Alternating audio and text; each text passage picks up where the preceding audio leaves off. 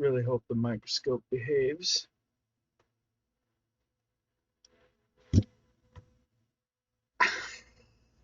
Okay, off to a great start. 15 seconds in and I stubbed my finger. So,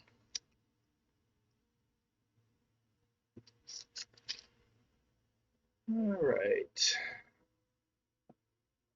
Hopefully my sound level is good. I've been playing with a few things.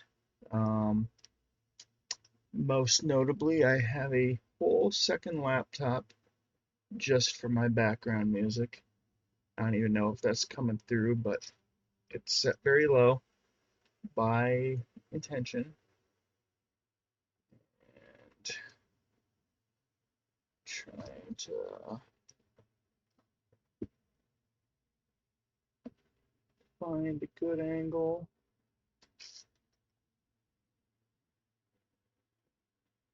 For everything. Oh, let's see what we do with that.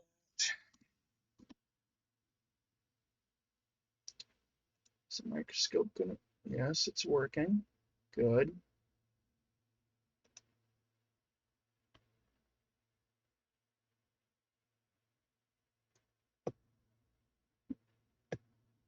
All right.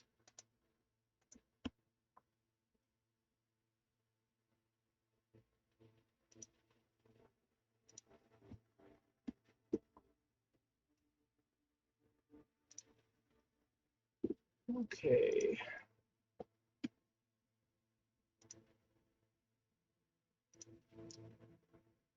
Just testing everything. That works. So this board is something that I'll be building in the future. I've ordered the board itself. I have not ordered any parts. Um, I had to fight with coupons and deals and apps and websites just to get this order in under a certain price tier so I could get the cheaper shipping. But I did manage to get the whole thing. 5 of these boards shipped for just a hair under 50 bucks. So I'm all right with that. Um, I think without the finagling, it would have been closer to like 90 something. So I almost half the price. Um, a lot of hassle to go through to get the board at a decent price, but it was worth it, I guess.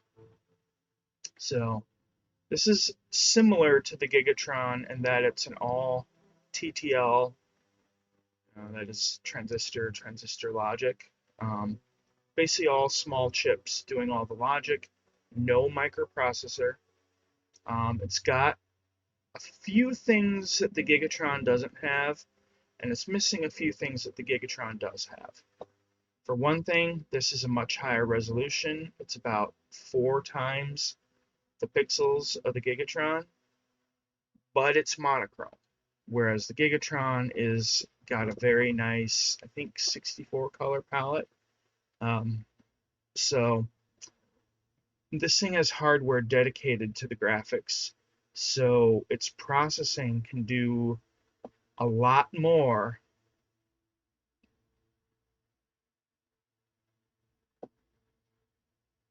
Okay, so it's like two times vertical by 2 times horizontal resolution, so it is 4 times the pixel detail.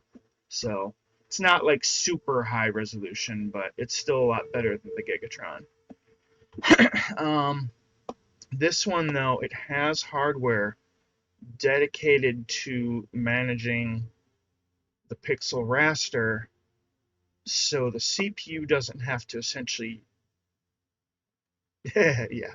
So the CPU doesn't have to bit bang every single pixel.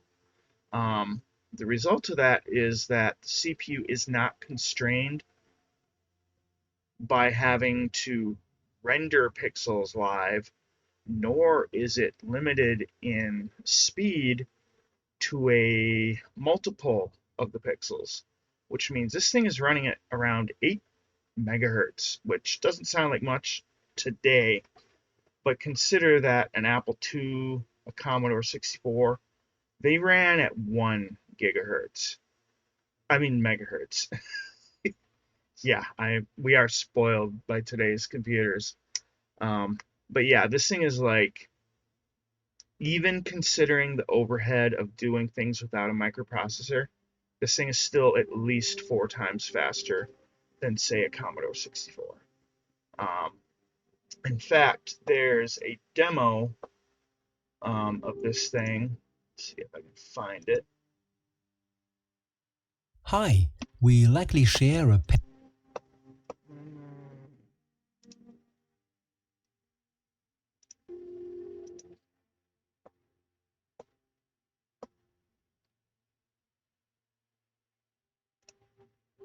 So this is the guy who designed this. But yeah, there's a demo of this This thing. DIY computer has no microprocessor. It is built from just 57 simple logic chips, plus RAM and flash memory. Yeah, it's and doing right now, it is rendering a raycast 3D maze. Yeah, so this is the minimal 64x4 Redux. Compared with the original, it uses 4 fewer chips, and it is faster too.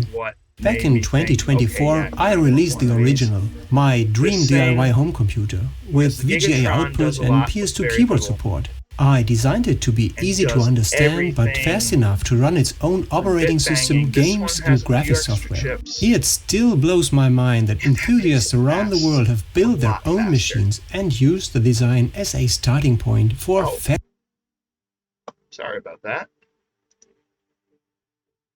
Didn't realize I was coming through at full volume. Fascinating projects. How does that sound? Never change a running system, I've right? basically got it but I muted kept for myself. wondering, could I make it even simpler without making it slower? The answer is the Redux. But yeah, so there's actually 2 versions of this. The original had these 4 chips, and this one actually cuts 4 chips down, and the guys actually managed to make it a much more efficient machine. But yeah, this will be something that I want to build in the future. The boards are ordered, the chips are not. So other things that are different between this and the Gigatron, this has native PS2 port inputs. So this will read a keyboard without a microcontroller translating it.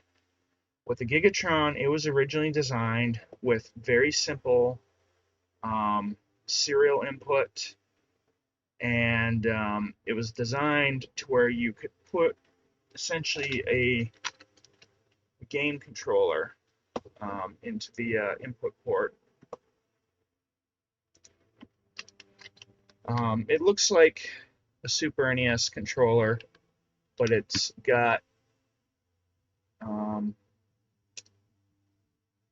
it's actually the same.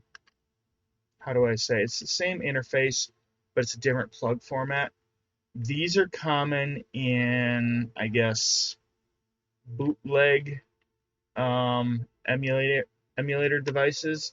You know, like the NES on a chip, Super NES on a chip style things that you'd get off of, like, you know, AliExpress or whatever.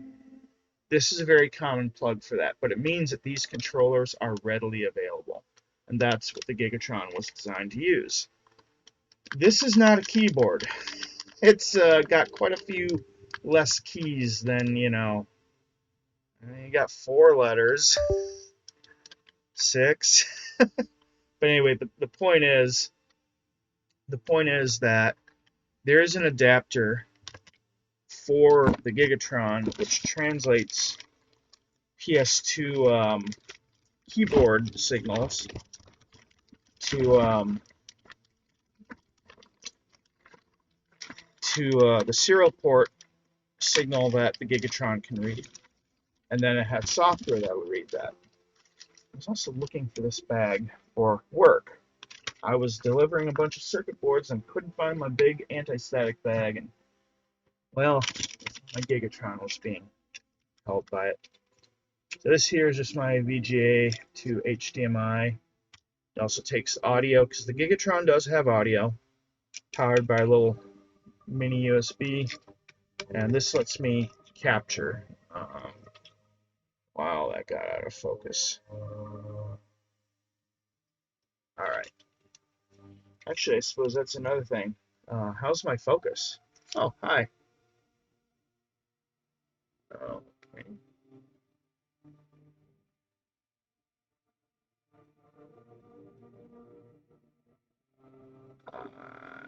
Okay. So, somewhere I have a plug that. So this here is the Gigatron.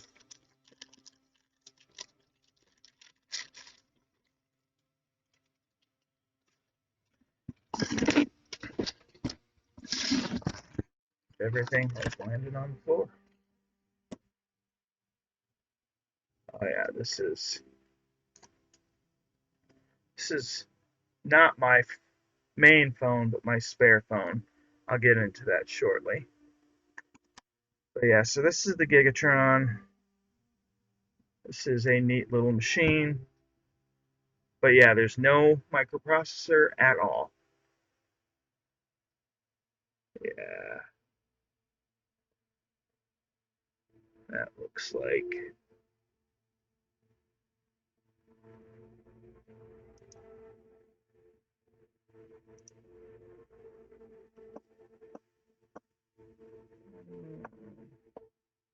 Let me jump into my Twitch.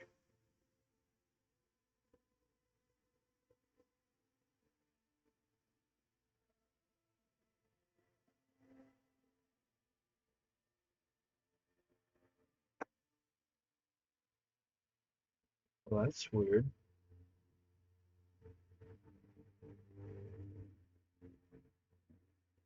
I would, but I don't see it in my chat.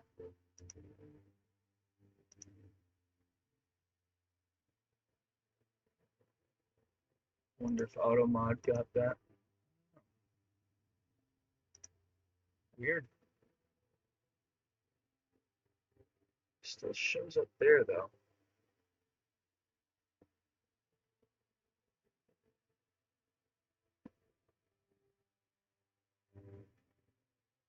That is interesting. Reload that, see if it shows up. There it is.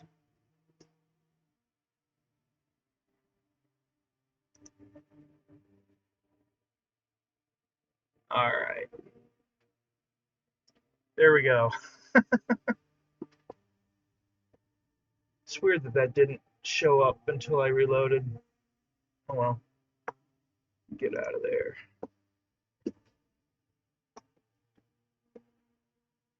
So I should ask, is the Skyrim music coming through in the background, or is it too quiet, too loud? Of course, it's a silent part right now. Go figure. Anyway. So this here is my main phone. It's an LG V60 dual screen. The dual screen is actually a case, which is nice. This is what I'll be fixing.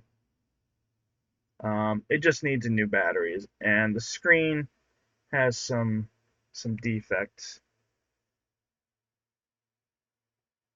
Let's see. And my microscope's frozen again.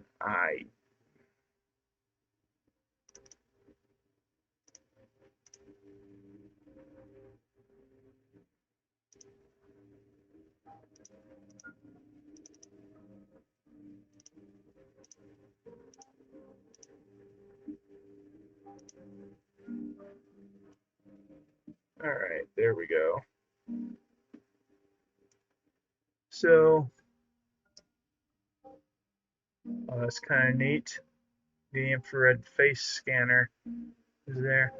As you can see, there's a bit of delamination happening around the edge of my screen. Actually, that's quite extensive. It goes nearly the entire height. I think there's a little spot down here too where it's doing that. Screen, like pixel-wise, everything works. Oh, that's filthy. You can also see there's a bunch of scratches on it. And I've got a spare screen here, so I'd like to, you know, ultimately replace it. So, oh, where's my screen? So yeah, this one, all that in the corner is in good shape. It's a little dusty, but whatever. Very few scratches on it. The reason this phone isn't my main phone is because it's got a bad ROM on it. And you can see even it's, you know, working. The problem is it has trouble networking, which last I checked is very important if a device is supposed to be a phone. Apparently there's a bad Chinese originated ROM out there, and this is what this one is flashed as. The reason that this phone is not my main phone is A, the bad ROM, also the spicy pillow. That's a little bit of a spicy pillow. That is insane. That is wild. So yeah, this phone self-disassembled. The rear glass, the phone removed itself for me. Now, interestingly, this rear glass is in terrible shape, it's scratched up. So I'm hoping I can get this one off without breaking it because it's in slightly better shape. But worst case scenario, I've at least got rear glass.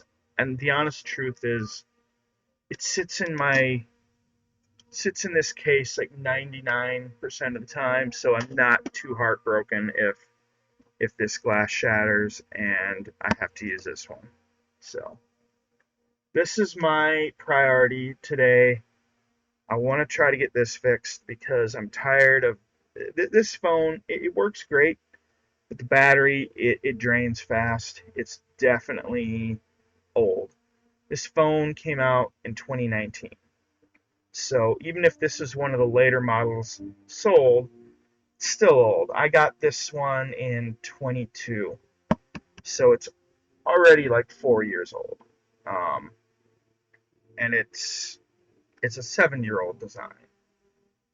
And I don't know what I'm ever going to replace this with because there's nothing on the market remotely like this. You'll notice it has an earphone jack. And yet it's supposed to be, you know, water resistant, like, you know, the phones without earphones. You know, yeah, I love this phone, and I'm mad that LG quit the market, though. Considering what LG's been doing these days, maybe it's a good thing they dropped the phone market, but I don't know. I digress. So this is priority number one. I'm going to set this aside. That phone screen is so unblemished that it's sliding on a nearly level slope right now because it just has that little friction. It's just sitting on the top of the laptop here, and it's just sliding across the keyboard at a very slow pace because the laptop isn't at much of an angle, which is kind of funny.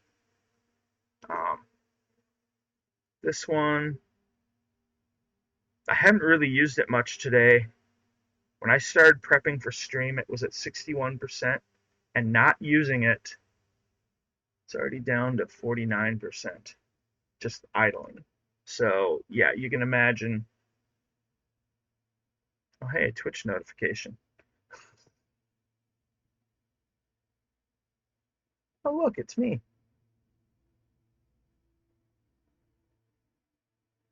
But yeah, I want to get this thing fixed. Ugh, 81. Better than the last week. Oh my goodness. So, got sidetracked with this, which is fine. So this is something I want to get back to.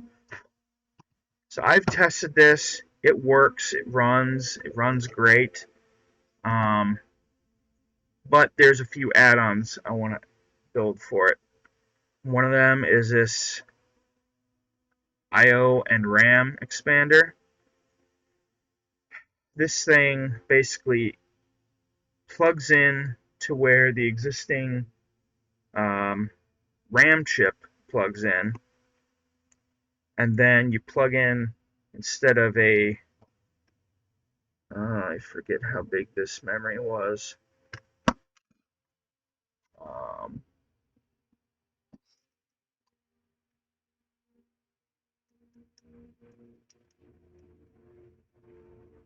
Okay, I think it had a 32K RAM as default. That would make sense because the RAM chip is labeled 256. That's probably 256 bits. Divide that by 8, you get 32. So it's probably 32K RAM. And I have 128K RAM. So literally quadruple the size. Hi, Tam. Hey, buddy. So this quadruples the RAM, and then it adds 4 SPI serial ports to the top. This one is Marcel's original design for the RAM expansion, which uses 4 simple logic chips to add the 4 serial ports and do the additional addressing required for the memory. There was another design out there that I was not a big fan of. That was this one. So someone came out with this design after the fact.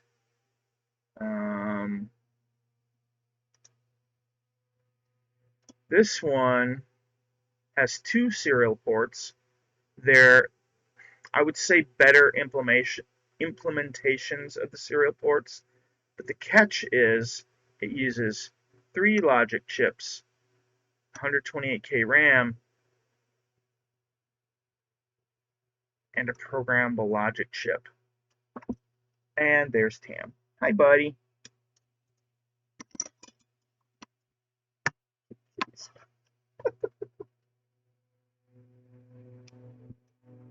Hi, buddy. How you doing?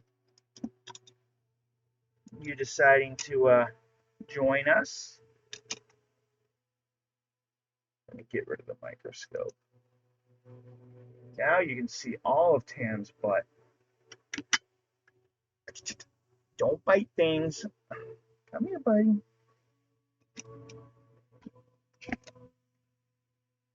Tam, come here. Come here. Tam. Come. You're a good boy.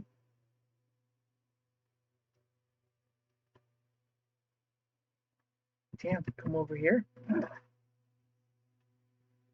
He's not good on listening.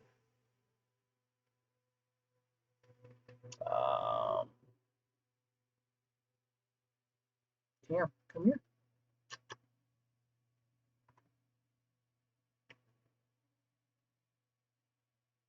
He's a good boy. Till he's not. Tam, look up here. Look up here. You see this?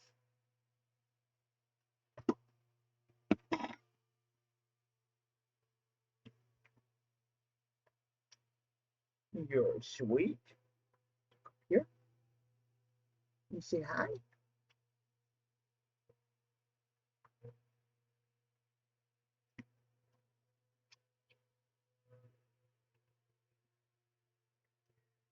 He hasn't quite figured out framing yet. Please don't eat the wires. Well, I am grateful that you're only attempting to eat the wires and haven't attempted to eat me yet. I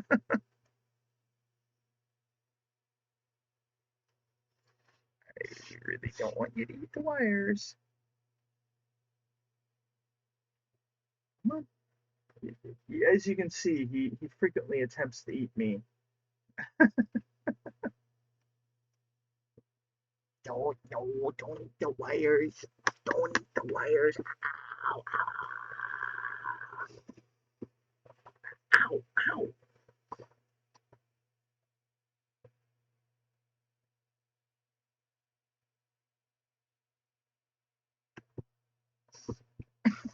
Little goober. Tim, say hi. Yeah. Ow. Okay, we don't bite. We don't bite.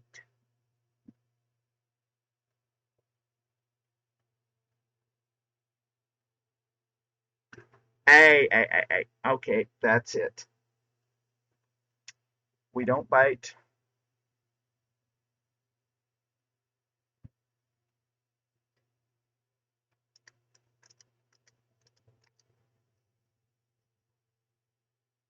We don't bite.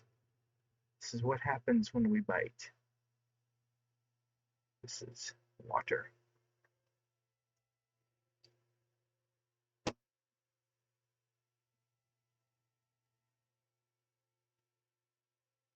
That's biting. No bite. Come on, biting. I'm not getting much done at all. But it's understandable because cat.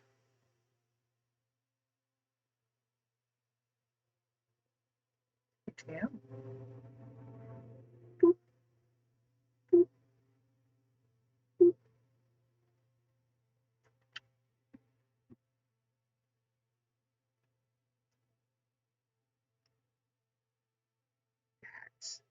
That's my flesh. I don't like that chewed on. He's not biting hard, but he's being very much. You're living up to your name as a house gremlin, aren't you?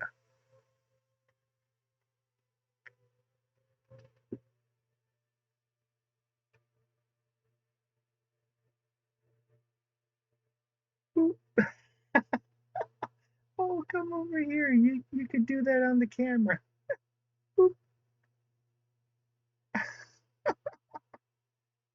You're sweet. Oh, yeah.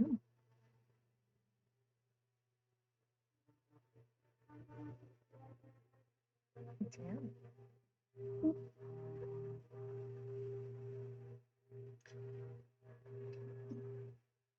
That being said, I do need to. This one's the alcohol.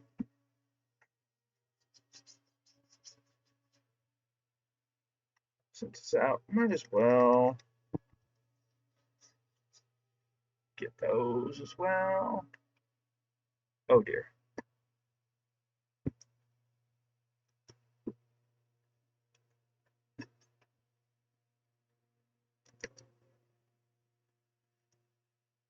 All right. I really need to mark these. Yep, that's the water.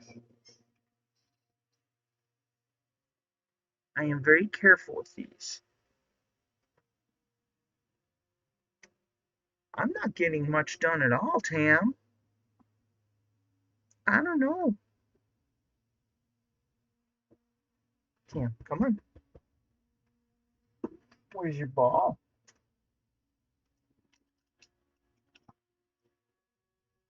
I'll throw your ball if you go bring it.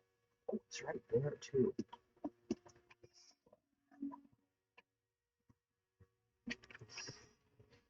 Okay, that got his attention. All right, so cat time over for now. So yeah, this is the original Marcel design of the memory expansion. This is a later revision that was created by another user after he passed away. And it's not a bad design. It's a good design even. I just don't like the use of a programmable logic chip there. The whole point with the Gigatron was to build this from TTL logic. And this design, probably, I don't know how many chips it would have used if they'd have put this all out in TTL logic. But if it was a better design, I would still much rather have had this been broken out into the individual TTL logic. So even though I got this board, I really didn't want to use it. I wanted the original design. So, of course, because all the board houses send like 3 or 5 boards at a time, I got a bunch of extras. So I will build one of these.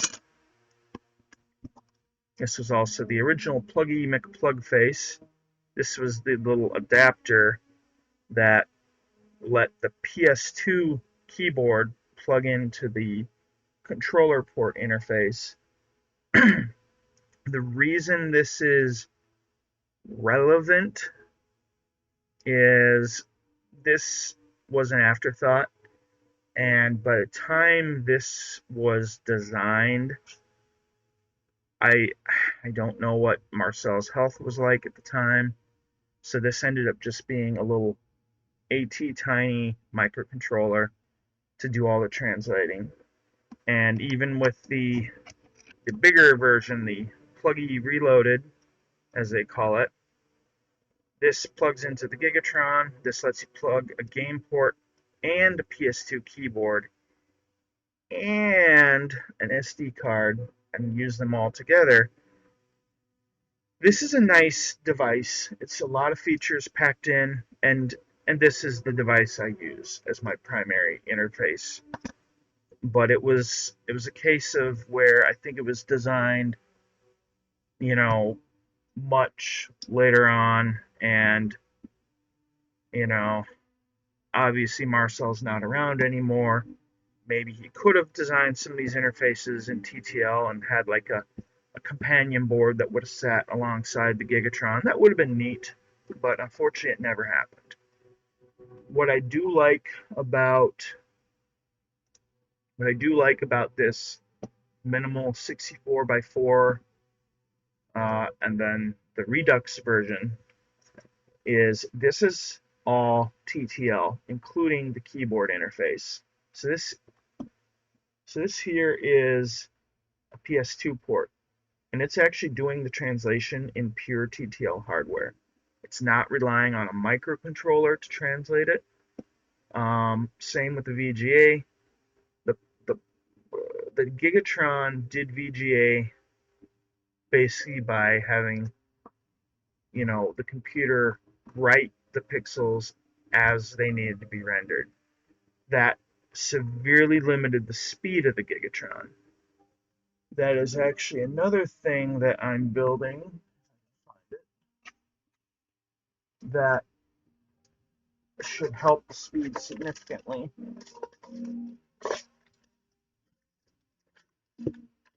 Oh.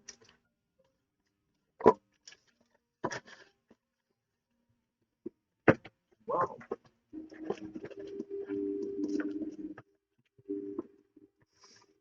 It's up here.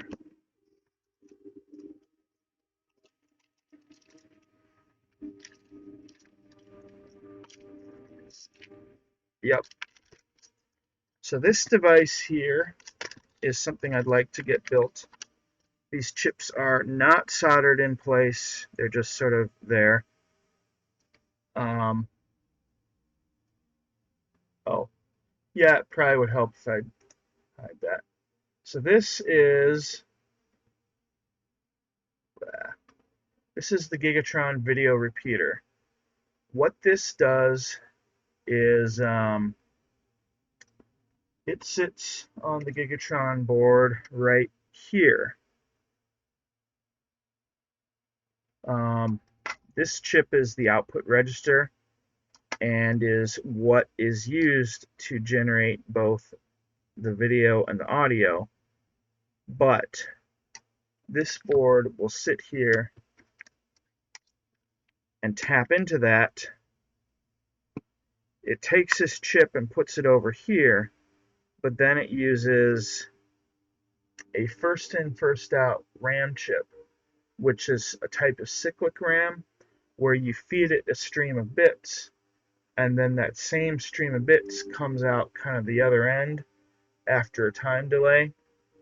It's a very special type of RAM chip, but what they're doing with this chip is you feed one row of one scan line into this chip and it saves it. Then what these chips are doing is on the second, third, and fourth scan line, instead of asking the Gigatron to render it with its processing time, it will just read what was stored 3 times and then switch back to recording what was scanned for 1 line. Then it'll read it back for 3 lines, scan a new line, read it back for 3 lines.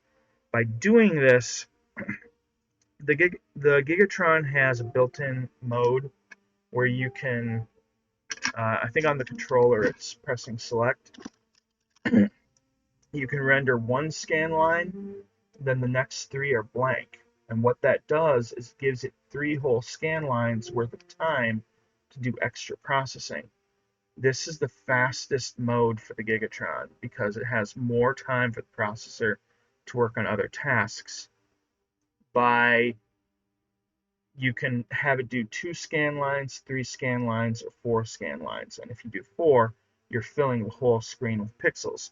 But you're also running the Gigatron at the slowest possible speed because it has to render every single pixel on its own. What this thing does is it lets you select that fast mode where it only renders 1 scan line and leaves the next 3 blank. But this thing will then render scan lines 2 through 4 without having to burn this to do it. It stores at 1 first scan line and then just repeats it. And this I definitely want to get built for the thing. That will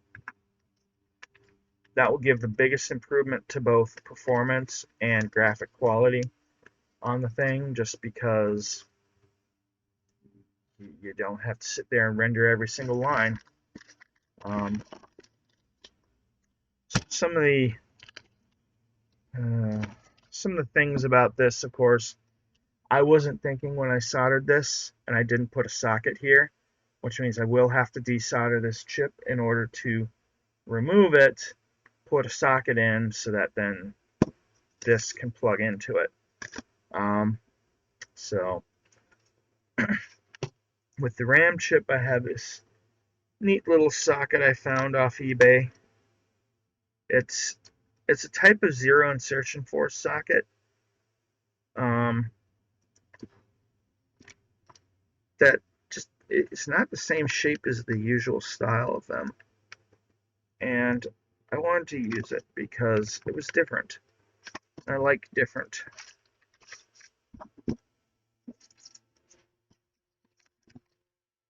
Of course, because it's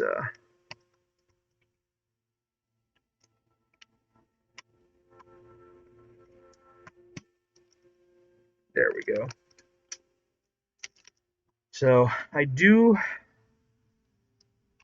want to make the socket for this able to actually be retained by these clips if possible. But yeah, and of course this is just the ROM for it. This is a zero insertion force socket, a more traditional style one. Yeah, that was an ordeal to install that. I was all covered in the first video. when I built this. All right. I'm going to put all this stuff away.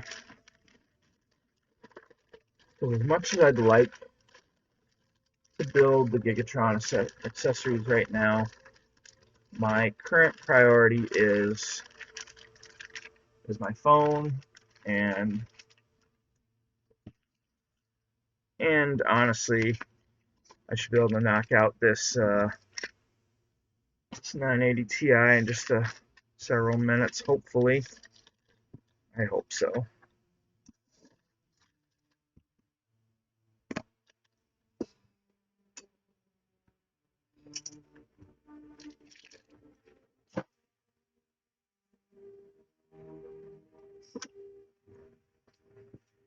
So the other project I have going on is this. This is my 980 Ti, which happened to have all three fans eject their fan blade rotors. I've never seen anything like that. You can also see Tam found this box.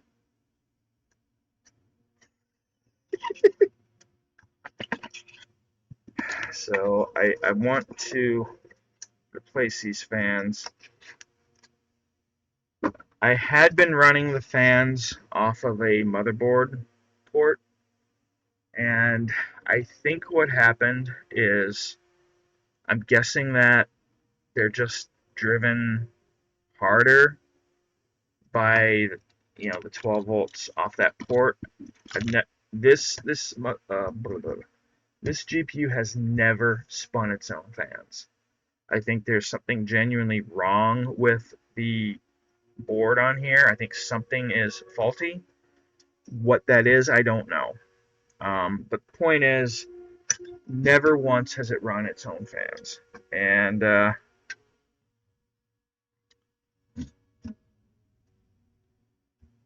boy. I hate this design because it puts screws on the ends. So the microscope up. So they put screws on the ends of the fin stack. I don't know how visible that is. Yeah.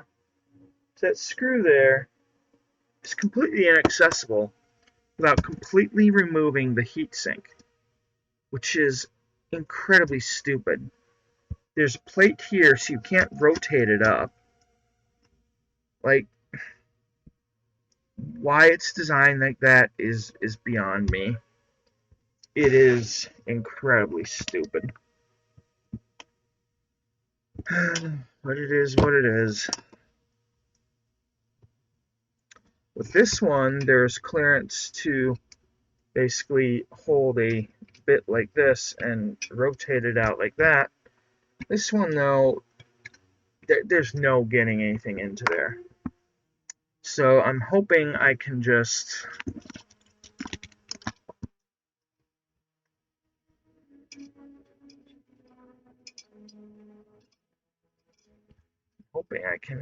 get everything to kind of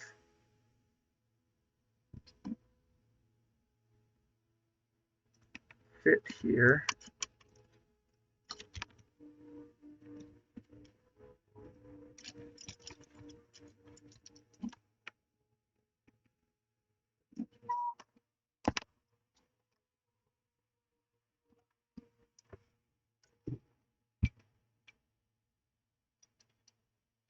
Yeah. So, big chore here is finding a way to plug everything together. I can just, that's literally just taped in.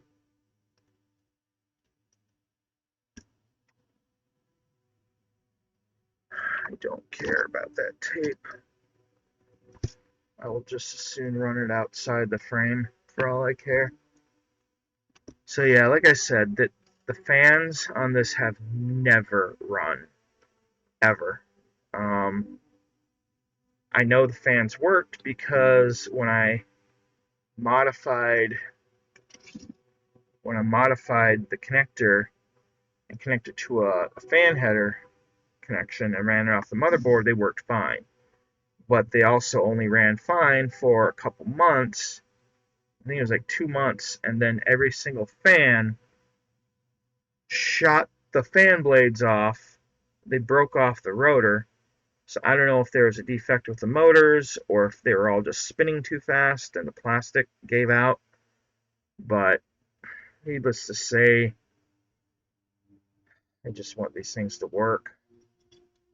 So the reason I'm so focused on getting an obsolete graphics card to work is folding at home. So let's see. So I run folding at home. I have a few machines running, as you can see. Most of these are just laptops all set up in a back room.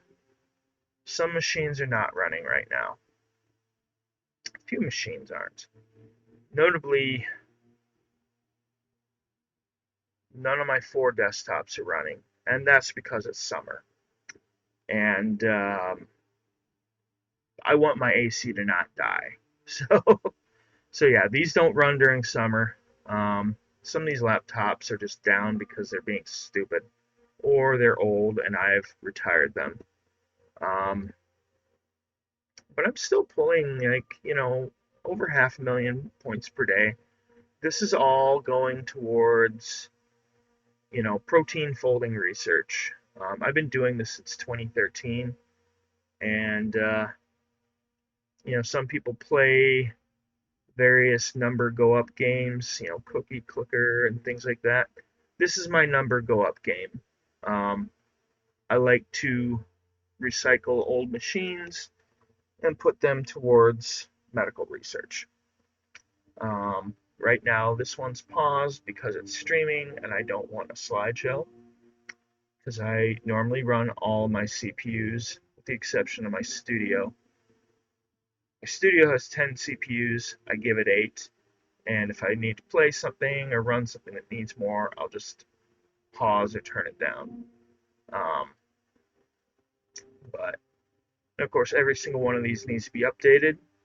I updated all my machines, got Linux up to date, a couple Windows ones, I got those up to date, and then less than a week later, the client updated.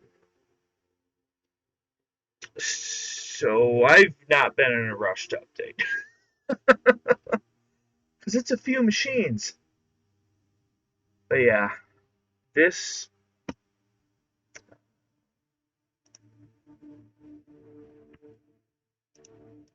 so this is my old 980 Ti that I used to run in my old Hackintosh. I had a 3rd gen i7 3770 with 32 gigs RAM, this 980 Ti, and that used to be my main rig until the transformer in front of my apartment fell into a sinkhole and the power surge blew it up.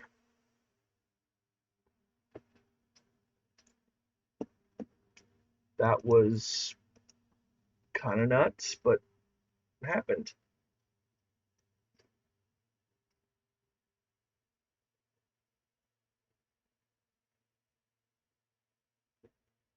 I'm just pulling something up here. See if I can find it. I don't know if I ever posted that image.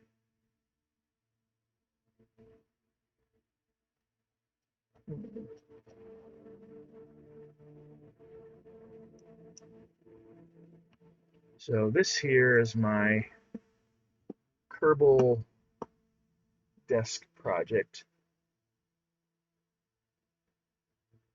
I built a bunch of instruments, and I really need to get back into it. It's been way too long since I worked on these.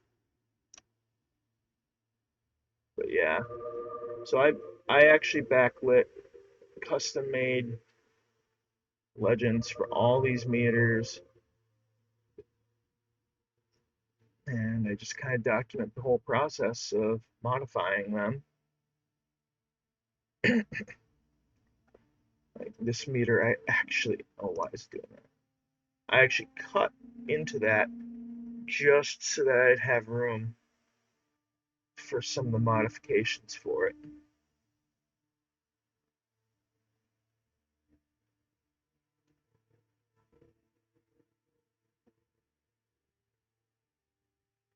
So this is just kind of a prototype for my speed readout. These are some old HP displays from the late 70s that I guess were still manufactured into the 90s due to like a lot of old military and aviation devices will, want these older parts to still be made, for replacement purposes. And what these are is you just feed them a binary input and they'll decode it into the correct number. I'm using this, my speed readout.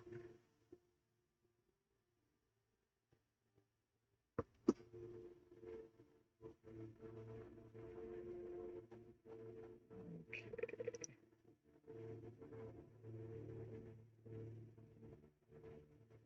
That's the power supply for my, the scroll wheel is not great. That's the power supply for my flight director attitude indicator.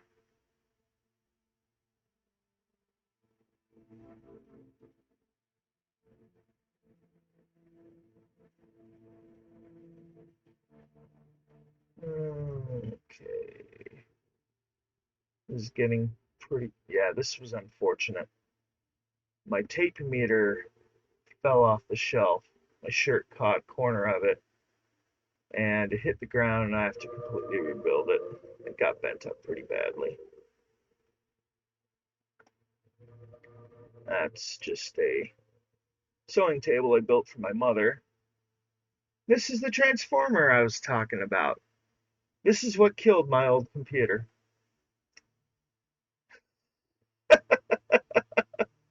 So apparently, I think it was this rain spout here. All the water coming through washed out like the soil and the concrete and weakened it, and eventually it collapsed in on itself. And that destroyed my computer, which is very, very unfortunate.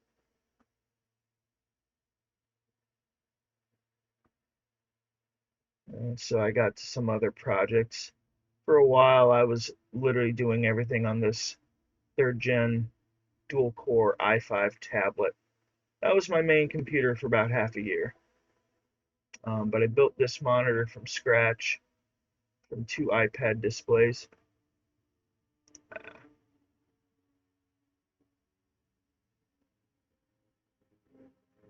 yeah, it's literally just some AliExpress HDMI controllers, and then this gray plastic was actually a sign backing from GameStop for the posters that they'd hang on the wall for different games. I would just cut it into these different shapes and then layer it together, almost like 3D printing at a very, very thick and very manual scale. That was how I made the frame for that. But yeah. But yeah.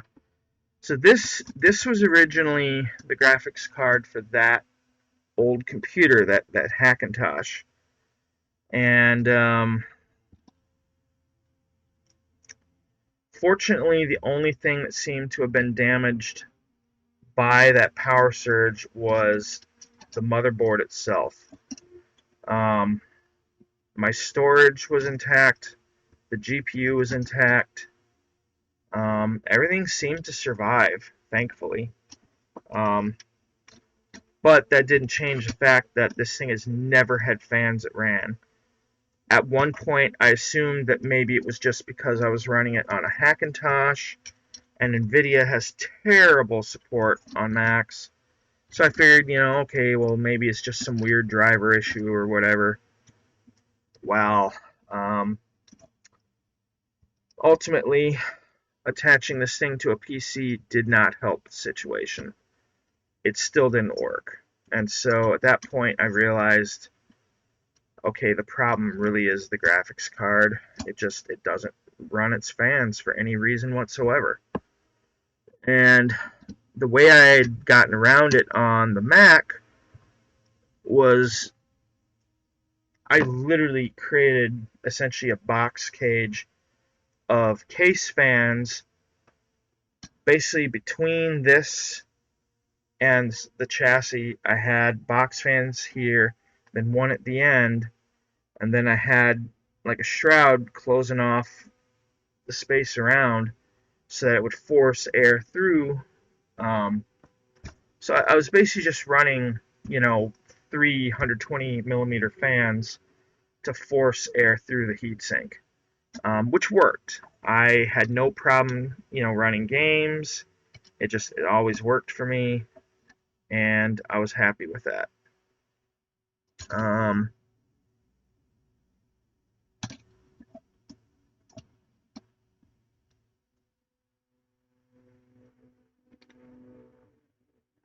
I am wondering. I think I'm gonna redo this. I think.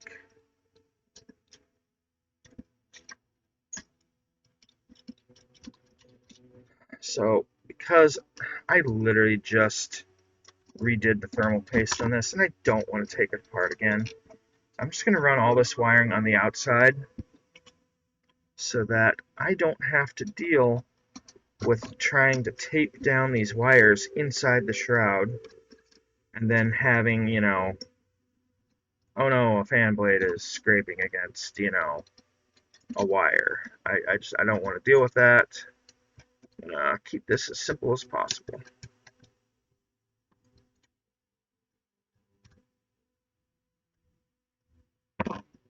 And it's still scraping. Of course it is. Oh boy.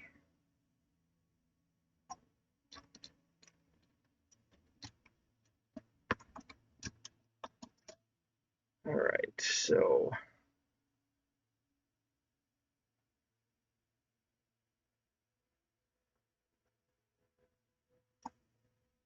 I'm gonna go straight out this port. Oh, there is literally. Oh, okay, I see. It actually does have some spots to help mitigate that. Oh my goodness, this is proving to be much more of a pain than I was expecting.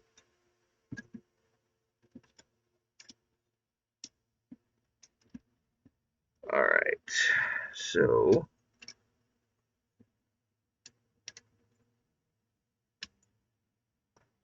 what I want, it's not visible from that angle, but from this angle it might be visible. There's a clip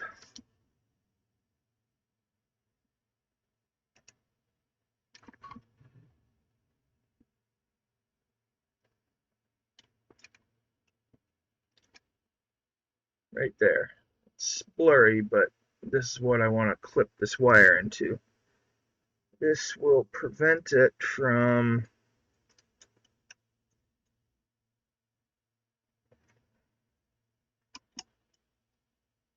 that should prevent it from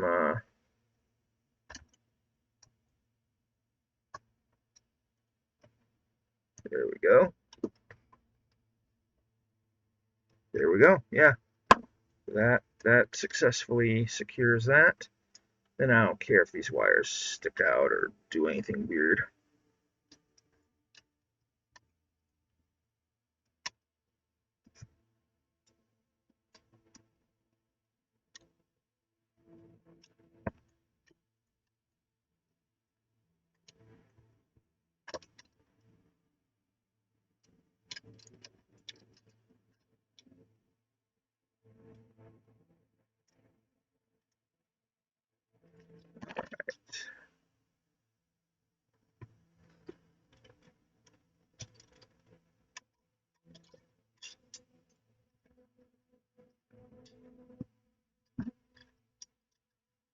This is going to be an awkward one to feed through. It's actually a pretty tight fit.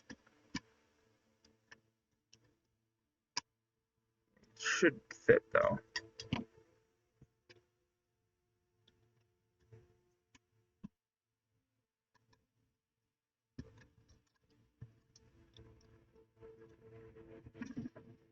All right.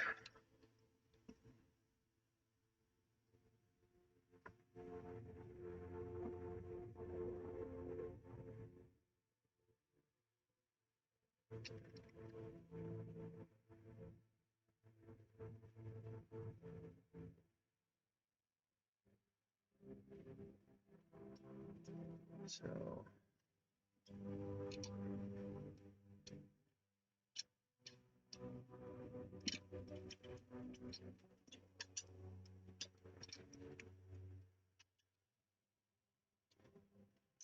that is really being stubborn.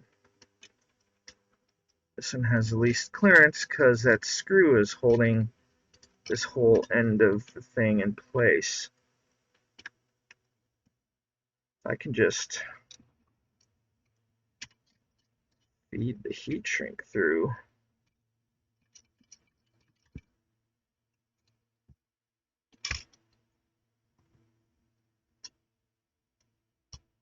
There. That'll do. All right. I don't even want to know what the temperature in this room is right now. I know in my hallway it was 76, 72 in my living room.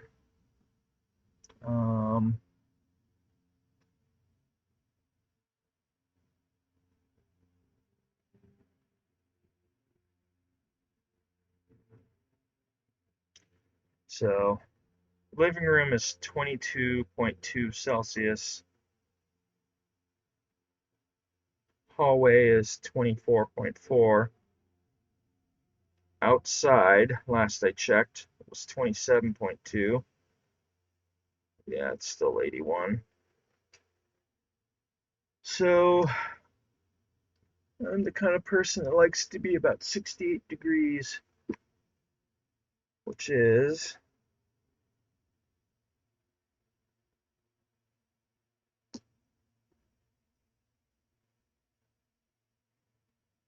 just about 20 Celsius. I like it cold.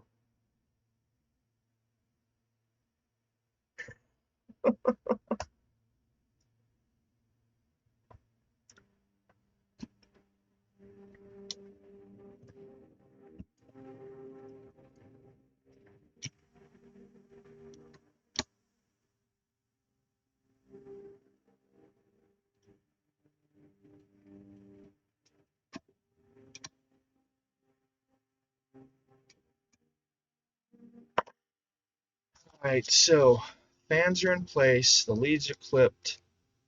I am satisfied with running the wiring along the bottom. I have no objection to that whatsoever. So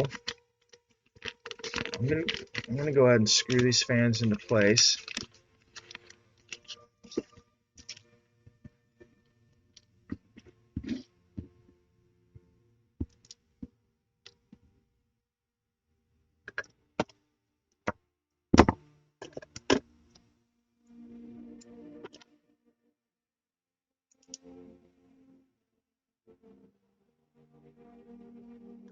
It's definitely not the right bit.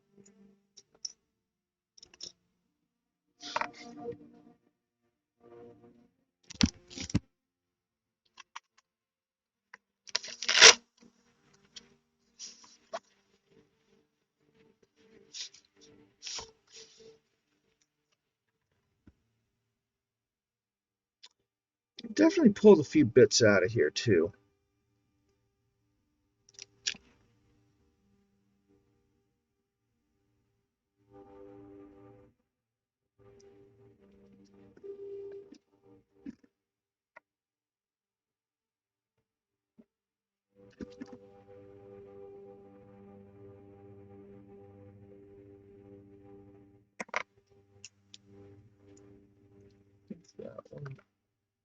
I do not want to lose these screws.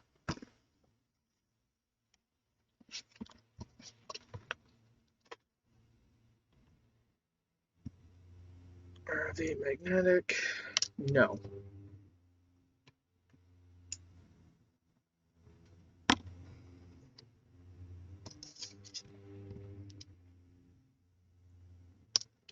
Are they magnetic with a magnet?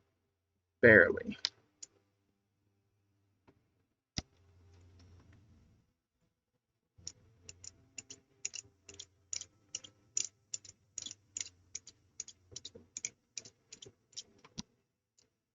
That works. Sometimes you just gotta magnetize your bits.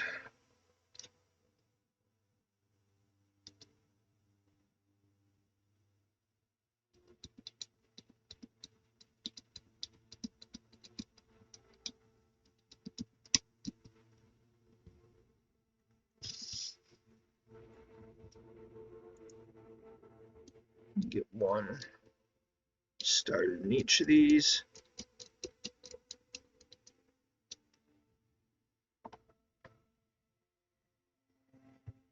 So even though the phone is my priority, this is something easy, and I'm just knocking it out first because it shouldn't take me long.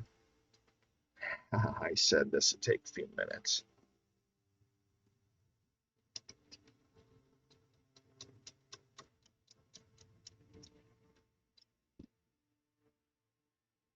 So I guess the big question is, will these fans actually last?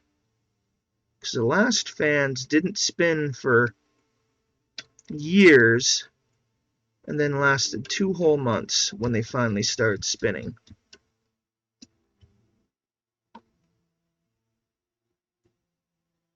No clue why they did that.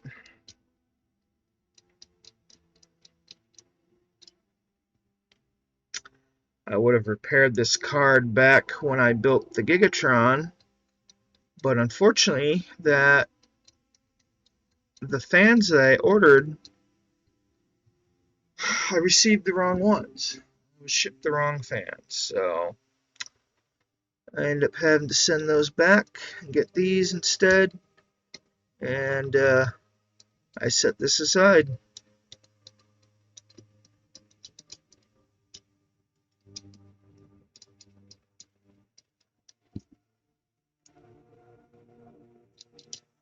So sometimes that happens. At work, I had a laptop come in with a busted hinge, and it's not the hinge that breaks, but rather the mount where the hinge attached to that breaks. So it wasn't the hinge that needed replacement, but the back panel behind the screen. So I ordered that, and it took like a week and a half for that to finally show up. When it finally showed up, opened the package up, and it was bent. I looked at the box, and there's a big crease right there. I'm like, you gotta be kidding me. So, reordered the part. The shipper was actually really, really good about it. Props to them. They shipped the replacement out real fast, and they refunded it. They said, don't even worry about returning it. You know, they saw the pictures. They're like, yeah, that clearly got messed up. We'll absorb that. So they were really cool about it. You know, you love to see it. Sometimes you do get the really good shippers on eBay. And unfortunately, that's sometimes the case with a lot of these parts. Sometimes you just gotta order them off eBay or Amazon or wherever because you can't always get the parts through any other means. A lot of sellers have chosen that route to distribute parts because that's just what works for them. And, you know, for some places, it's easier to just have a storefront on eBay or Amazon. And I can respect that. If it works, it works, you know. No faults for people doing that. But yeah, in this case, you know, we we've had parts that have come from, you know, sources like eBay before, and sometimes it just, they're like, they ghost you, or they try to, you know, avoid responsibility, or they try to say, well, it was shipper, not us, we don't want to deal with it, you deal with them. Well, I know from having sold on eBay, if you do want to file a claim with the shipper, it's got to be through the seller. So any place that tries to weasel out of that leaves you with no options. And it's frustrating, because as long as it's under $100 and it's shipped with any method of, say, like U.S. Postal Service, I know they have like $100 of coverage with all but their like lowest tier, like the basic first class style shipping. If it's anything like the priority mail, like there's coverage built into that, so you can file a claim. And most we've seen places that just, they don't want to deal with it, and I get that. It's you know, your time, you know, it wasn't your fault, but it does leave people, you know, when they're ordering things, kind of. So yeah, huge respect to this shipper. They like, apparently they did enough volume that for them it was just like, yeah, we'll just absorb this. This ain't even worth putting the hassle through for you. It's nice when you know, you run into that, and I guarantee there's that shipper's account is saved on my machine at work, and I will absolutely order from them anytime I have to order similar parts ever again, because they earned a repeat customer. So, but yeah, same with the fans. I got these off Amazon. I didn't really have to do much interaction with the seller. They were just like, yeah, we see that, you know, send it back, we'll send the new ones, and they did. So that was good. So now this should be done. It's a little awkward having the wires hang off the bottom, but I don't care. That's not what I'm concerned about. I just want them to work. In fact,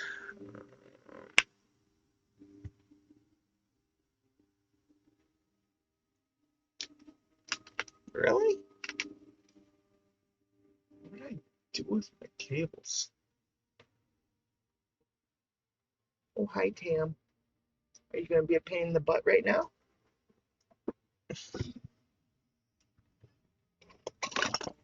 So this was another thing. Okay, of course that's a 3-pin. Oh well. Oh. Did I put those up here? No.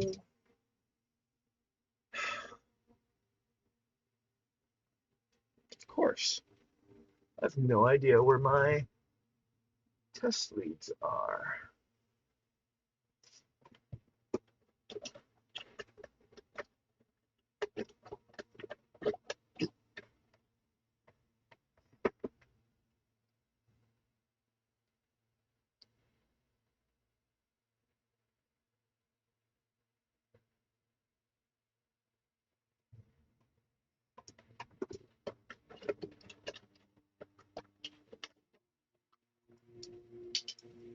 No.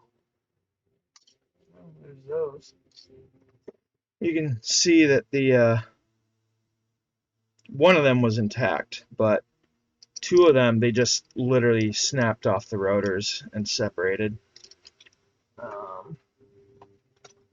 I have no idea where my test leads are, so I don't have two of those. Alright. Honestly, it'd probably be worth it to get some. I always am short anyway.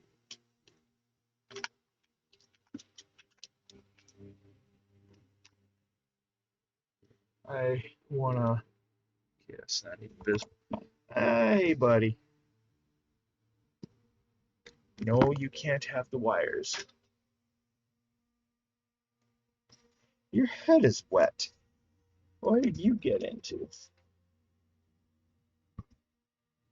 Ah, yes, the tradition of showing only the cat butt. Hi, Tam. Are you looking at your reflection in the tablet? Don't chew the tablet. No, don't bite. You are soaking wet. What did you do?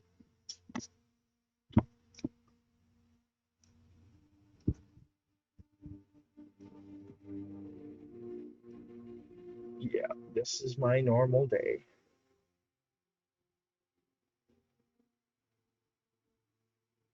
What you sniffing? Oh.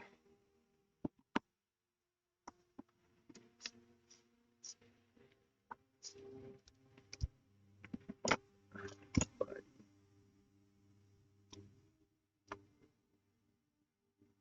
you know, you could at least show your face on the camera so everybody could see you.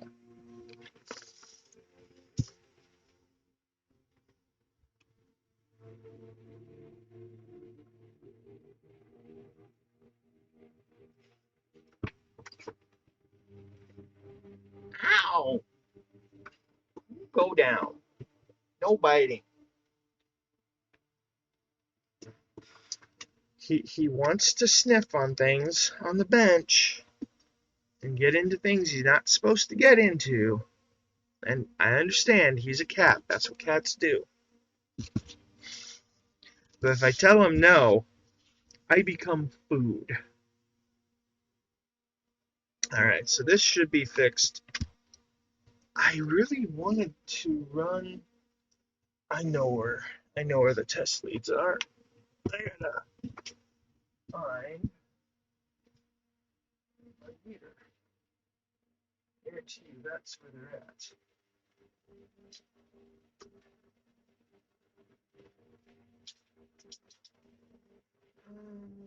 But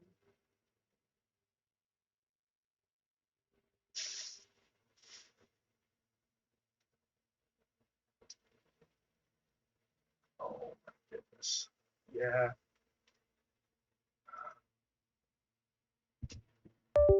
Part of the chaos of having a cat is hiding things away that you don't want the cat to get into, which ends up meaning hiding things away from yourself so that you don't know what you did with them. So these are not the leads I was going to use, but they'll do, I think. Okay. So this is a custom type of test lead. It's 4-wire resistance. If you look at the wiring here, you have 2 sense leads and 2 source leads. Now, when you normally do a resistance test, whoa, trying not to stab myself here. So the 2 wires join close to the end where the test is being done, and by doing that, it lets you get a measurement of the resistance through voltage drop closer to the item under test than up by the meter, which lets you get a little more accuracy. Let's see.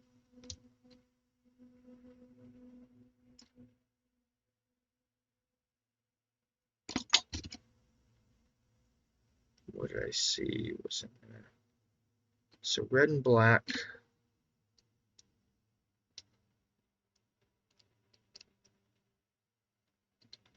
Alright, so red and black is 1.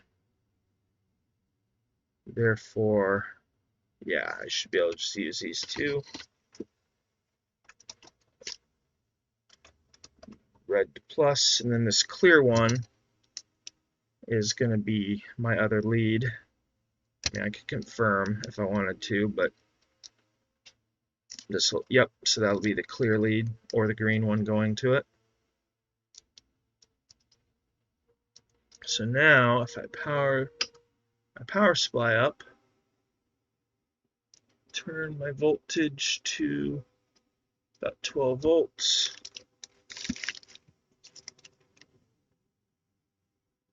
I should be able to put this on the ground.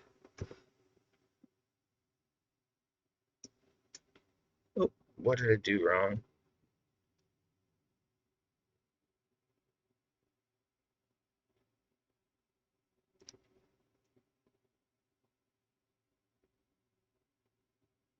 Really?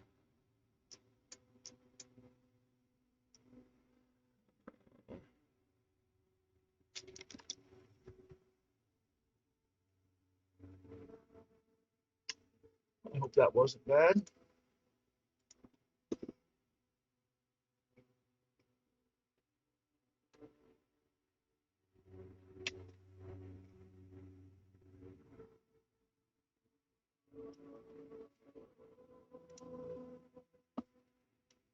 Okay.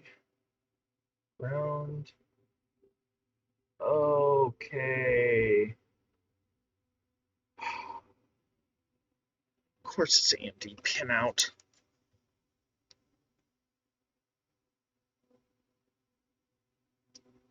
There we go. Hope I didn't blow out the sense by putting 12 volts into it. If it's a resilient design, then it should be like an open collector output and probably fine. So I'm good with that. I hope. I really hope I didn't just blow out the sense wires on those fans I just installed. Yellow is usually 12 volts with ATX power standard.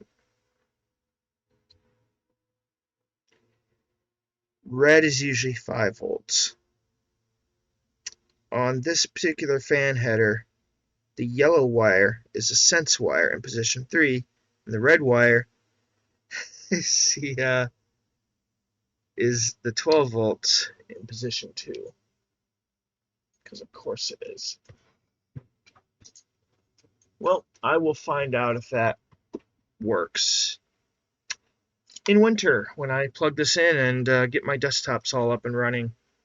So my heat here where I live is very finicky. It's a solenoid driven hot water loop running through basically floorboard radiators. Whenever my thermostat wants to call for heat, it drives the solenoid, which opens a water valve from the boilers, and it cycles very, very hot water through the floorboards. The problem is that this place, we have terrible water quality, and those valves like to get stuck. So I've had years where they won't open and the heat stays off all winter, or I've had years where they open and then get stuck open and never shut off. It's not so bad when it's, negative 40 degrees outside, and it does get that cold here. But when it's I'm using Fahrenheit because I'm in America. So, well, negative 40 is negative 40 in Celsius too, so that doesn't matter. But very typical, you'll get 0 degrees in the minus, 32 degrees Fahrenheit is 0 Celsius. That's very common during winters. It'll go below that, into the teens in Fahrenheit, single digits -Celsius. In extreme times in winter, it'll get cold. Fortunately, where I'm at, my unit is partially submerged. It's about a third under ground level. So I do have the ground acting as some level of insulation. Additionally, the units above me, beside me, the hallway, those are all heated too. So I do have heat sources around me in all directions, save for just two walls. But I've found that rather than gamble on risking the heat turning on and then being stuck on, particularly during the warmer ends, the start and the end of winter, rather than risk the heat being turned on and getting stuck on, I just run my folding and home computers, and I don't even need space heaters. I just run enough medical research to heat my place. So, hi Tam. Don't mess with the wires, dude. Do not mess with the wires. He likes messing with the wires. And he's chewing on me.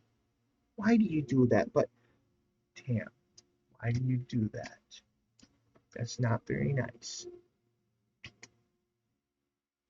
You see wires. You little stinker. Nope, you... And you're chewing on me. Ow! Ow! He doesn't like it when he doesn't get his way.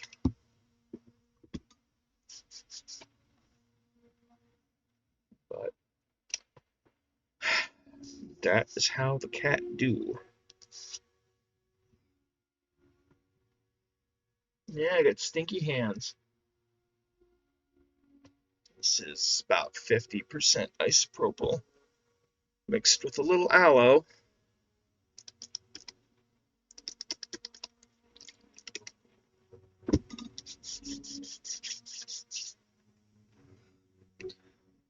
All right. So we have the GPU fixed. At least as far as I'm concerned, it's fixed well enough. So now,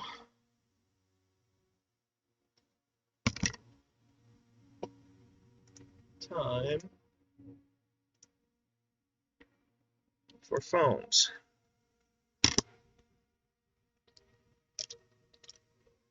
So just idling. Oh my good. Oh, that's because they're sitting on the computer. Okay, that's not as concerning. So yeah, one of the issues with wow.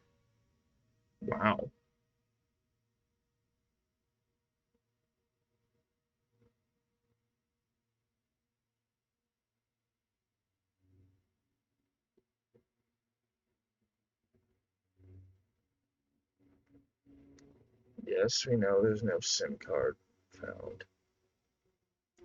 So, like I said, with this thing, one of the issues is that the ROM on this is flashed with some, to my understanding, it's like a bad version. It originated in China. They put it on a lot of refurbished phones, and of course, I bought this in 22, not 2019 when it was new. It makes sense that, I probably had gotten a refurbish. This phone was only used for about a month and then pretty much retired, but the battery's gone bad in that time, and I need to get rid of that.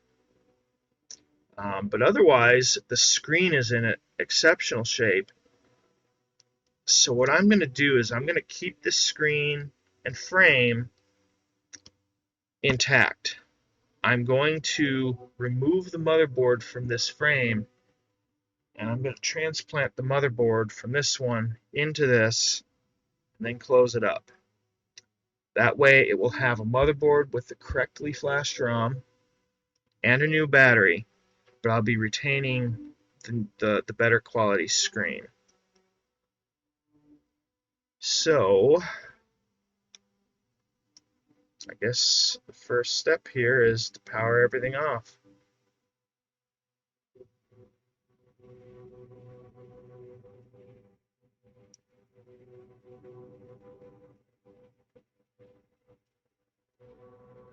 First step here is to hit the button correctly.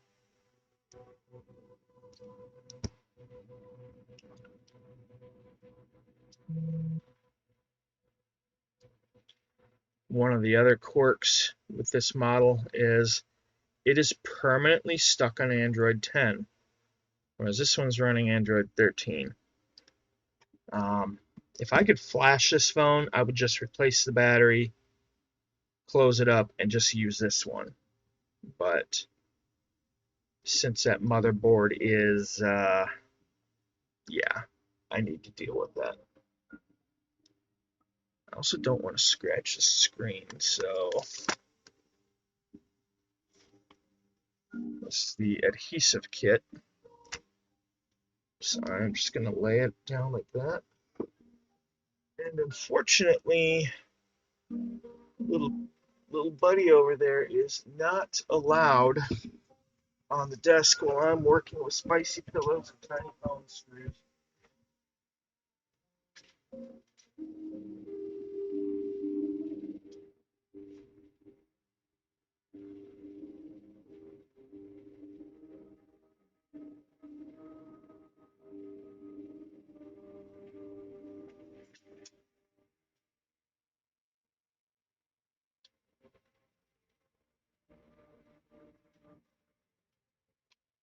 Alright, so GPU is out of the way.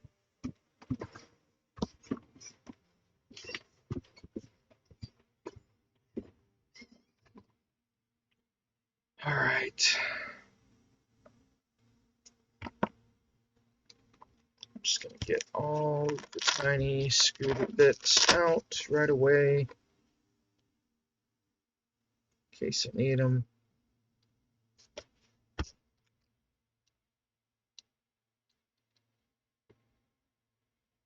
Okay, that's perfect.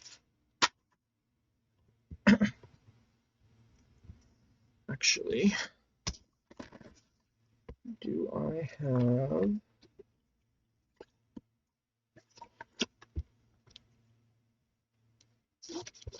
They've all fallen out.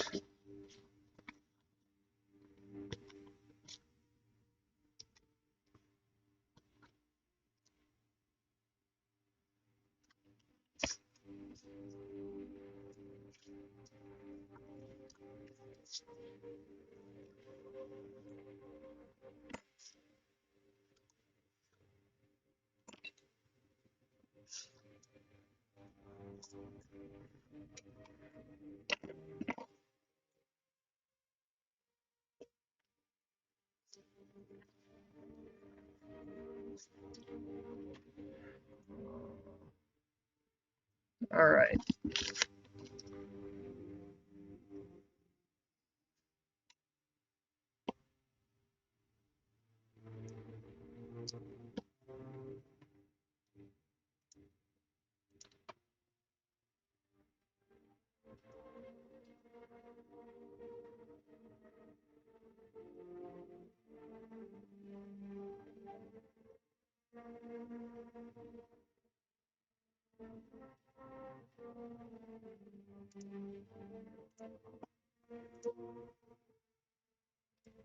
Alright.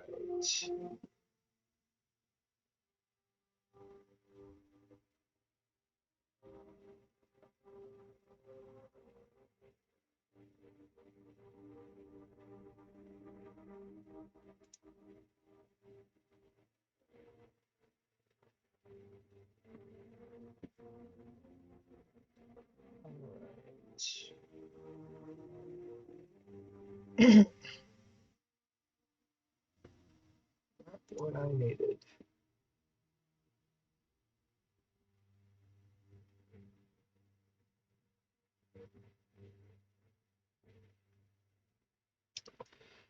All right.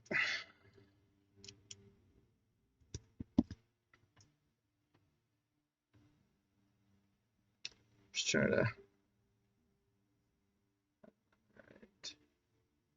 get this focused as best as possible.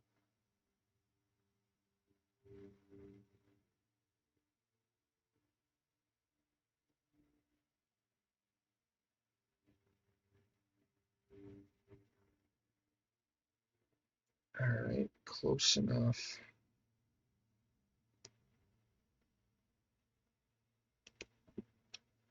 So I'm going to start removing screws.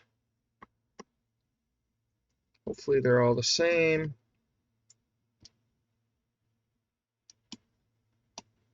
No, I'm going to have to keep track of them.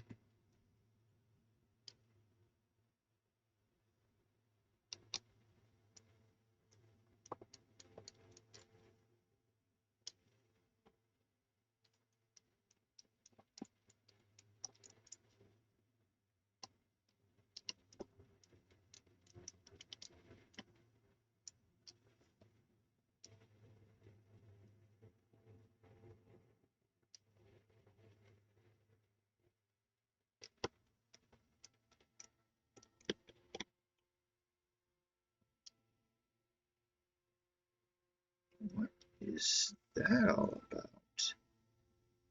Weird.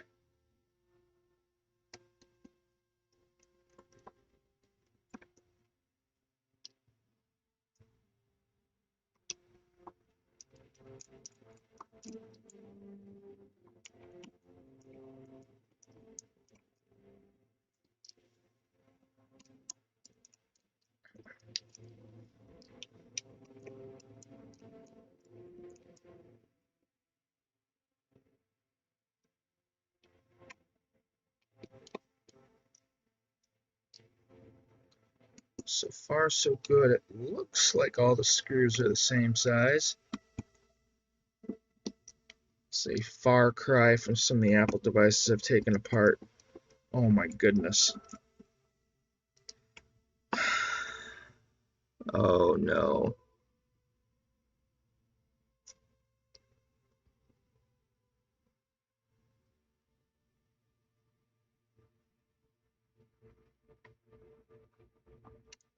Not what I wanted to see.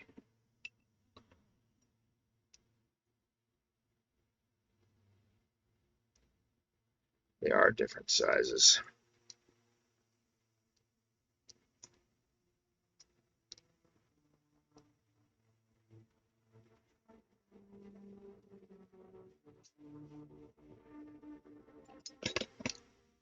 Oh, that's annoying. I'm gonna have to keep the long screws separate.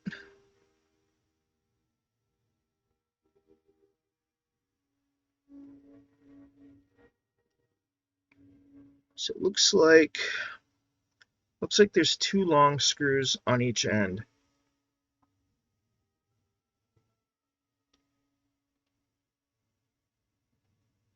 There are 2 spots that do seem to be thicker. So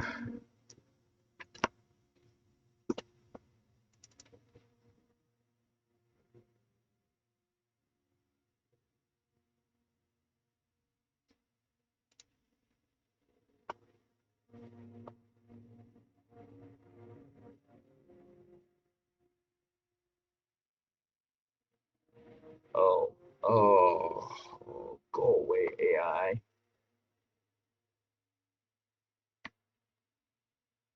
So I am gonna pop up a video. I'm gonna mute it right away because you're watching the LG V60. I don't want to hear it. Oh, I can't hear it. My volume's down.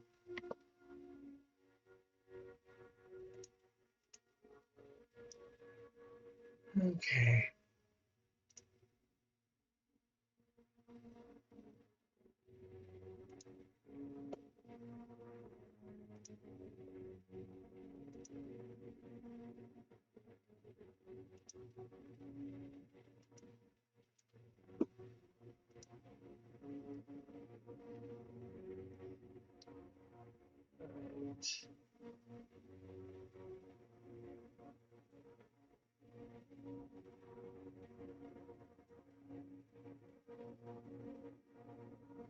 Alright, so they didn't mention it either. So I'll just have to be very careful about that.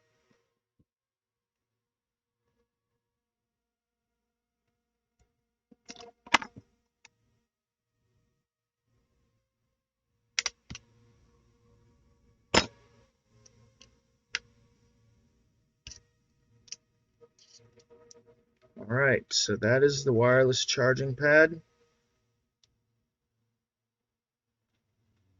It actually tore. I think it's just like a, I think that's just like a graphite thermal pad. But yeah, I may be grabbing the one from my main phone. Let's see, yeah. So this here's the battery. Oh, let me get this off of there.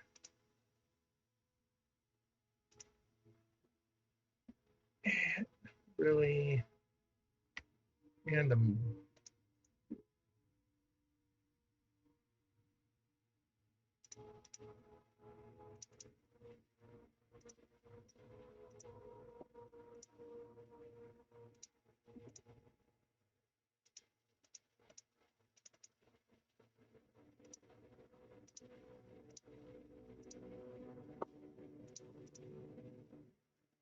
okay.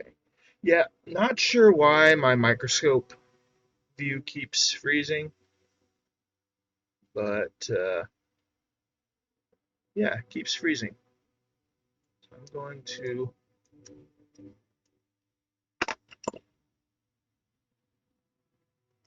attach the battery. Alright, so there's the battery terminal. As you can see, that is one spicy pillow. That is genuinely impressive. That is an angry, angry spicy pillow.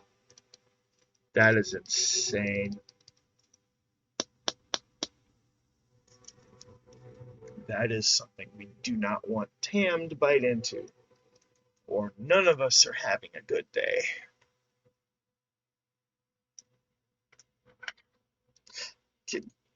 I'm not putting it in there.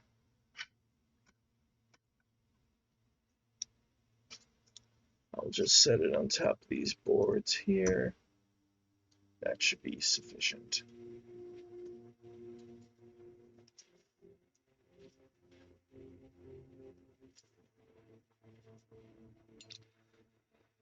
All right, so I need to remove this board.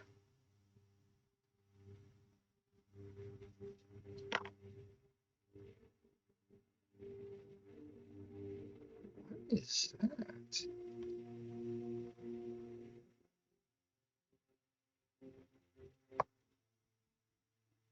Just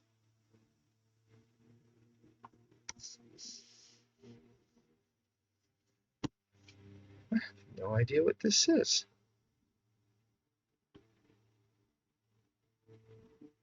Weird.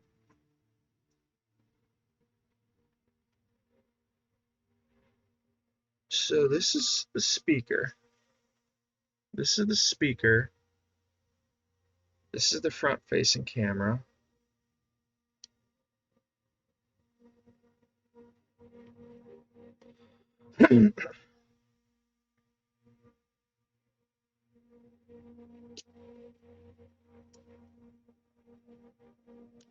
So these are the connectors that go to the side buttons, presumably. I think.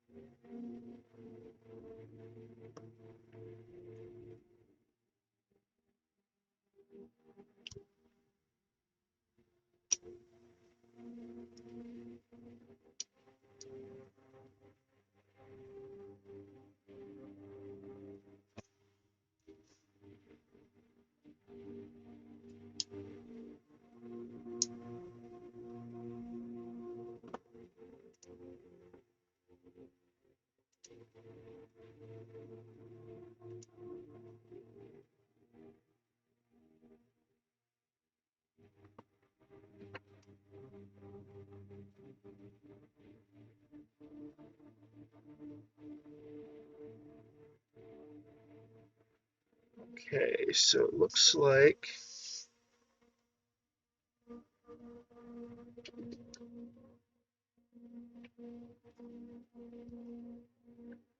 I do apologize if my head gets in the way here.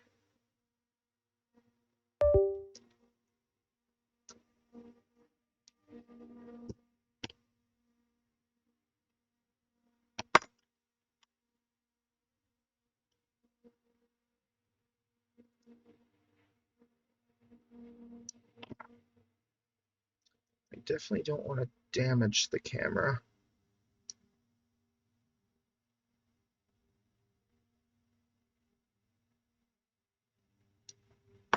I think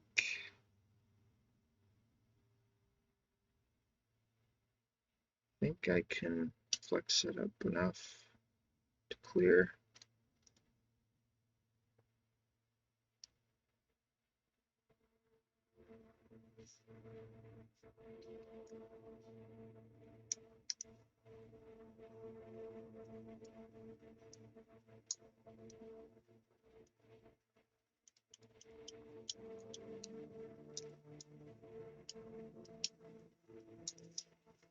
What is holding on?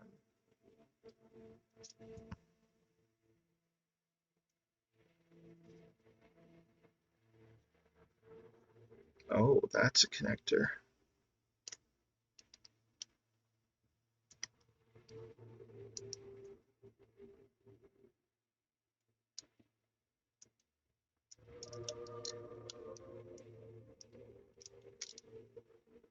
All right, so that is the motherboard.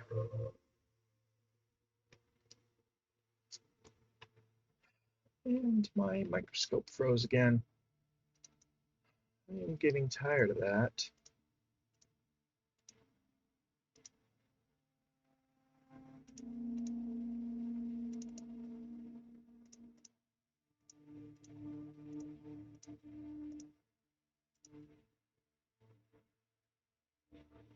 Okay, so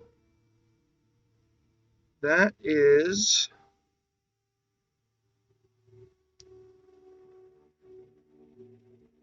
the motherboard. Okay.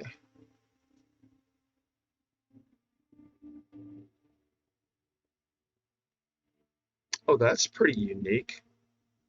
I've not seen that very often. Or honestly, I haven't seen that before, period. The SIM card is entirely mounted in the frame and has a connector that leads to it. Usually the SIM card is mounted on the motherboard. If you try to remove it without popping the SIM tray out, it doesn't like that. I'm also realizing I don't know if I have a SIM tool.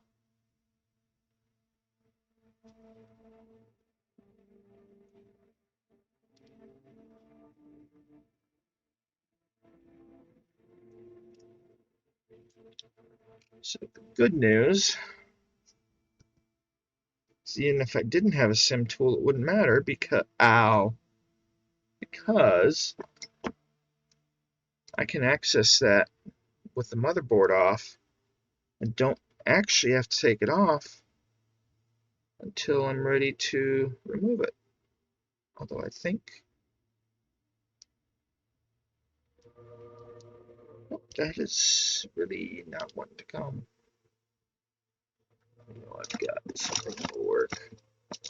Just gotta find it.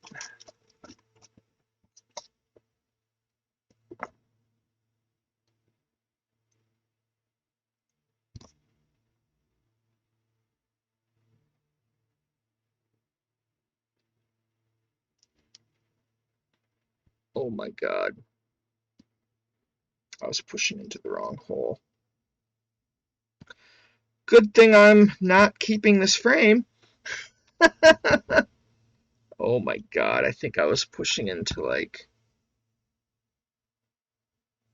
a microphone hole. Oh my goodness. So fortunately the microphone is mounted here, has a hole in the circuit board, and that meets up this rubber interface. So I haven't done any like permanent damage. But man, that yeah, I don't want to do that again. Okay, let's not do that. And this here, that is interesting. So there's a little lip that holds this in place under a slot like this. So yeah, this was the connector that was holding onto the motherboard.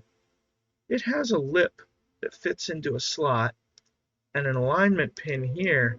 So presumably this just sits flat, and when the motherboard is pressed down over it, it just fits perfectly aligned. That's kind of neat, actually. Alright, so this here, this is my good screen with no major scratches, no delamination, no problems.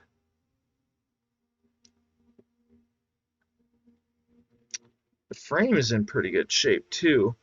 My old phone definitely got some like paint chipping and scuff marks, and it's been through some stuff. So I'm going to set that aside for now. So that's my frame being saved. This is my phone that I use. And this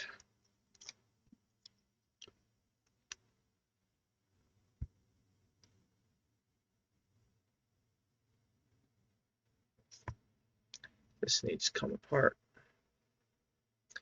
I can tell that there's some mild swelling of this battery because there is a gap right there on both sides. So I'm hoping that if I just break the edge seal,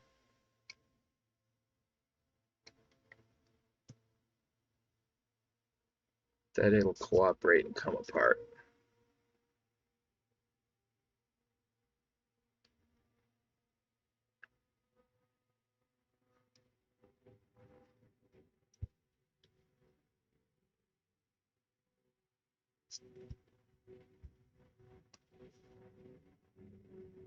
Oh, it's coming on as I hit the power button.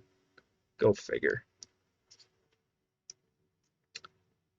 Well, it shouldn't hurt nothing.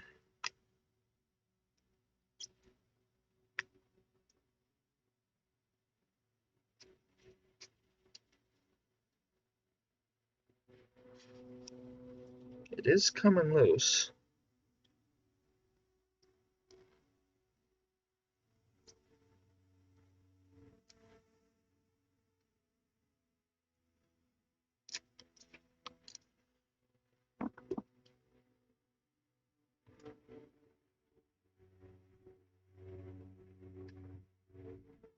Okay, and of course it's complaining about the SIM tray.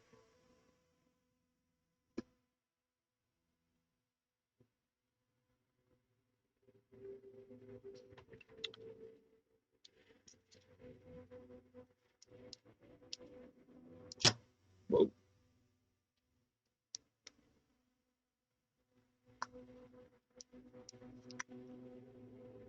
Okay.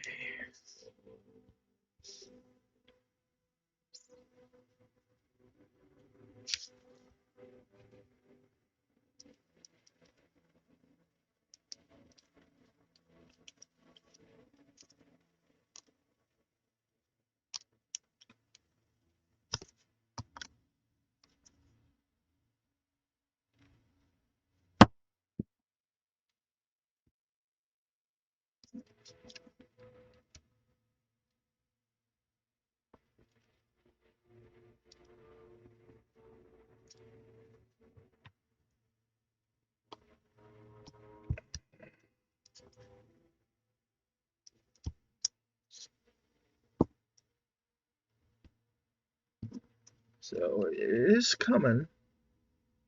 The battery's not really swollen, so I don't know if the seal was just failing around the edges or what, but yeah, the battery doesn't look swollen at all, so clearly was doing better than I thought.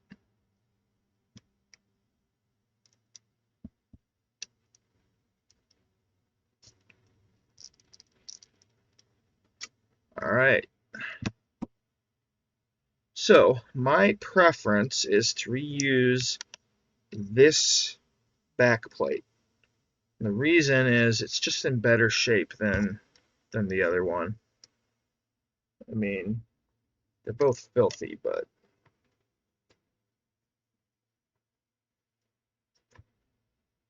you know, you can see. It's crazy. This was used 1 month. Don't ask me how or why it ended up like that, but whatever. Well, you know, I know exactly why. It's because I didn't have the dual screen case right away. That dual screen case, while the primary feature is, of course, you know, giving it 2 screens, so it's essentially like a folding phone without the folding flexible screen. It's just 2 separate displays. But that being said, it's a case too, and it's a pretty effective case. It's maybe not OtterBox level, but it's certainly good enough that it's kept my phone in one piece for, you know, 4 years. So I'll give it credit where credit's due.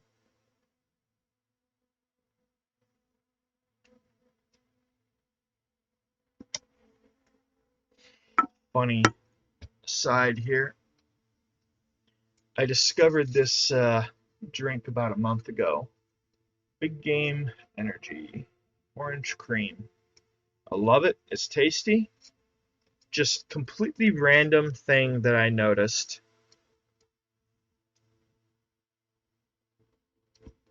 Let's see if I can get a view.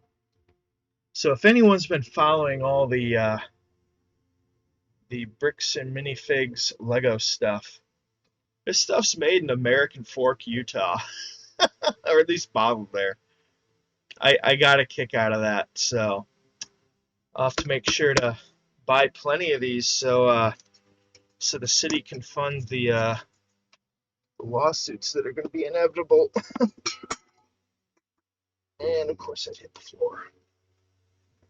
And don't do this now. I'm having back spasms right now. Don't need that. Whew. I may get up and take a break.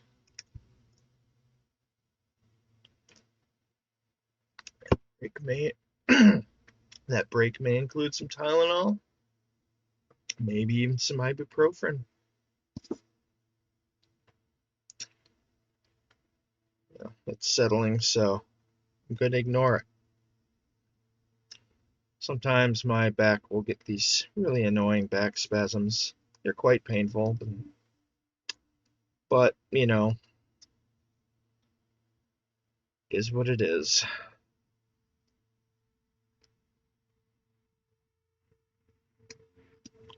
I want my phone fixed, so that's my priority.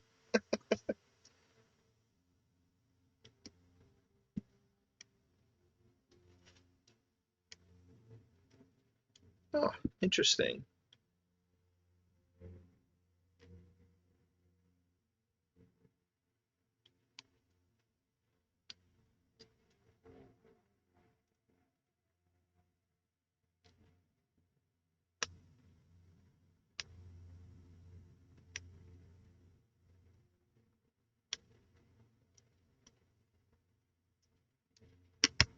Okay.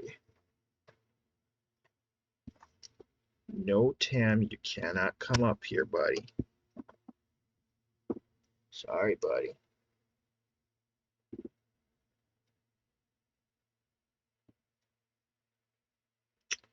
All right, that looks fairly clean. I'll set that aside. So now I want to extract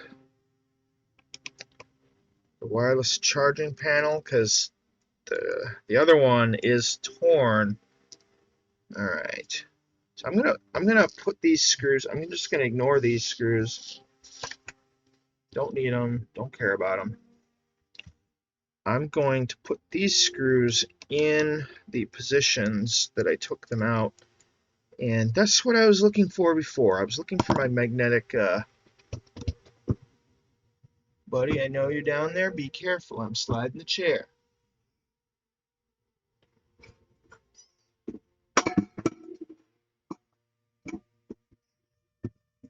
I'll be right back. And the microscope's frozen again. Of course it's frozen. I'm just going to turn that off.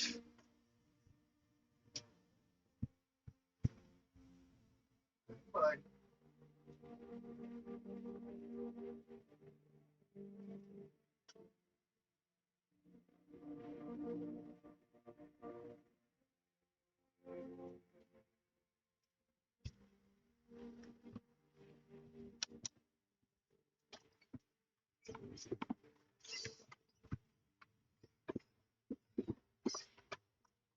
All right, let's get that refocused.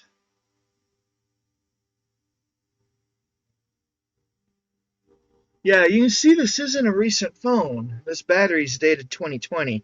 So this one, even though I bought it in 22, probably sat on a shelf for 2 years. So, yeah.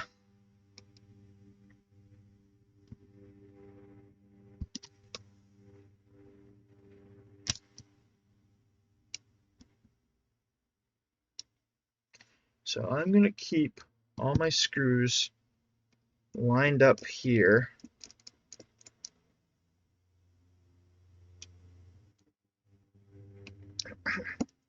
I'm going to take note of which ones are the actual long screws.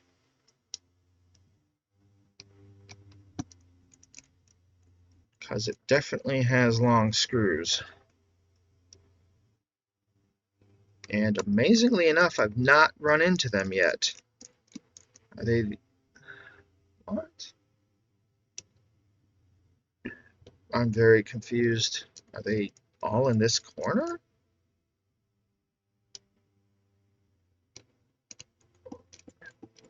Or what?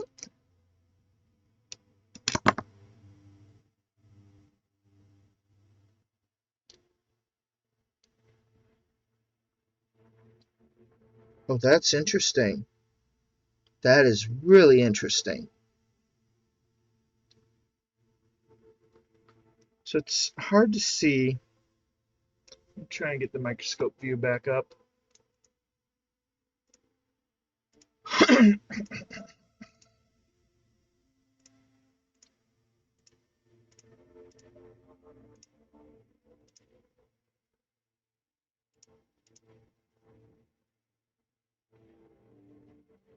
Okay, so see how 2 screws are kind of a more yellowish color, and then all the other screws are kind of more of a bluish color. I can show this. That's not very apparent.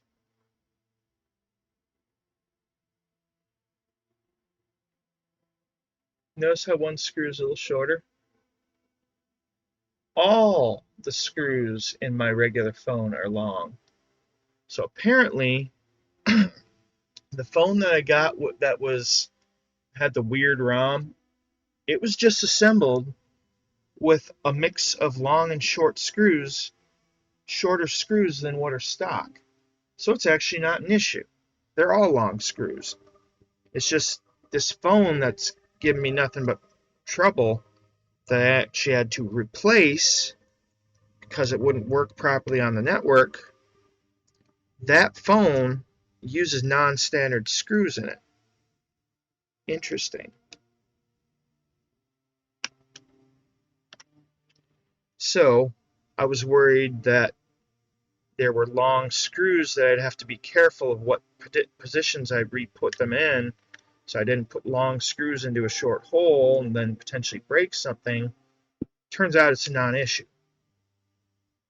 And yep, so this one's intact, no tears.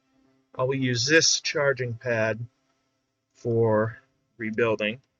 So ultimately what I'm doing here is taking the best parts between the two phones. All right.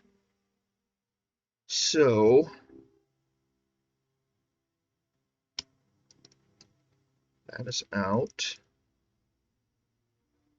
How did... Oh, wow. So the battery is held in with double-sided tape. Can I even get this out?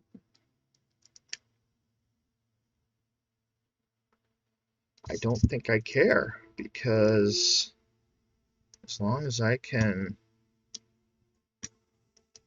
get the motherboard out.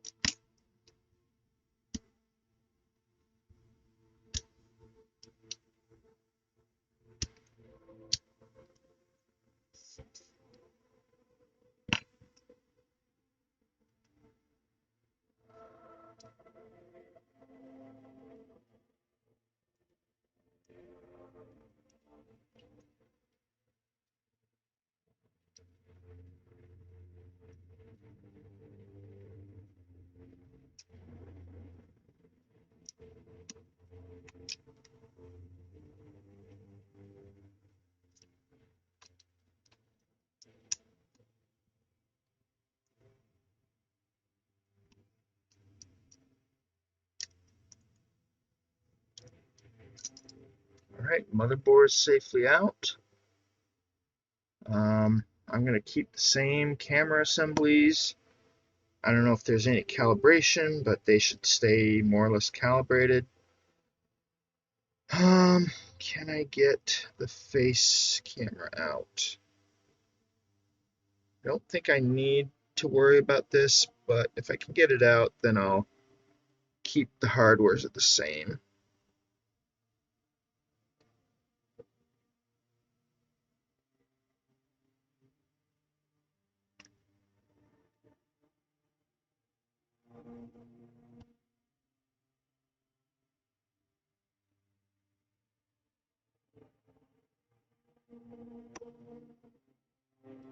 It's really stuck in there, so I ain't gonna mess with it.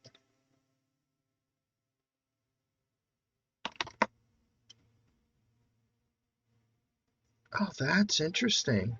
Alright. So I mentioned the SIM card holder is socketed. That's this here. Well, the power buttons plug into the SIM card holder. That's actually kind of neat. I like how they did that. This, I have no idea what that is. There's two of them. Are these linear? Are those linear actuators? IF right, IF left, IF. Inertial force?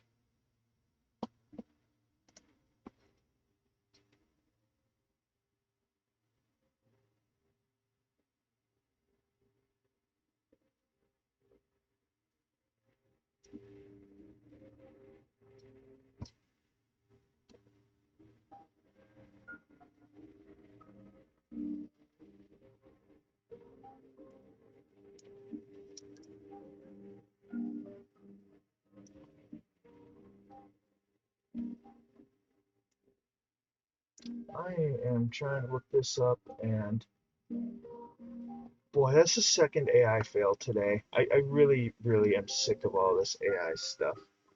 Just give me a stupid search that actually works.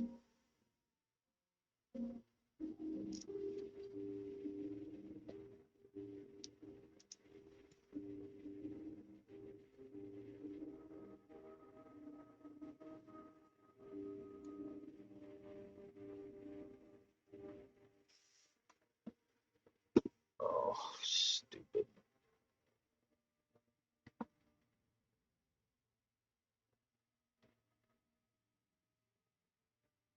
I don't want AI results.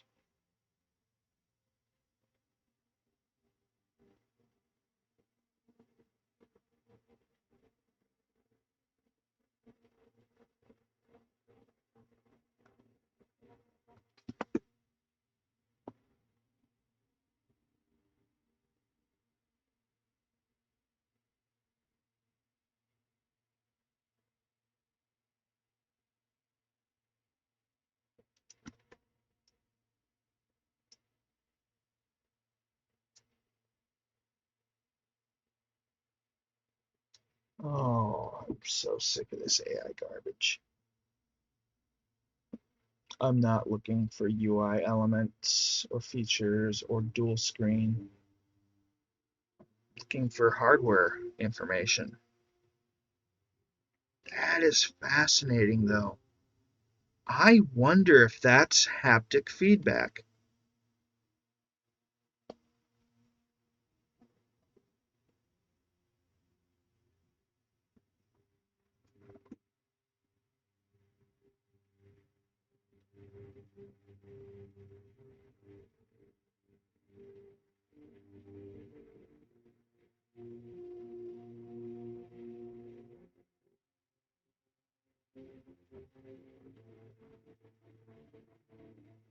Oh.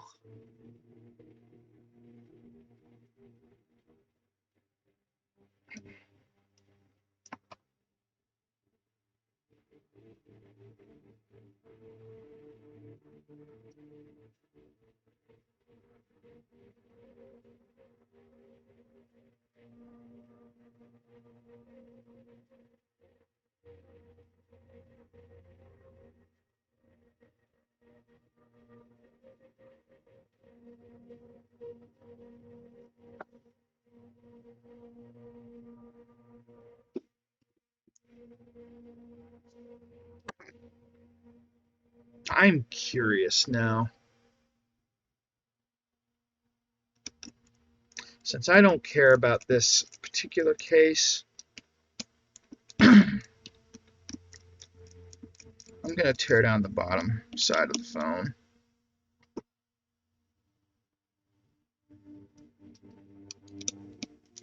I just want to know what's there. I think that's reasonable.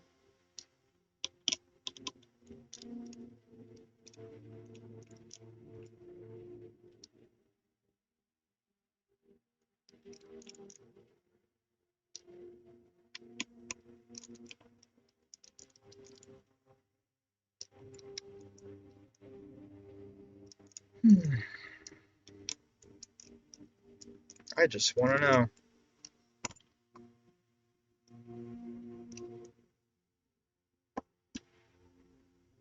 Okay, this comes out somehow. There we go.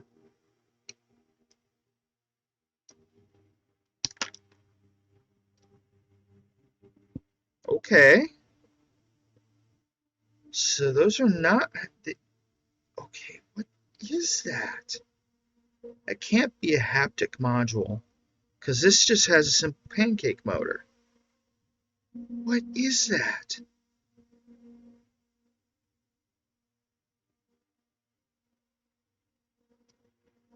I'll definitely hold on to this, though. That's a spare. Oh, shoot, that's a spare USB-C microphone, earphone jack. Yeah, I'll definitely hold on to that. So that's just basic. That's just a basic pancake motor. So this is not the fancy vibration that iPhones have, which is a shame. Would have been nice if this had that, but Apple kind of pioneered that. It's basically the same thing that's on the Joy-Cons in the Nintendo Switch. So one thing I do like about the LG phones is they have great speakers. This is a ported speaker with a chamber, and like they work real nice. That being said, I'm going to put it all back together again because I don't need it apart. But at least that answers some questions anyway. I don't know what those are. One of them is oriented facing the side, and the other one is oriented, I don't know if it's 45 degrees or just close to it, but it's facing like the back at an angle. Unless it's some kind of antenna? That is the goofiest looking antennas I've ever seen, if that's the case. Usually the phone's antennas are actually built into... Wow, there's nothing on this rear case. That's not common. What is common is like this. All these little silver traces, these are parts of various antennas, and those antennas all connect to little pogo pads. So these little contacts here on the motherboard, those correspond to different pads, as you can see. So those go to there, that to there, those two go to there. The reason, you'll notice there's a coaxial socket there, coaxial socket there, coaxial there, coaxial there, coaxial there, coaxial there. There are, oh yeah, here's another good example. There are two pads connecting there, but not the middle one. There's two pads connecting there, but not the bottom one. Up here, well, you'd have to flip it.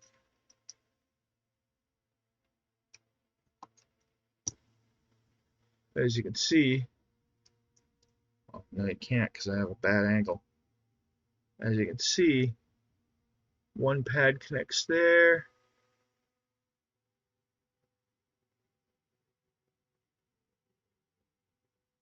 How's that go? One pad connects there. This pad connects there. This pad connects there. So the point of all this, these don't match up. You have all these pogo connections on the motherboard, but only some connections on this panel. Well, that's because this panel, trying to find my camera, this panel here is different with different regions. So a region that uses a different set of frequencies for their carrier, or say a different carrier like AT&T versus Verizon, they're going to use different antennas because they have different networks. And so you have this cheap plastic panel with these literal carbon film printed antennas. This is dirt cheap to manufacture, and they can make a different one for different regions, different networks. The motherboard has all the connections to support all of it, but it only supports what it needs to, which honestly is smart. All right, so I am done with this. I can set this aside. I'm not even going to attempt to pull the battery out of it. It's not swollen. It's not an issue for now, so I'm going to make it future me's problem. I'm just going to... Oh gosh, I got to make sure I hold on to the right motherboard. Oh my gosh.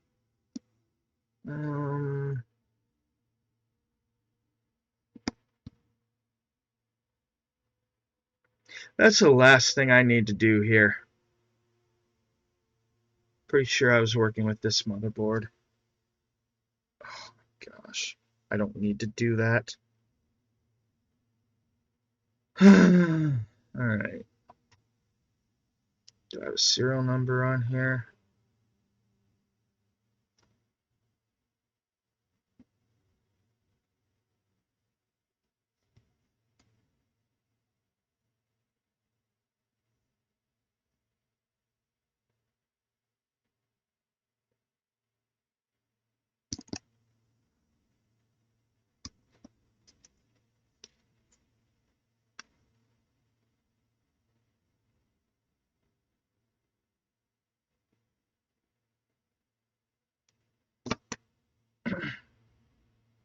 All right.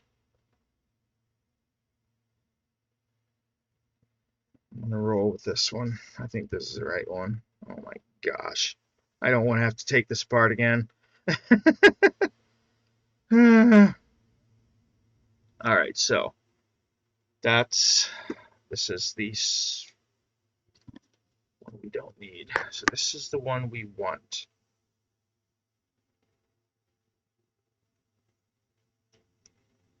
I may power this up just to verify I have the right motherboard, because oh my god, if I get that wrong, I'm not going to be happy.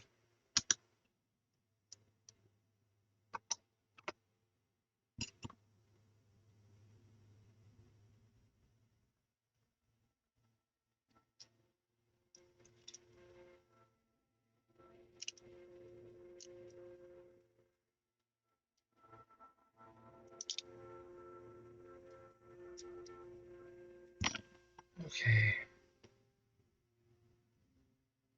Yeah, I'll probably just power this up once.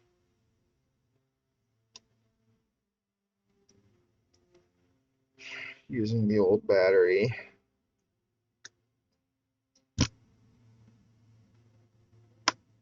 Okay, that fit. That fit. I want to force these connectors because they are very tiny and very fragile. So I'm going to make sure they're lined up before I snap them.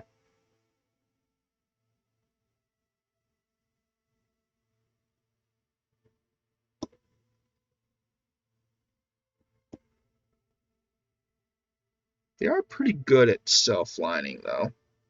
You can generally feel once they've lined up. Okay. Then yeah, here you can see how there's one single antenna connector here that uses the coax, and it connects to only one of these. Now, it is possible that some of them are on the board for like testing purposes when it's in the factory, but it's also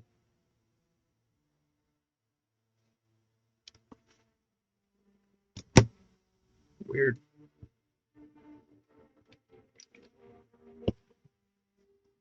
It's also possible that I guess I do need to take this battery off because I need to power it up.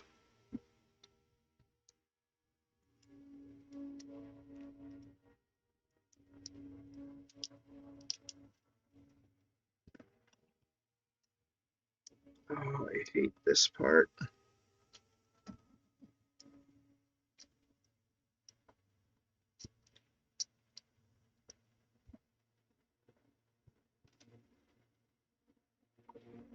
So one thing I will absolutely do I want that adhesive to let up. Isopropyl alcohol is not going to harm electronics in general. So if you want some adhesive to let go, that's the way to do it. That'll eventually dry out and it'll be like nothing ever happened. Whoa, put it there.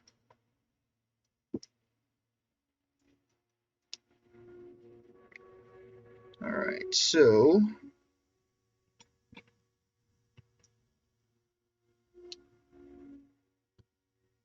alright, that is in. So now if I power this up, alright, that's a good sign. Got a screen. Oh, that looks so nice compared to my old screen. I may actually try to find a screen protector for this thing. That screen is nice. I haven't had a screen looking this nice in a while.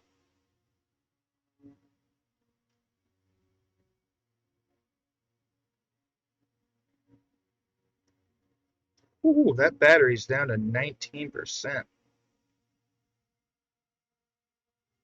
Well, it recognizes my cat feeder.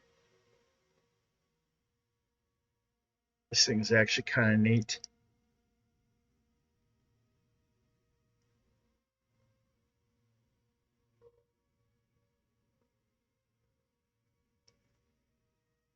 You can see when Tam is eating.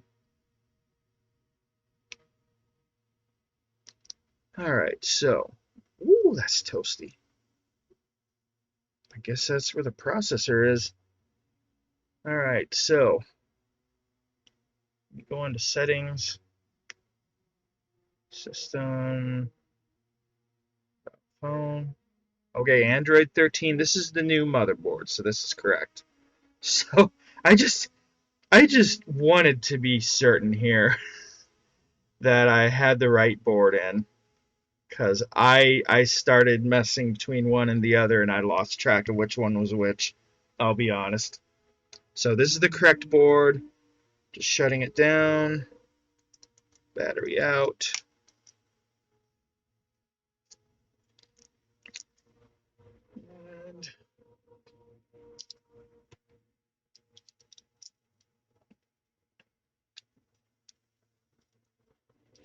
And can you tell which battery is angrier? That is insane. That is insane.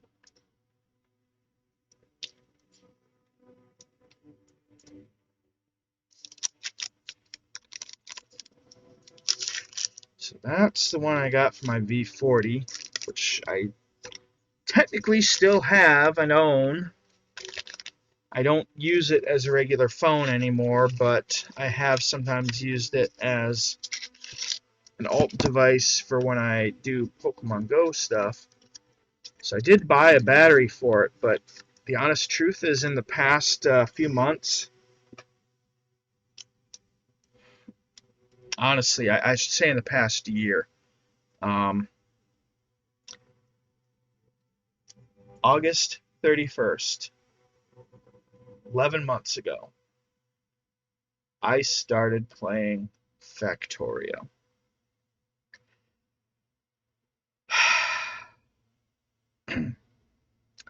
I played for exactly 3 months. My last play session, like regular session, was in November. I dropped in again in December, but I spent about 3 months and I made an absolute unit of a base.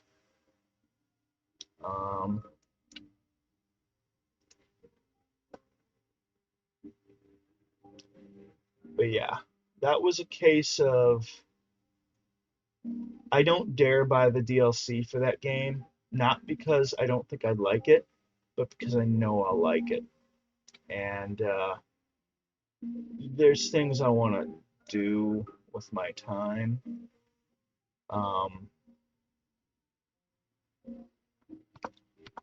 And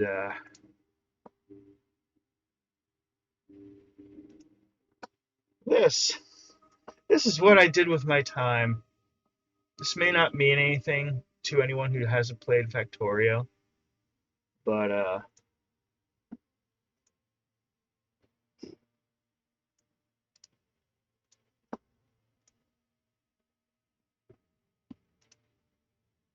oh, just open it up as an image. So to put into perspective, this little dot here was the starter lake that always spawns whenever you start a new game. This was my starter base here. And this was my second expansion down here. And this was my third expansion down here. And then there's an expansion down here. And now this is just all one big base. This is my starter base.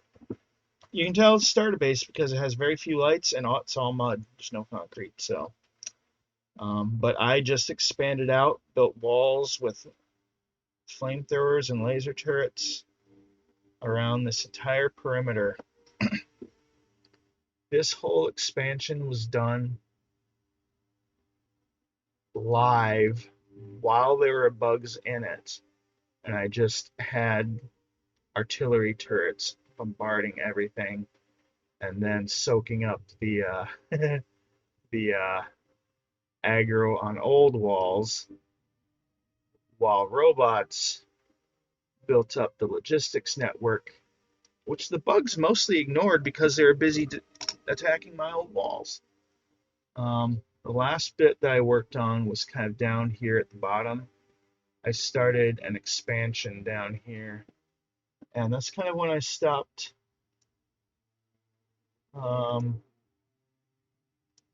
That's kind of where I stopped at. But yeah, I spent 3 solid months doing this. There were days where I put more hours in to the game than I put into my job. I worked full time during this the whole time, and there were times when I put more than 40 hours a week into the game, while also putting 40 hours a week into work. So I put a lot of time into this.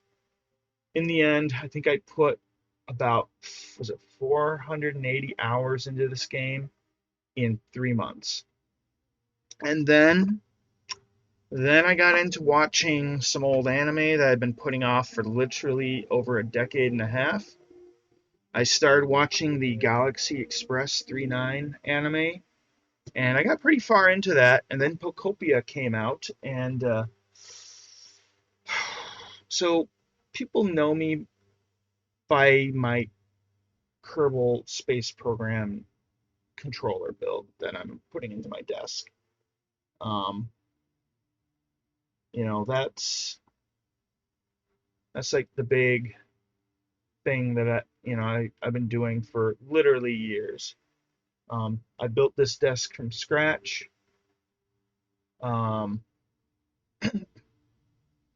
The idea is this is kind of the end game. This is what I want going into it. So lots of progress, but still a work in progress. That being said,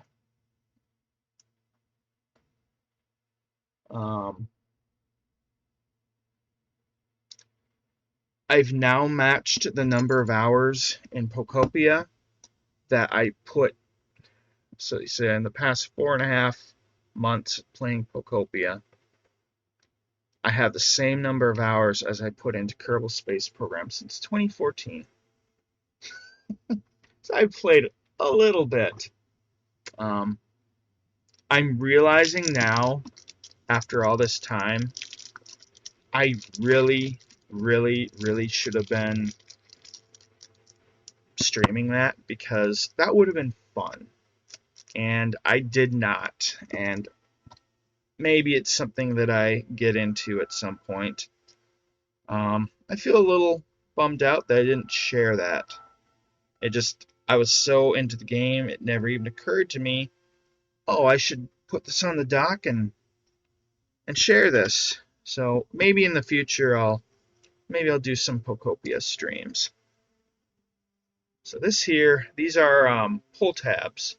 These are great little things. They're basically adhesive strips that when you pull them, they stretch and actually let go of the battery. And these are obviously very generic ones, and they are way too long, but whatever.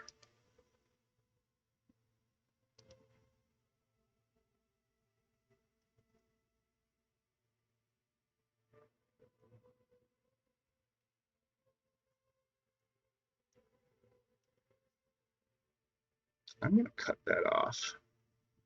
I don't like that hanging off the end there.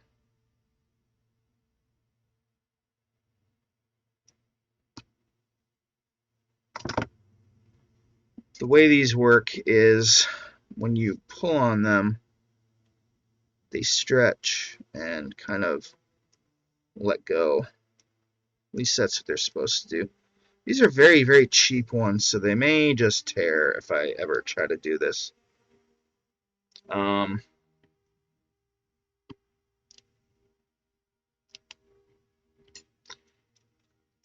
these are awful. And they're sticking to the old adhesive, so You know what?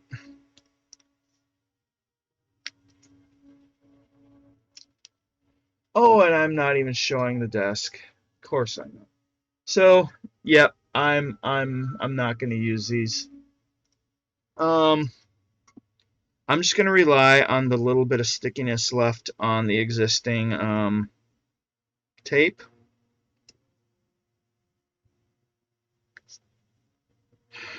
I don't want to add extra stickiness where it's not needed.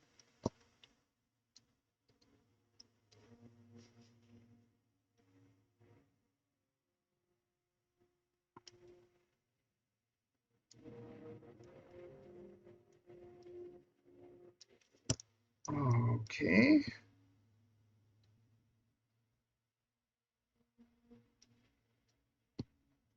Trying to line this up.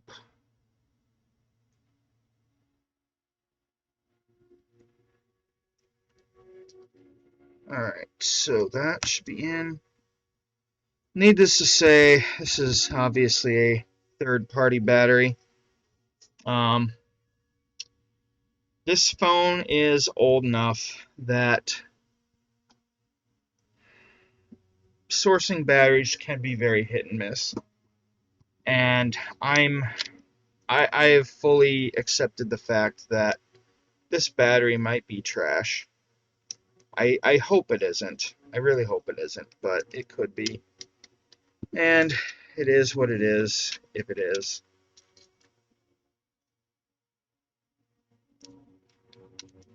So, in the long run, I hope this battery's decent. There's no guarantee that it is, but the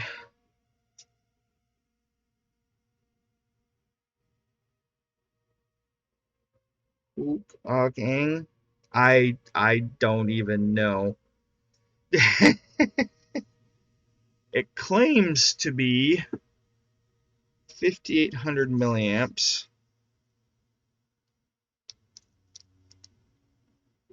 The old one claims to be 5,000, 19.4 watt hours, 22.33 watt hours. If it's more, awesome. If these are lies and it gets me the same as the OEM battery, I'll be happy. If it's less than the OEM battery, honestly, as long as it's better than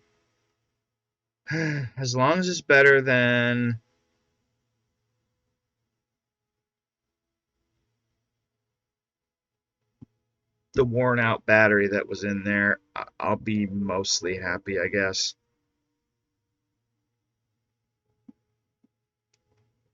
So now I will start putting some things together. I am going to use, well, I should verify. This is the non-torn one.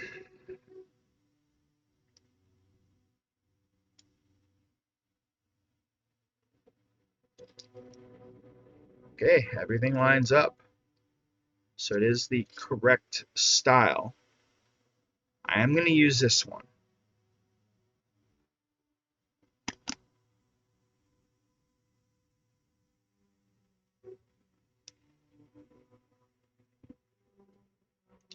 There's even little pogo pins there. There are points on the frame that it's also connecting to. Those points on the frame also kind of have to do with the way that the antennas and the batteries all kind of connect up. Ah! Go in the hole. It's your home.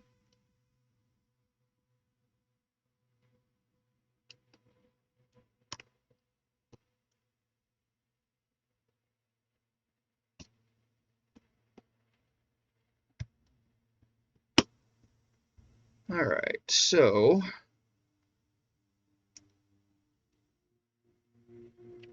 start screwing everything down again.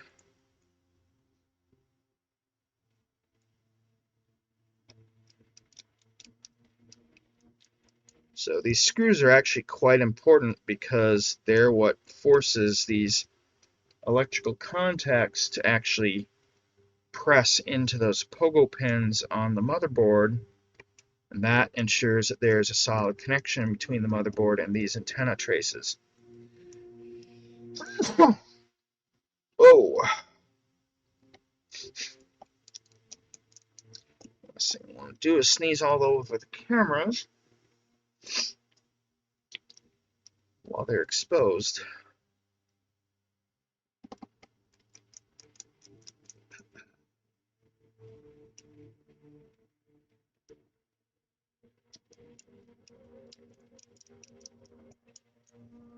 So before I close this up, I will power it on, test it, make sure everything's working.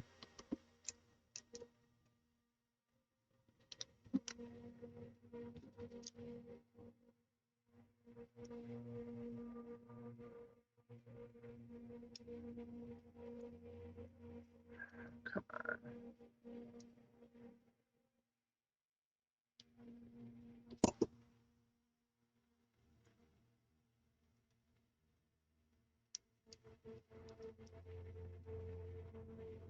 Alright, so I don't know if this battery has any juice at all. It's got a little. It's powering up.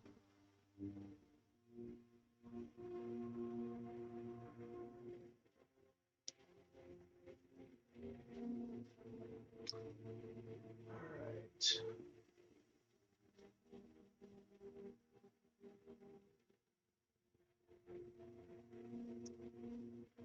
Hope the okay, 48%. I'll take it.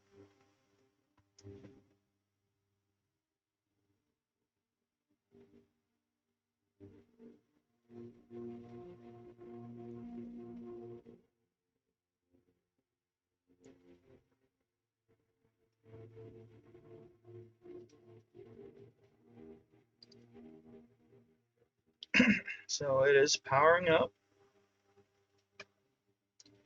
It's detecting network.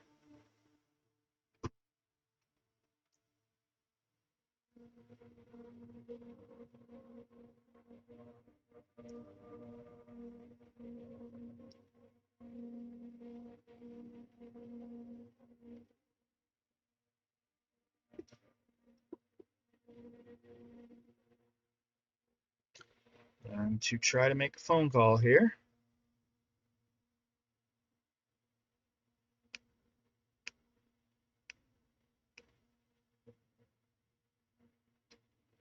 See how this goes. It is ringing.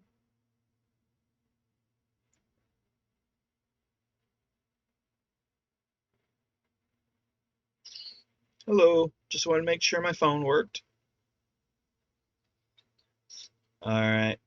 Well, okay. Oh, oh yeah, yeah, yeah. Um. All right. Well, I'll let you. Yeah, I'll watch those later.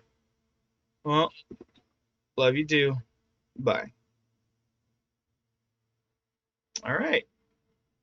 Well, that's good news. That is a working phone. So I am happy with buttoning this up. So I will be using this adhesive kit.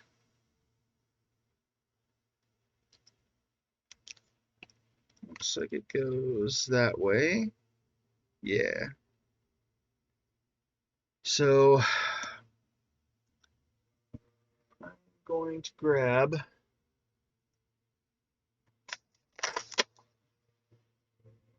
really shouldn't use that for adhesive.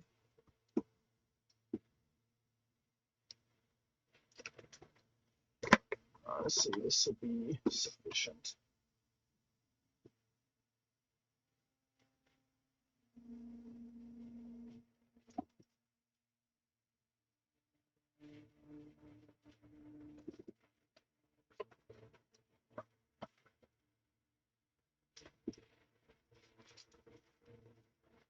I just want something I can put some alcohol on and and wipe the edges where the adhesive is going to go to. So basically, I just want to wash this seam here.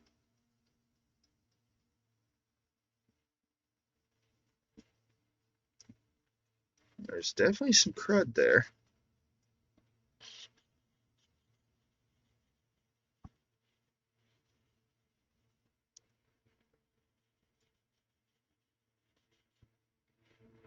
See, I want this to be as clean as possible when I put everything back together,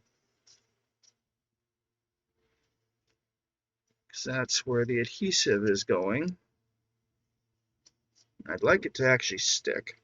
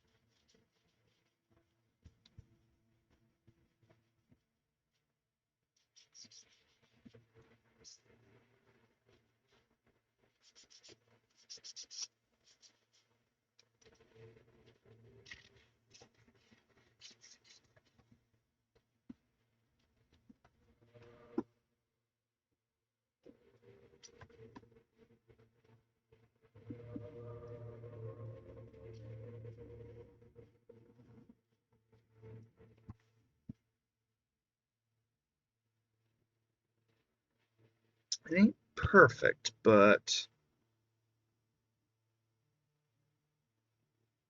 it's close. A few little stubborn spots.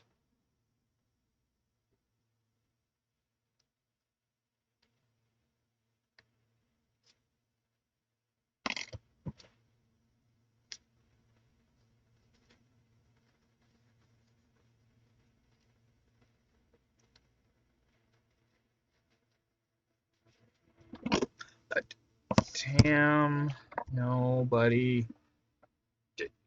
Why are you going for the screws? Oh, buddy, you're a little stinker.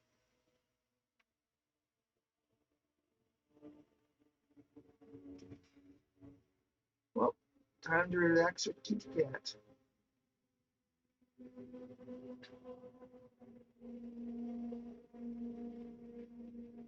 No, no biting. No biting. You will go down if you want to bite. Go down. We don't bite. Well, you do, but I don't want you to. Okay, that's the shoot up one. This is the good one.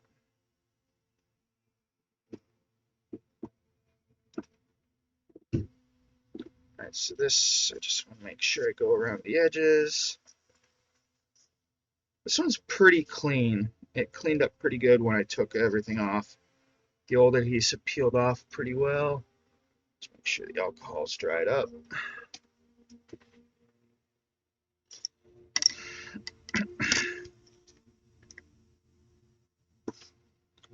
Alright.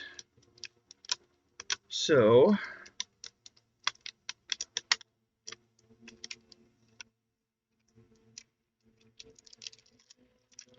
whoa, come on.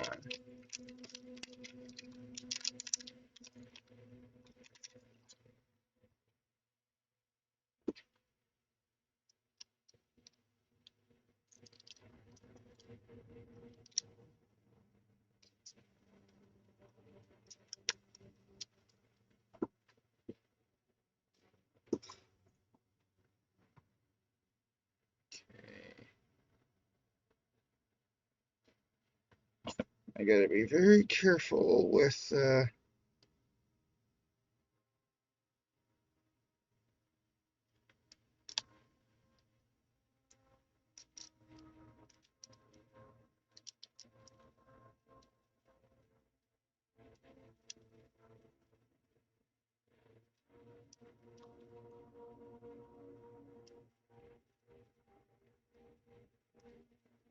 Really? Why is there 2 layers on here? Okay.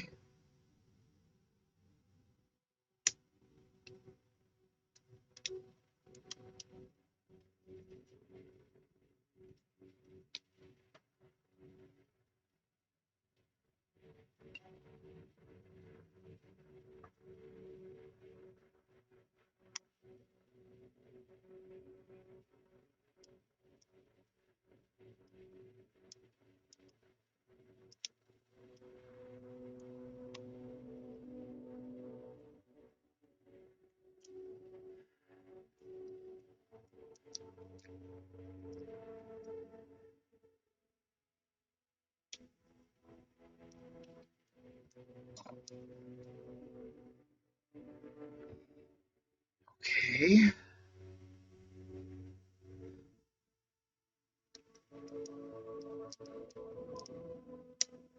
Oh, this is really...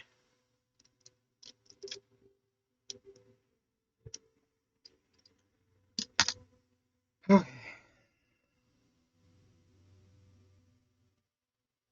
Is that? That's on both sides. Okay.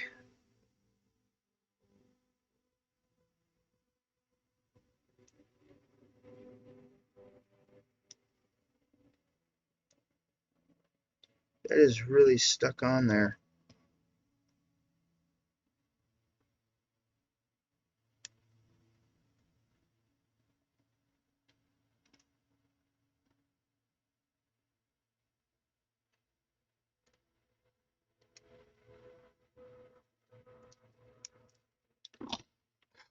Okay.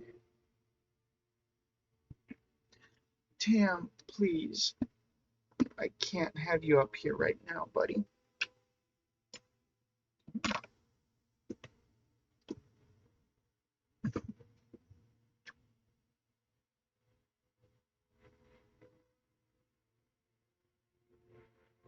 Boop, boop.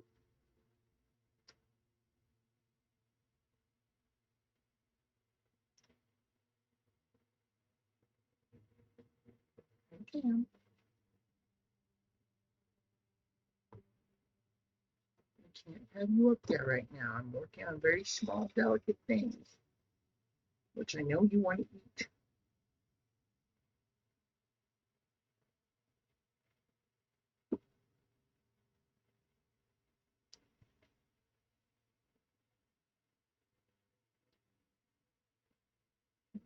Sweet little boober.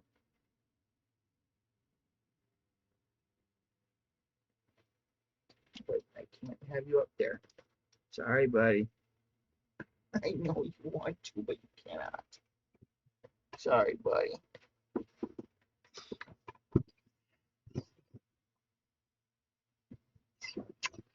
He's found something new and interesting, and he wants to join in.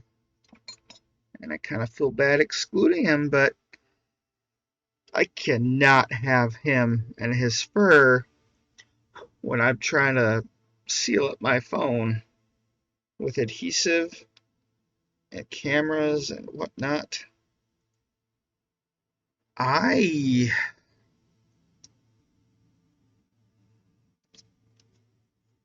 Is it meant to go on this way? Oh, oh, and of course it pulled the adhesive from there, so that is sticking. No. Ah, that, no.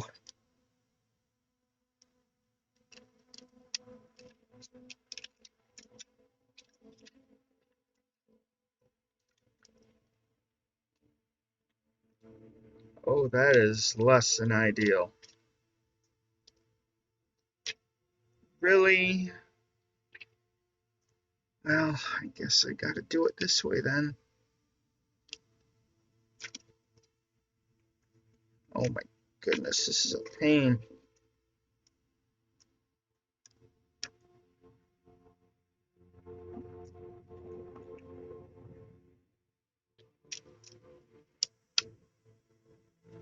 Alright.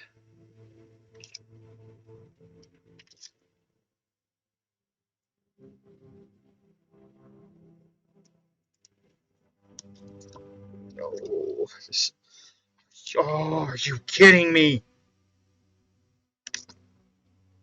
I don't believe this.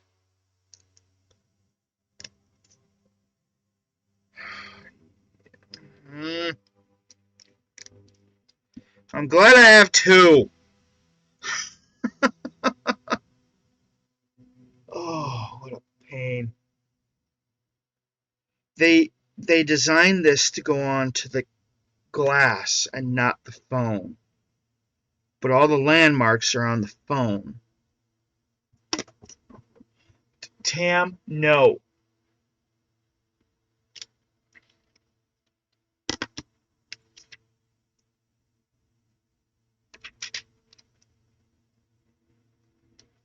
This is actually backwards,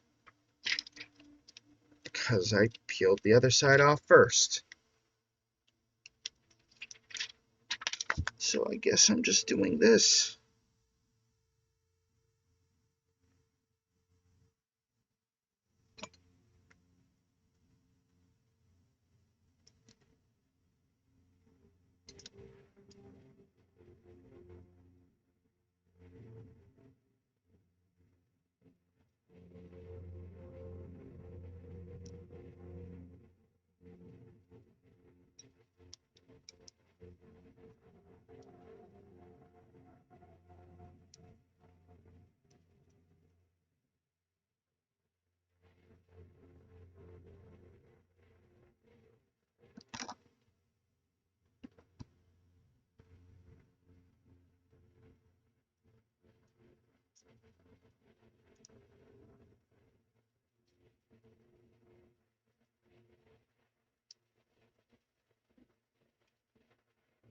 Okay.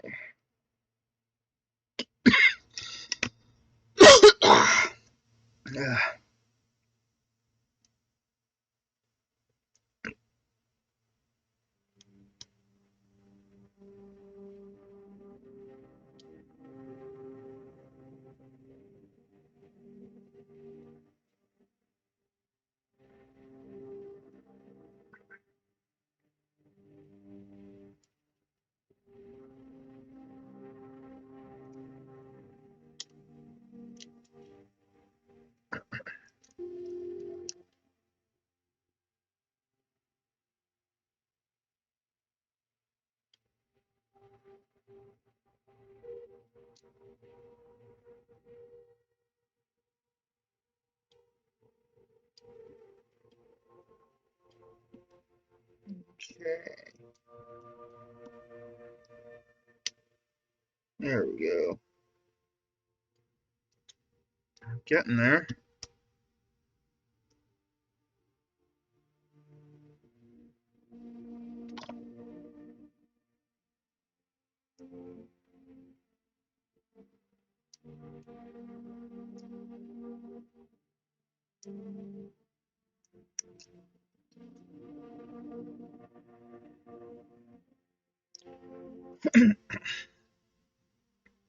I have feelings I'm going to regret things very soon.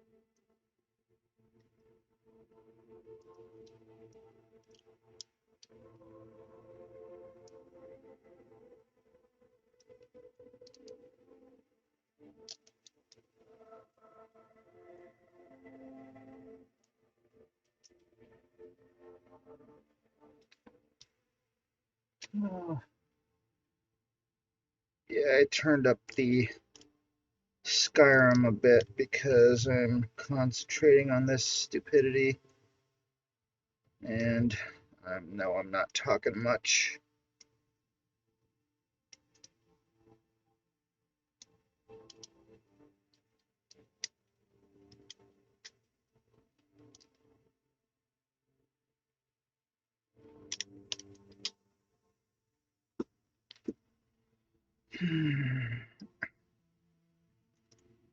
Oh, you gotta be kidding me.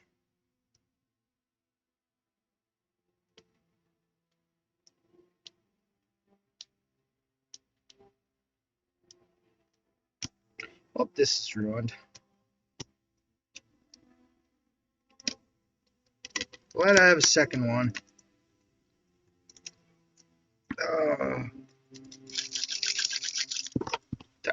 Oh, you gotta be kidding me.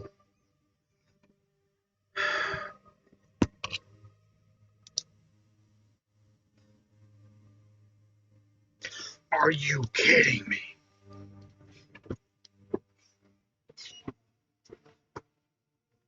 I cannot believe how far it went.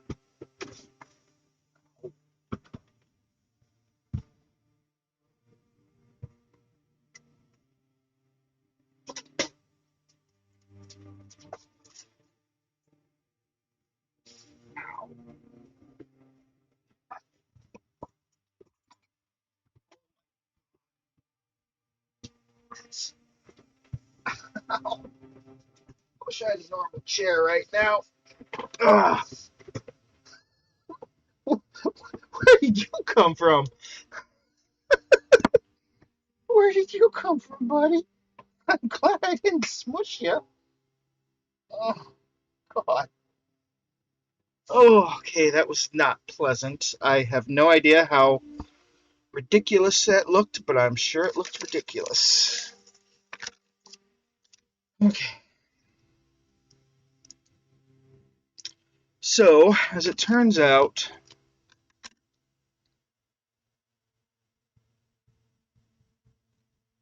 that's the bad one. This is the good one. So I'm just gonna... Oh, I really hope I don't mess up this second one, because I only have 2 adhesive kits.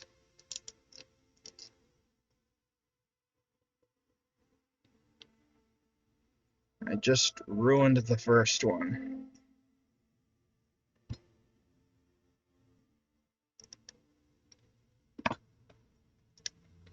But I see how that goes on now, so hopefully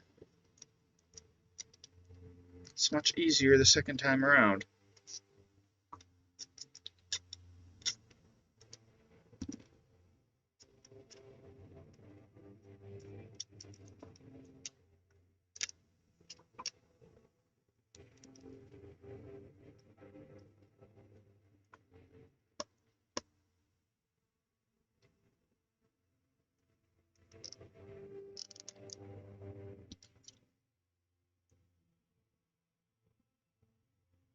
Oh, that is a cat.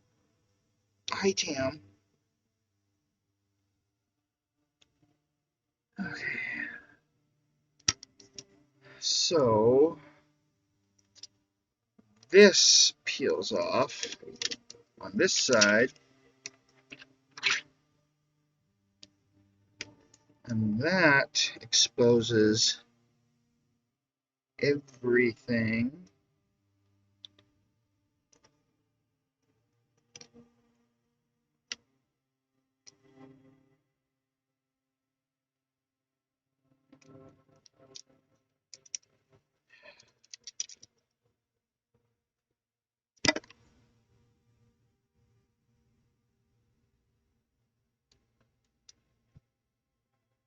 Let me just go further down.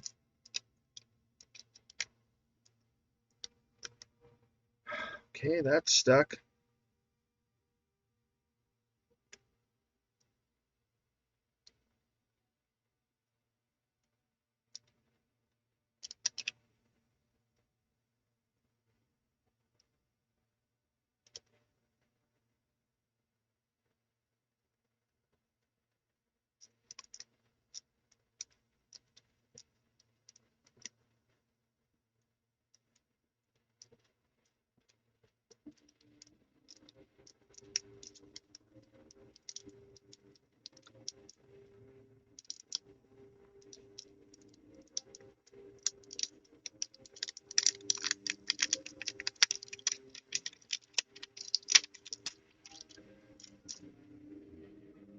Okay.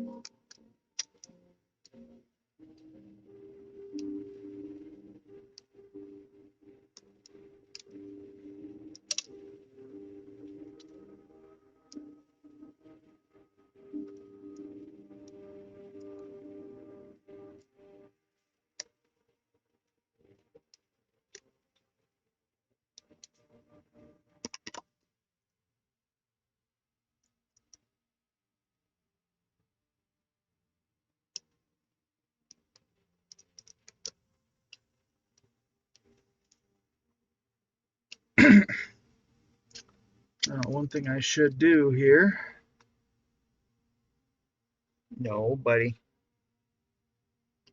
Just put these last screws in, which I totally forgot to do. Tam, no. I love you, buddy, but you cannot be up here. No.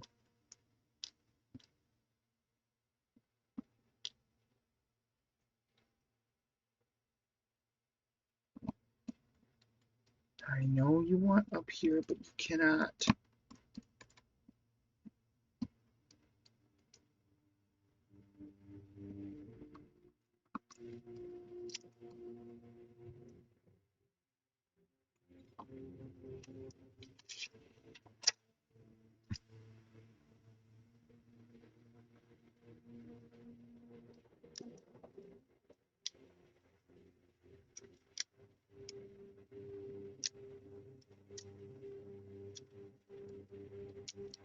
No, buddy, no.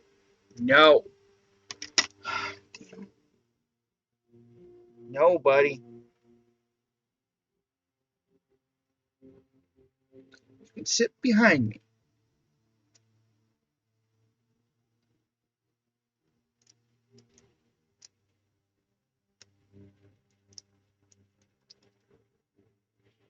No, buddy.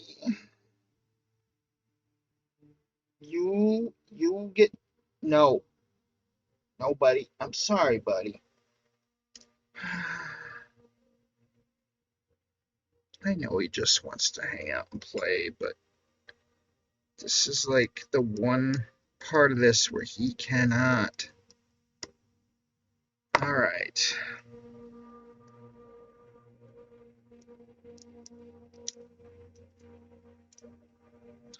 How many layers of this is there? Okay, finally. All right, all adhesive is in place. This is...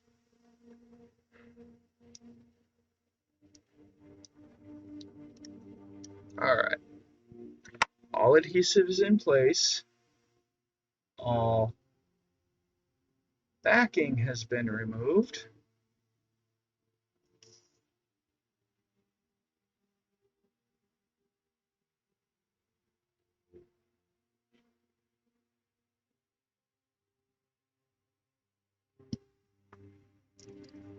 All right. Now, ideally, ideally I'd have some kind of heated plate set to a very low temperature, but hot enough to just really make the adhesive kind of ooze into every little pore. But that should be sufficient. Really?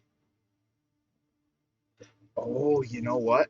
I bet none of my fingerprints work because the fingerprint sensor is changed. Yeah, I'll have to redo all my fingerprints. Since the sensor is in the screen, generally when you use this, all the processing for the fingerprint itself is happening in the sensor chip, and it's going to be encrypted and send basically essentially an encrypted key to it. Yeah, it's since it's changed, it's not going to work. So let's do it the old-fashioned manual way. There we go. Working phone. Ooh, it's dropped down to 73. Nice. Maybe my AC will be able to keep up.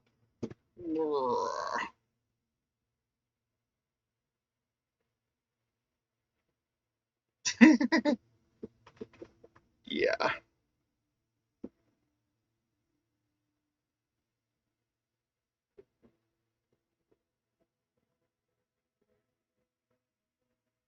Alright. Yeah, I've been playing so much Pocopia, it's stupid. Alright. So I am quite happy with this. Normally I would want to put this in some kind of press to keep it, you know, together, but I think my best press is actually going to be the case. The case does a fairly decent job at kind of keeping the phone secured.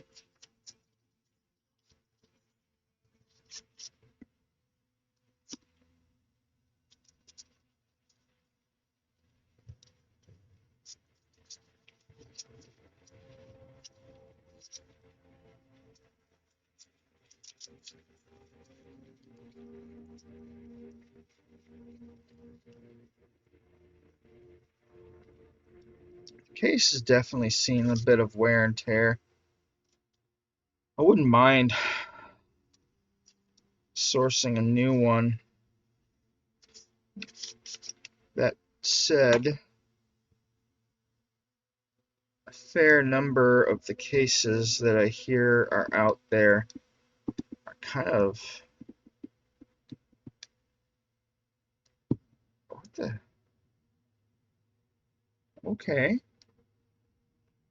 I hear that a fair number of the cases out there are all refurbished ones and tend to be worn anyway. Maybe I'll try to find one.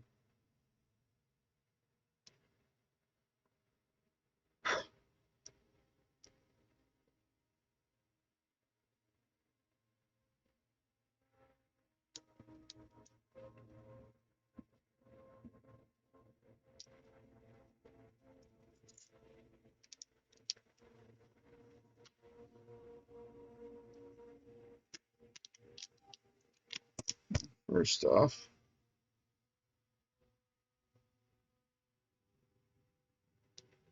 get my microscope up here.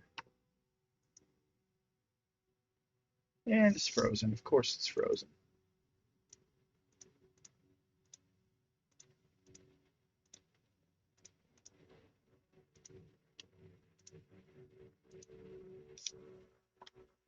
All right. So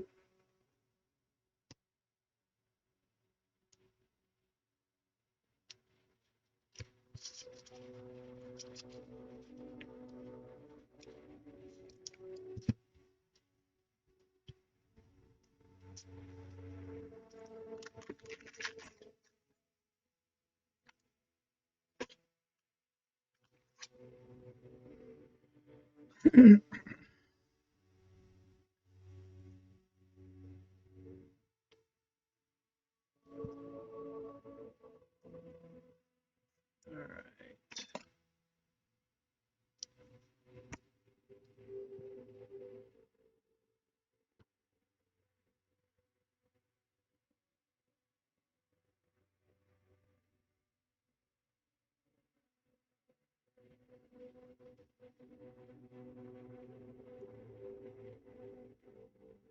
Those are all. I think those are all clear. Nothing looks like it's dust or cat hairs.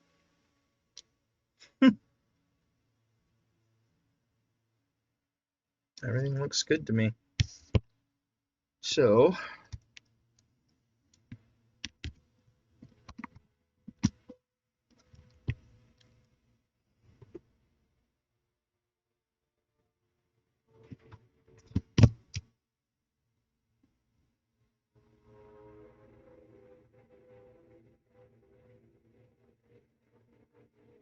oh, interesting. I don't like that.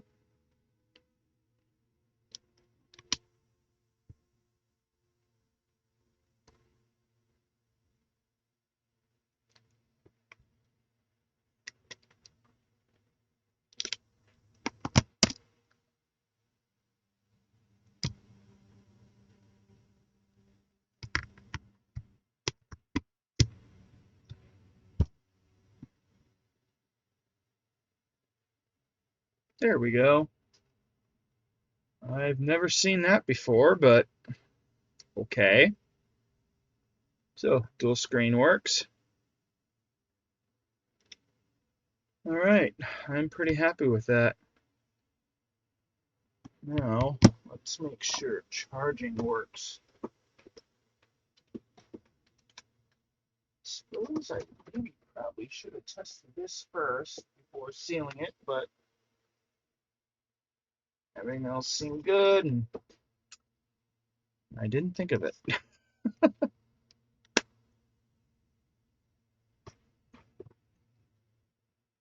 Do I have no slack? Really? All right. Charging. Fast charging. All right. I don't know if that's visible, but it is indeed fast charging. And of course, I keep bumping the connector, but yeah, it's working. So I'm happy with this. Oh, that screen looks nice. Yeah, that screen looks nice enough. I might look for a screen protector for this thing. At least one that isn't trash.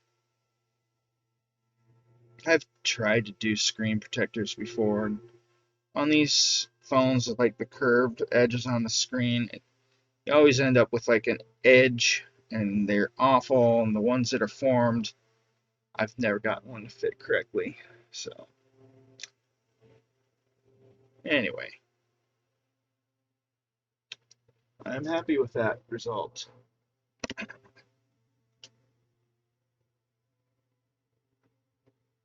So, my primary goal for tonight is done.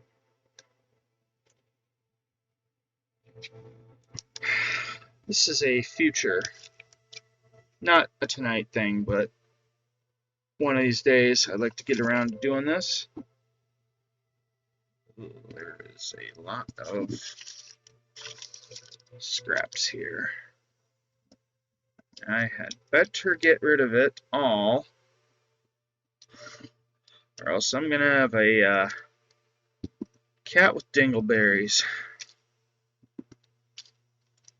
Yeah, don't need that going through a cat.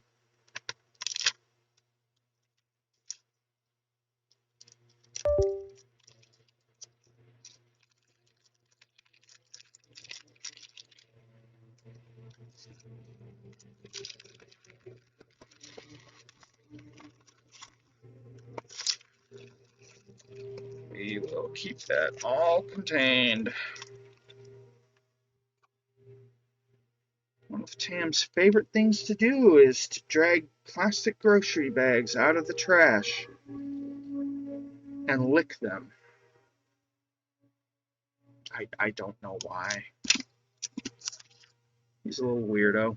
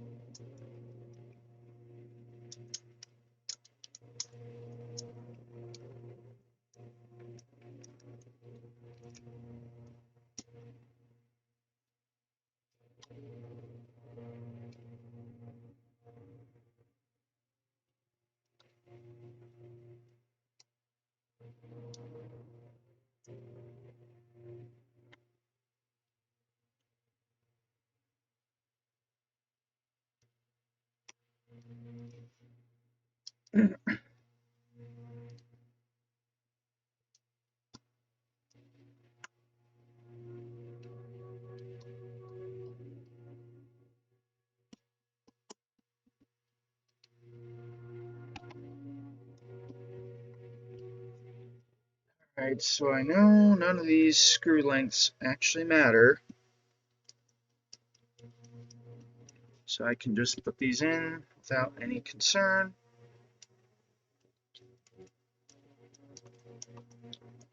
I will kind of pack this phone back up, screw it together so it's in one piece.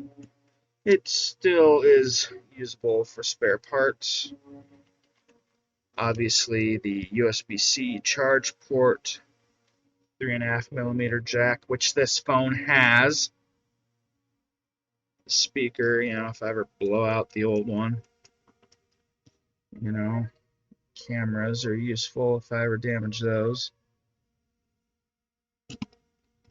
Technically, the screen is still good. It's just, it's not a good quality screen. It has scratches and delaminations near the edges, but it's still very functional. So if I just outright break the screen on my current one, like, I've got a backup that I can fall back on. It's a lower quality backup, but it's what I've been using as my daily driver for, you know, ages. So not like it's, you know, an issue.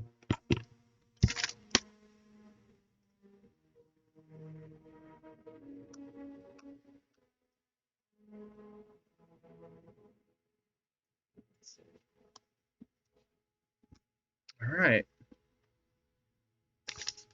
So that was that. I wonder, will that fit? That's a tight fit, but hey, if it works. Oh my goodness, that's a tight fit. That is bursting at the seams, and I don't care.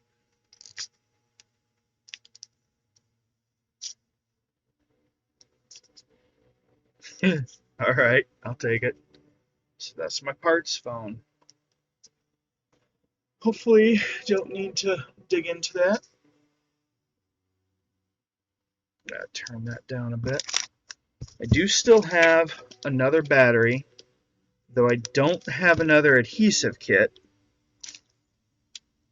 I've technically got a battery for my V40, which, when I bought these batteries, I had every intention of just using as a backup phone for like Pokemon Go stuff. I'm barely touching that game anymore, so I don't know. I might still replace it and just have it as a backup, but yeah, I don't think it's going to be something I really care about too much here. So these batteries will go aside for the time being.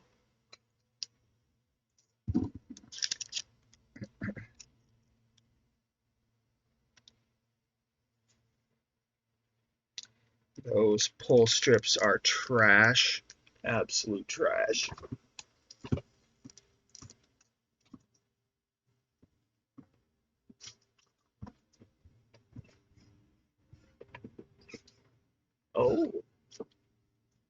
that's a good sight. That actually makes me wonder now. Did I not buy enough?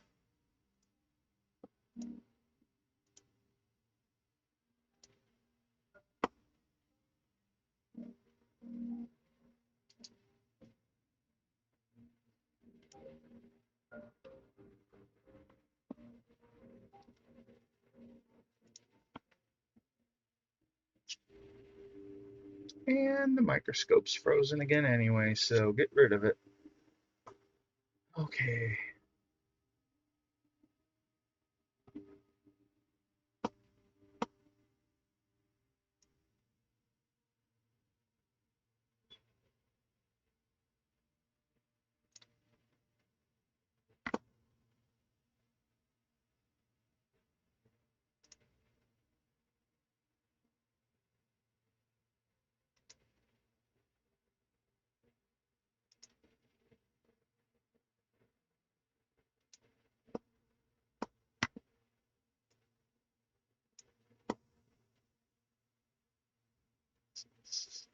All right.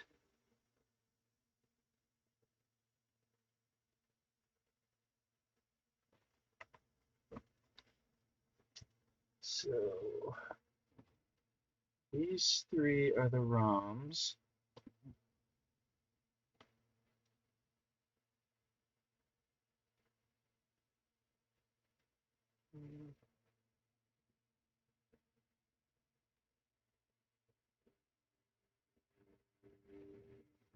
So those are 32-pin ROMs.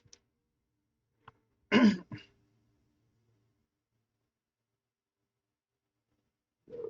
look like 32-pin as well. So that's SRAM flash chip. And the VRAM looks like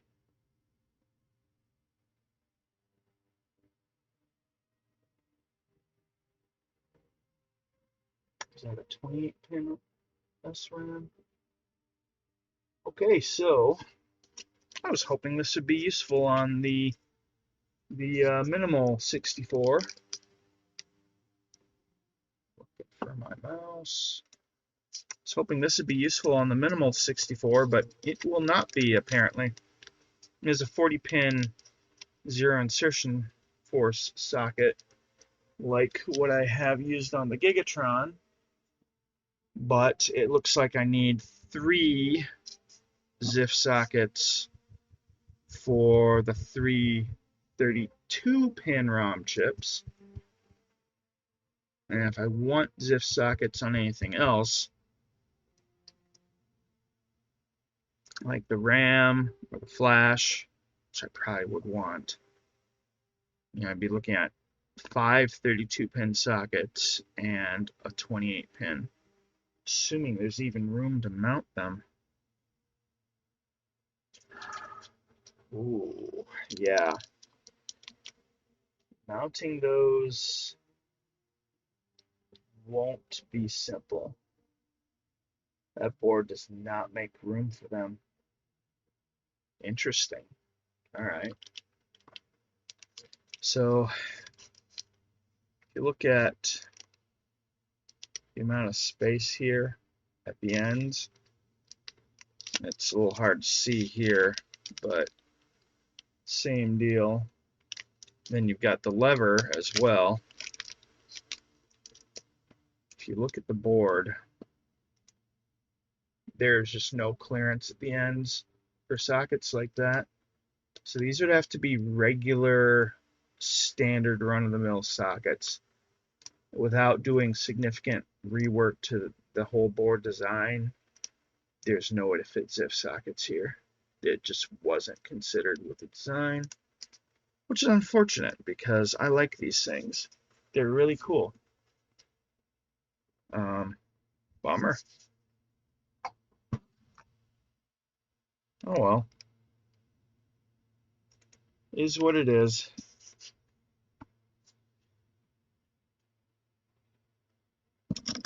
So,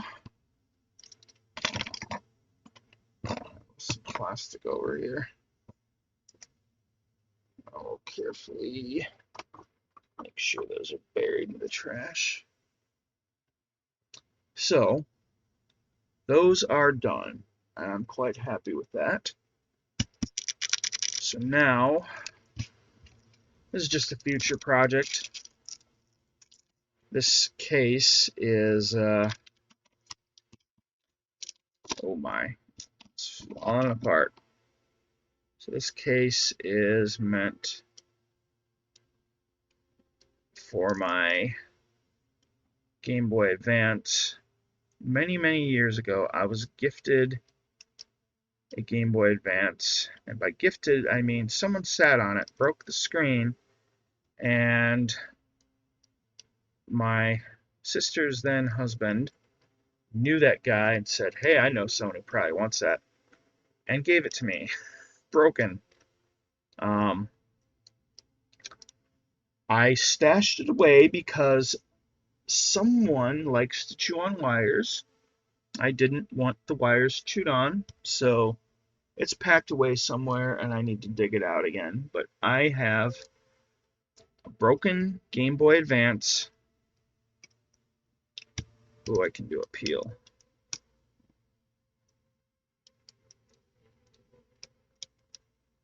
I have a broken Game Boy Advance that has no screen.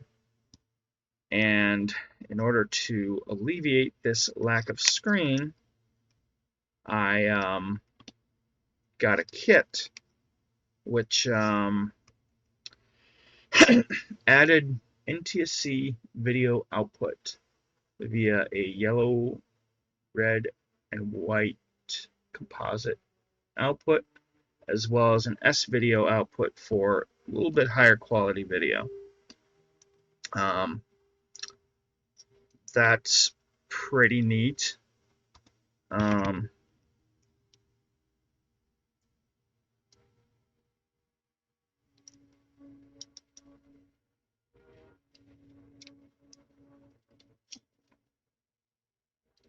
Why is it so crooked?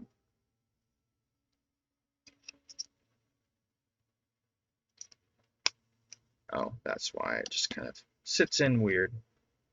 So this here is a lithium battery pack with USB-C charging and a custom battery cover that accommodates said USB-C charge port. And then it has contacts that goes to the Game Boy Advance that allow it to run off of a rechargeable pack. Real simple, easy. This will work in a standard off-the-shelf Game Boy Advance, which is really neat. It is a little frustrating, my modded version.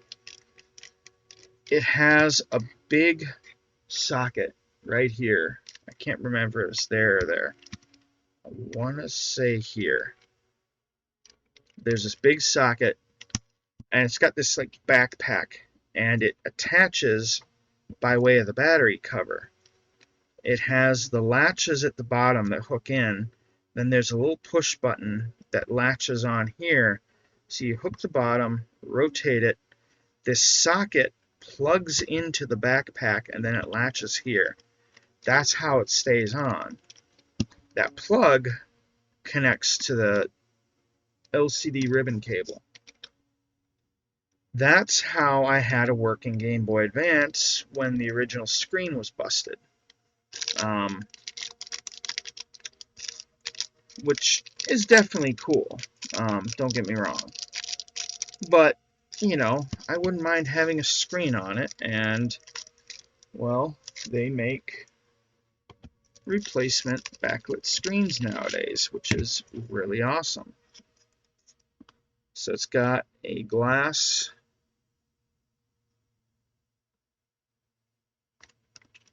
thought that was supposed to be glass. Oh, that feels like glass. So it's got the ribbon cables. It's got pads to solder in. But yeah, this is a replacement backlit screen. And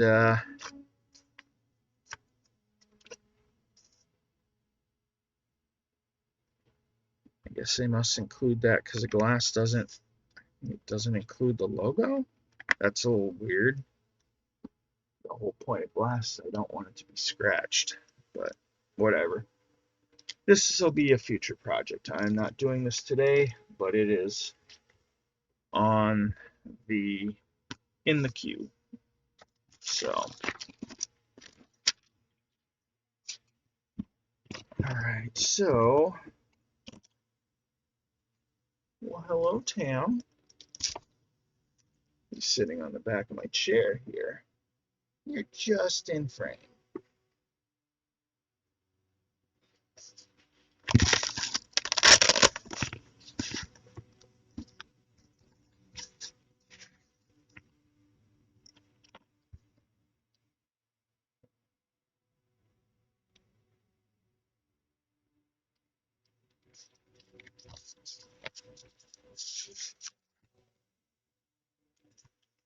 Okay.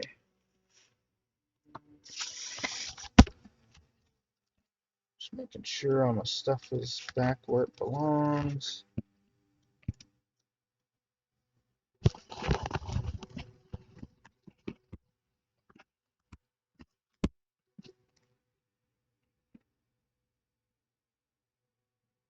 Okay.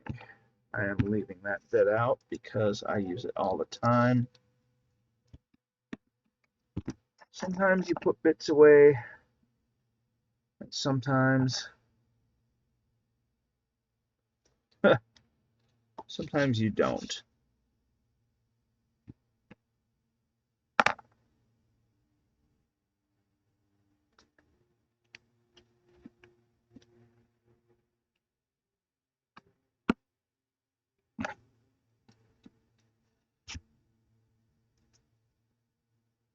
Oh, hey, there's a sim tool. Oh, well.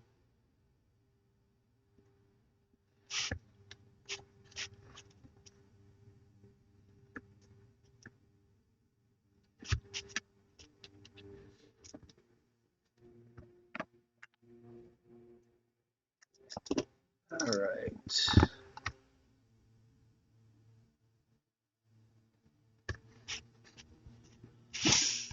I don't remember what I paid for this set, but it was not expensive and it was well worth it. And if you don't have a little set like this, I highly recommend it. It is one of the most useful things you can possibly buy if you want to tinker with anything. Highly recommend it. Let's see.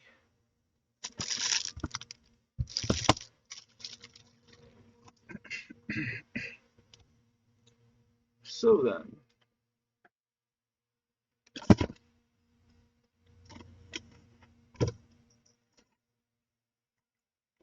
question is, do I want to get started soldering something?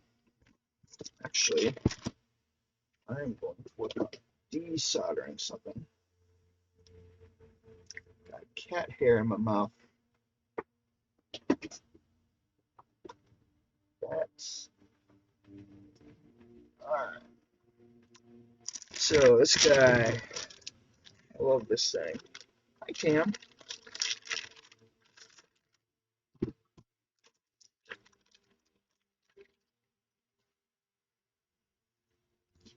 So this is my desoldering gun. It's a little bit late.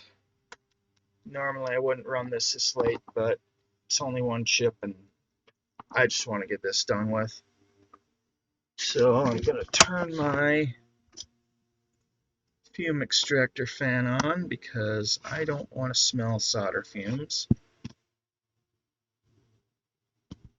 I'm just going to pull the fan out.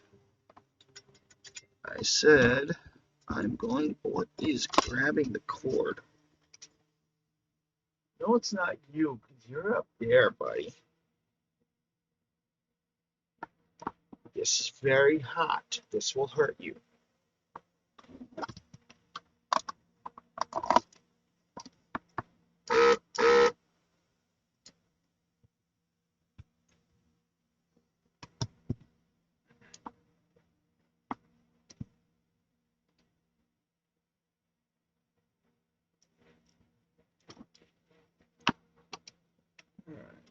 So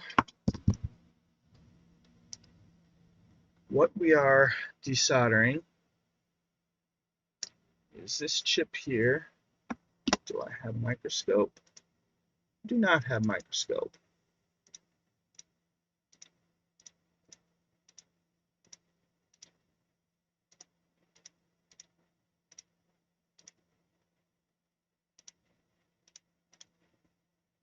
Okay, there we go. We have microscope again.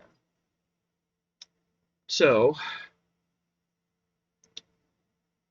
the VGA port is here. Clock is right here. Power here. Then these resistors create the analog levels required for the red, green, blue, and sync signals for the VGA. And all those signals are generated by this output register. Literally, this entire computer revolves around this serial input chip for input and this output chip for output. Everything is bit banged on this computer, so that the processor, there's no microprocessor. If you look at the board in general, this whole area, this is bit 0, 1, 2, 3, 4, 5, 6, and 7, the 8 bits. There's a bus buffer. This is a low adder, high adder, accumulator, and extended output. These chips, most of these are actually multiplexers that just route a signal from one place to another, or take a signal from one place or another. And then these diodes here act as the instruction logic. Like this thing is so rudimentary, basic. It's impressive, but the point is, this output register, we want to intercept the signal. And that means we need to desolder it.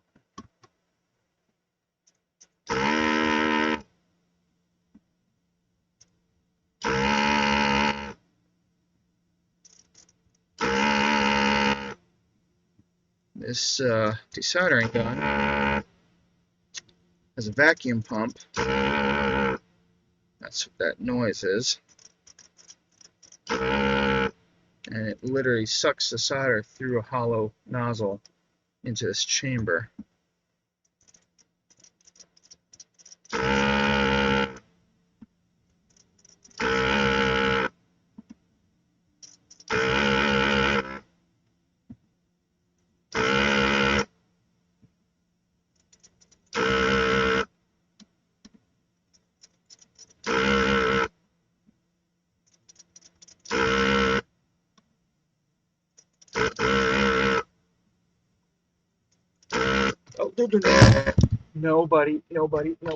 Nobody.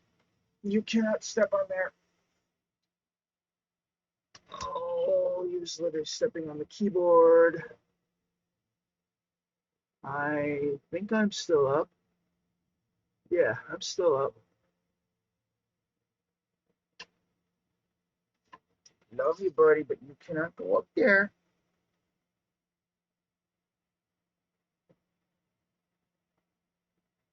Oh, you can't even see him.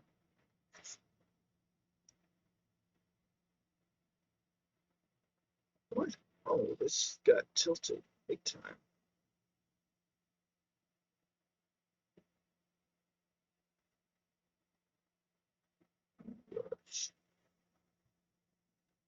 You're a good boy 2% of the time.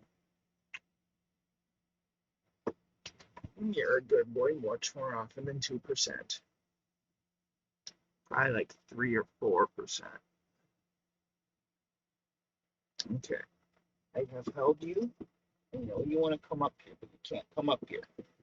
This is hot, and it will burn you. I don't want that, buddy.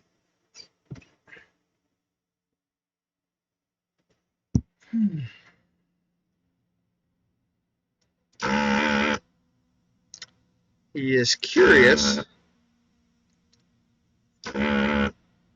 does not understand that this could hurt him.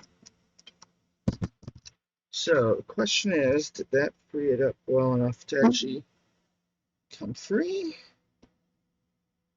Oh, that's definitely still soldered, that one. It's a ground plane, of course it is.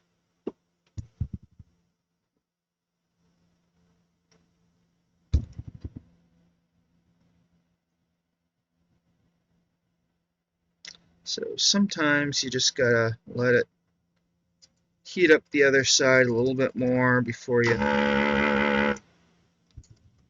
suck the solder. The reason that I let the thing run for a while is I want the air going through the hole to actually cool the joint so that hopefully it releases easily.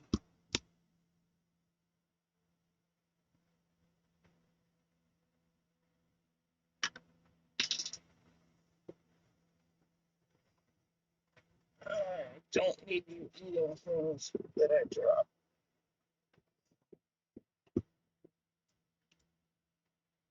So, just put a little sideways force on that. Hopefully that breaks loose.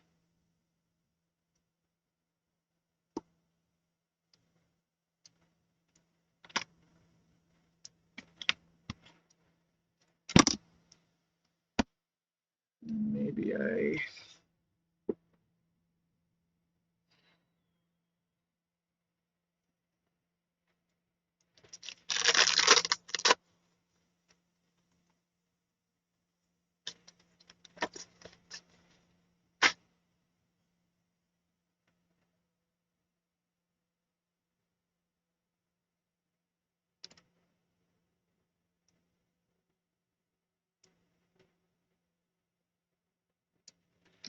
Okay, so this is the problem with desoldering. Sometimes just where it touches the metal, it's just enough to kind of keep things from coming loose. So I'm gonna unplug that and let it cool down.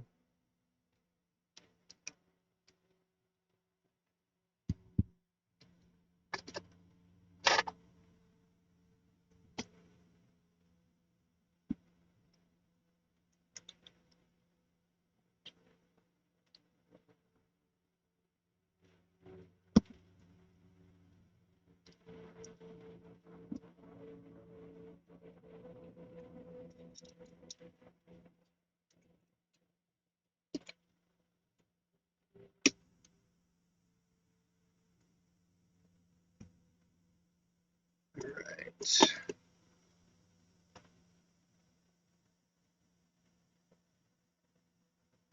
is my hot air rework tool.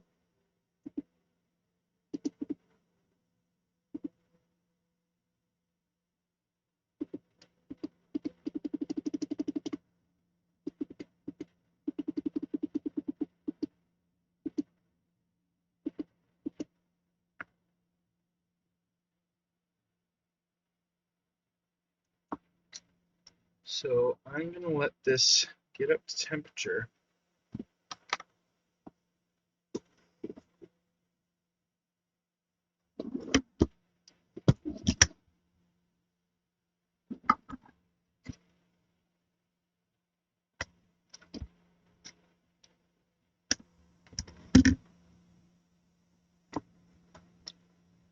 And try to apply heat to all the pins.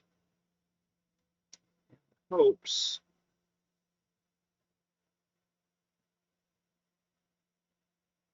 that they'll let go. Okay, that's working. Oh, the board is very unhappy. Okay, if I can keep it moving, that's good, that's good, that's good.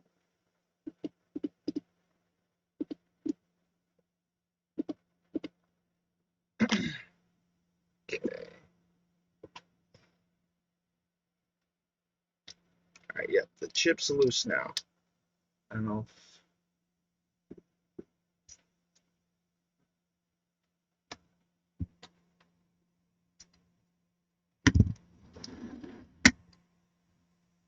Okay, so how visible that is. But yeah, the chip is very hot. Chip is very hot. And I'm still waiting for this thing to cool. I could put it in the holster, but honestly, I don't like to because the holster is under my lower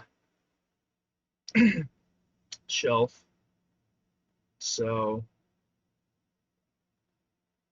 I'm just letting it cool down.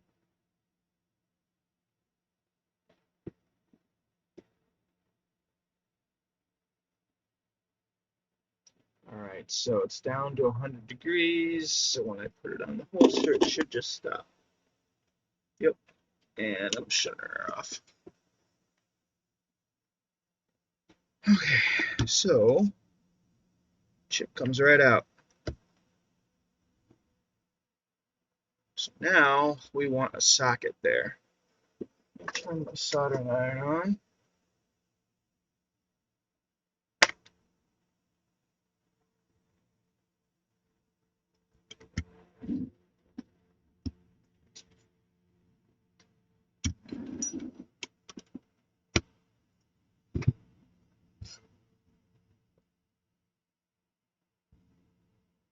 All right.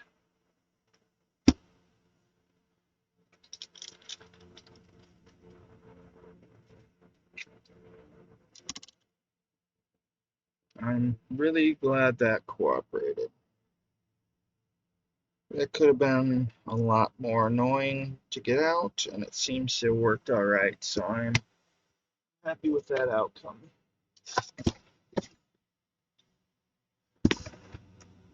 So now,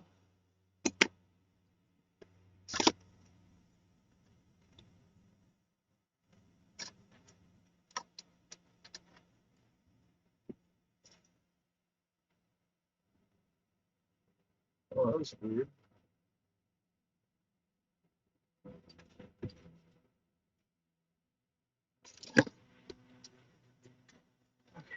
So,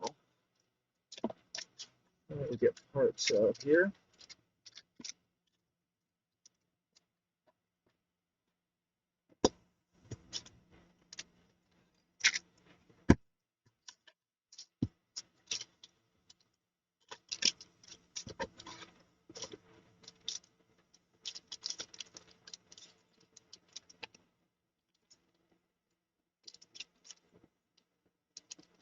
These are all empties.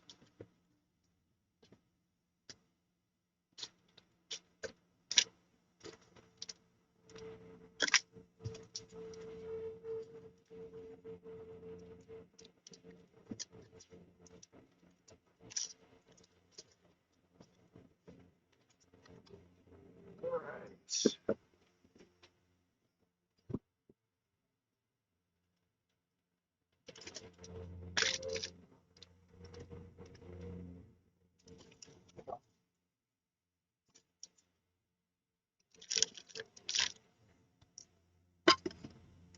All right.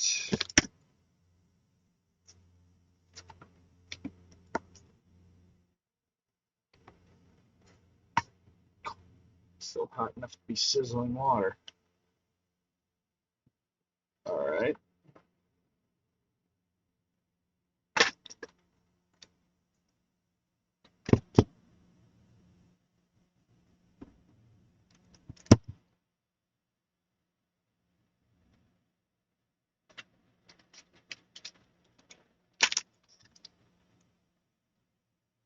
All right.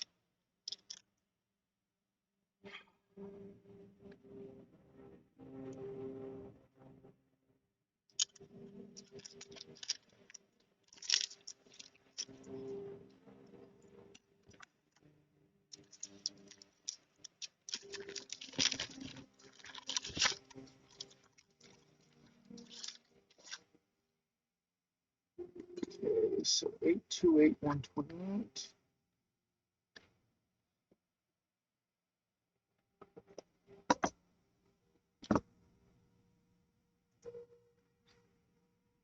So 628128. 628128. So this is my chip. This is my 128K SRAM. So I definitely need one of these out.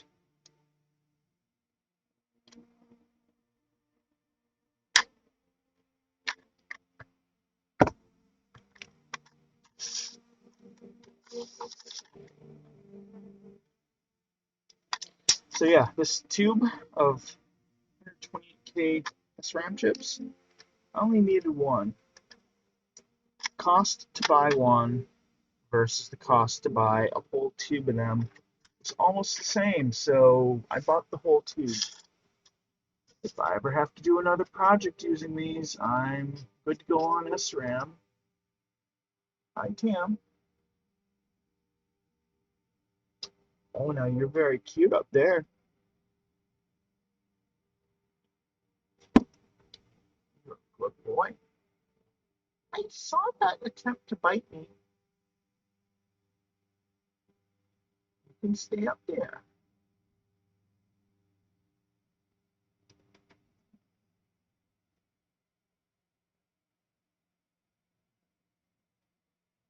Mm. Okay.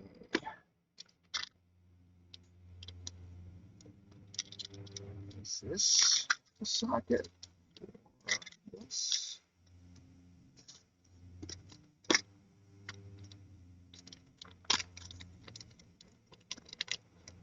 Yeah, in all honesty, I'm probably going to be building both these boards at the same time, more or less. I think this is the socket. I think so, anyway. It is. Tim, please don't go up there, buddy.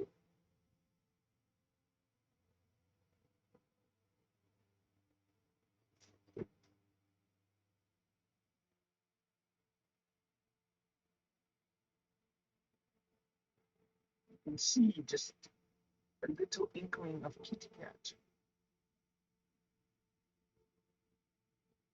And he wants to go up where the hot soldering iron is. Stinker.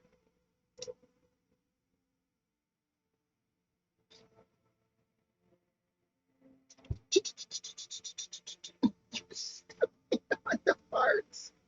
Buddy, you can't do that. Please don't bite me. That's biting. You don't do that. You do that, but I don't. Little stinker.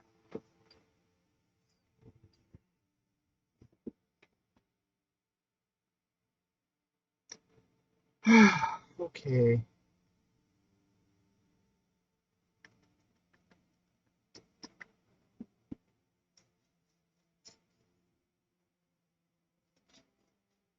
Yeah. He is a stinker.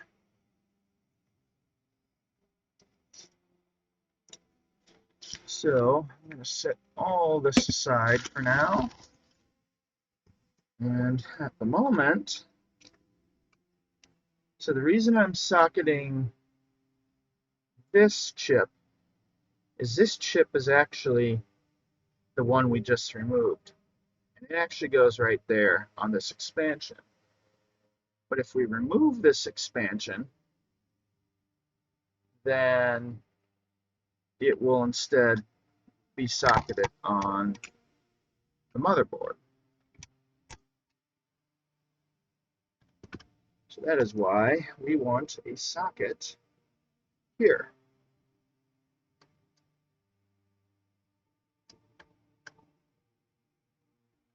All right, so that is correct orientation.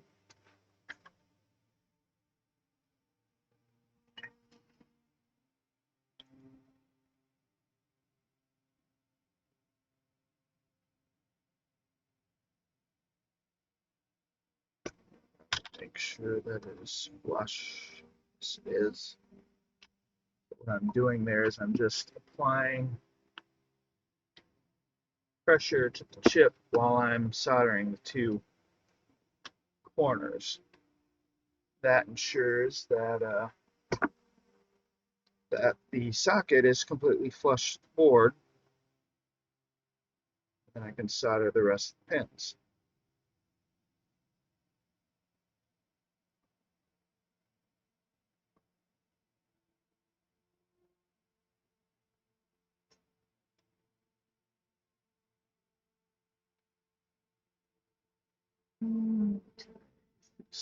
Focus on that a little better.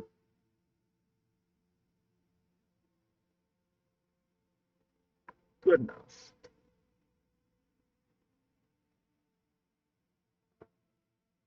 I have an eye appointment this coming Wednesday.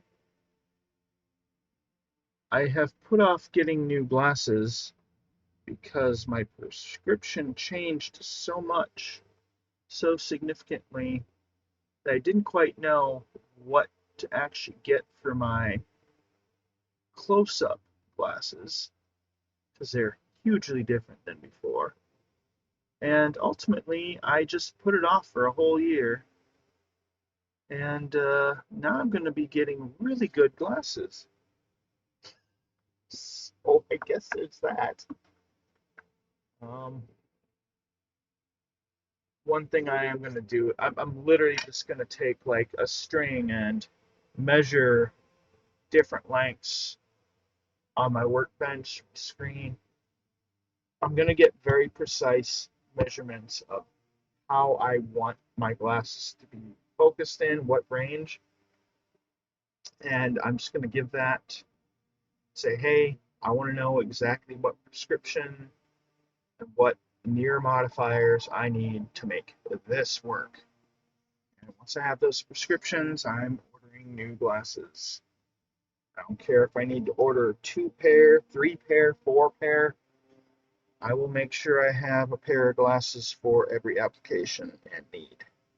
I am done messing around with this. The microscope has been a godsend. It has made things manageable. In fact, it's made things so manageable that I've been able to deal with not replacing my glasses for a whole year. And remember, that's a whole year from when I needed to replace them. So these are like 2 years out of date. I really need to replace them. So, all right, that socket is in. Looks good. So now,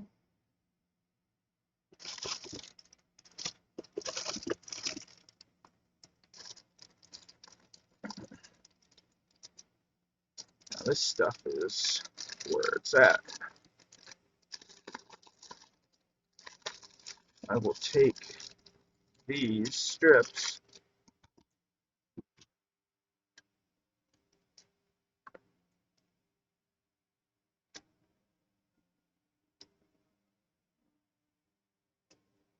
socket.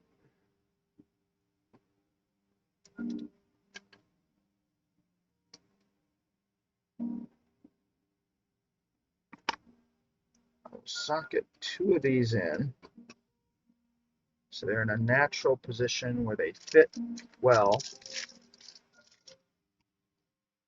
Then I will take this board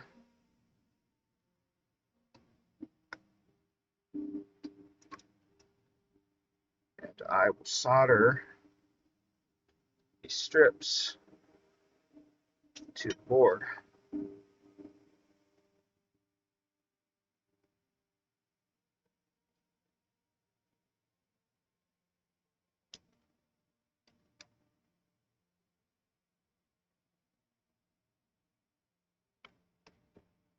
So now, those 4 corners tied down, I should be able to pull these out of the socket.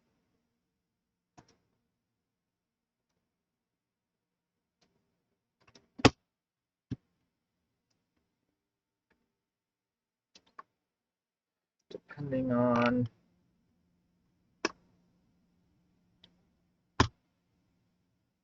oh my goodness.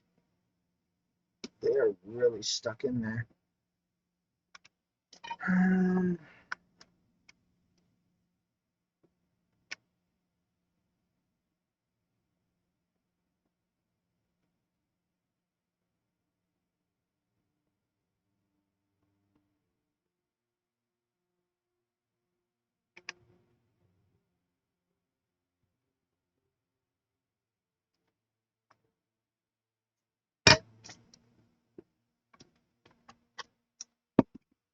Okay, I really hope.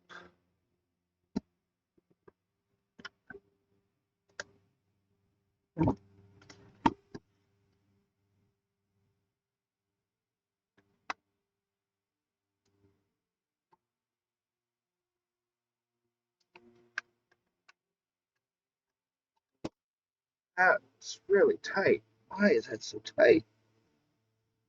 Okay, well, they came out. That's good.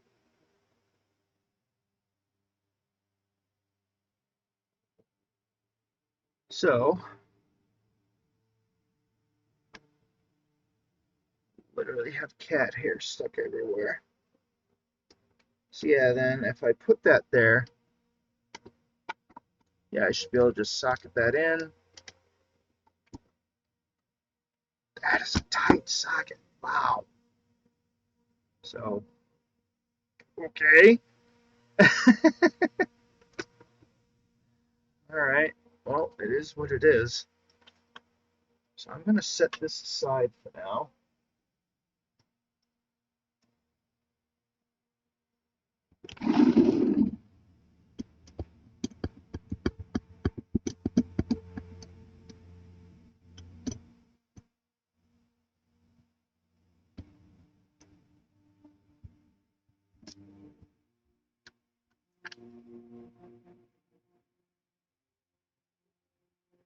All right.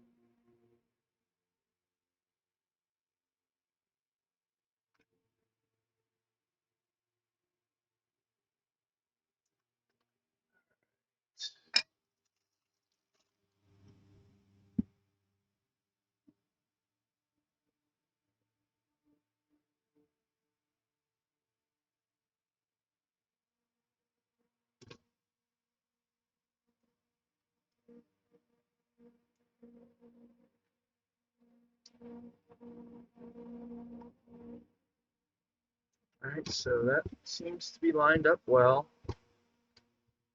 It's really tight pulling it out. It's weird that it's that tight, but it could just be this style socket got a grip to it. So,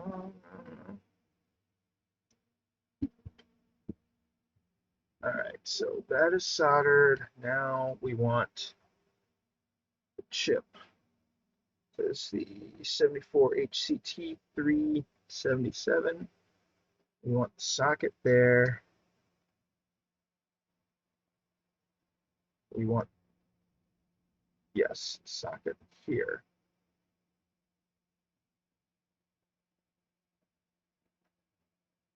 So the question is,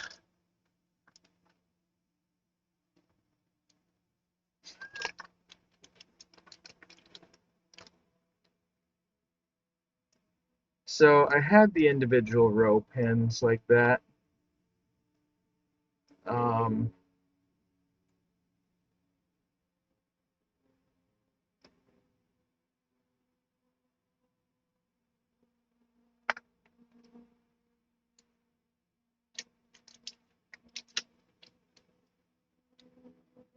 I had a pre-made socket, apparently ordered, that would have fit there, but hey, whatever, it works. So, spare part.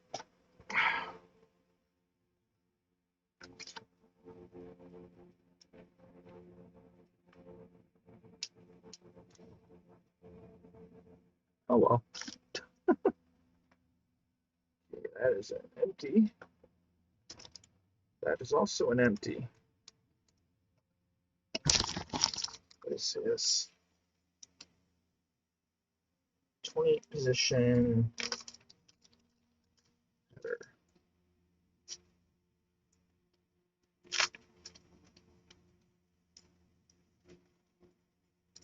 All right, so this is the same thing, but for the memory chip. So I pull this out of the foam. See, it's double-sided.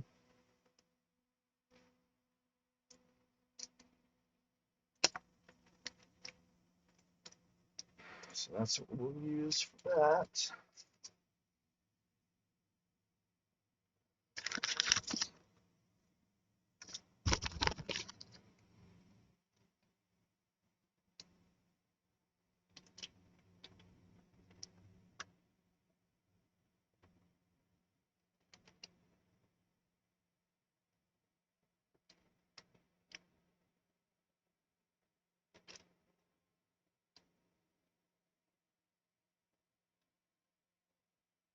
All right.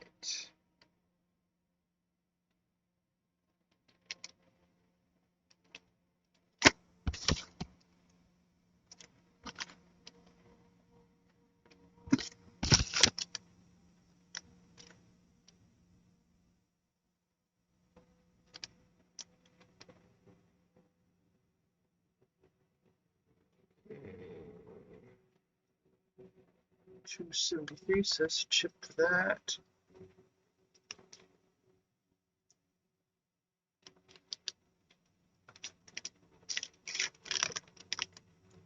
I'll set that aside. Okay. That's a resistor array for the memory expander.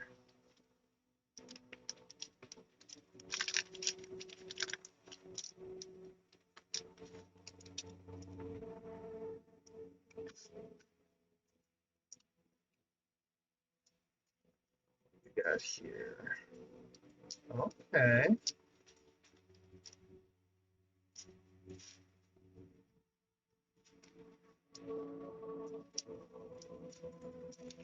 So these are going to be going on the board. So there'll be little right angle connectors, so the plugs connect on the end. And then I've also got somewhere around here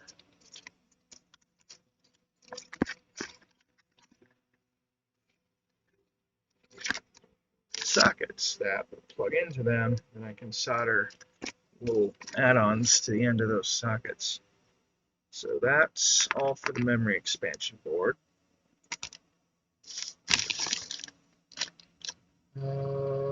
HCT 125. That's this chip, so that goes with that as well. 32, 74 LS32. Yep. I'm guessing this is the last chip. No. Yep. 74 HCT 00. So yeah, this is all for that. That is empty. What is this? 32 position dip socket. All right. All right. That's for that. And these are the capacitors for the video repeater. So these we do need.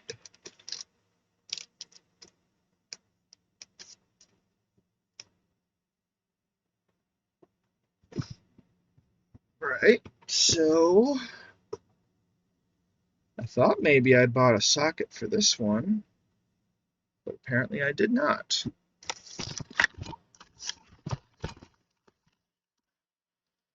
I think I did.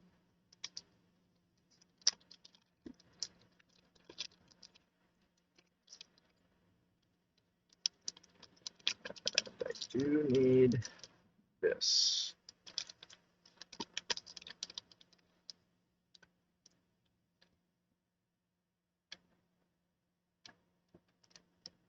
I could break that socket if I needed to,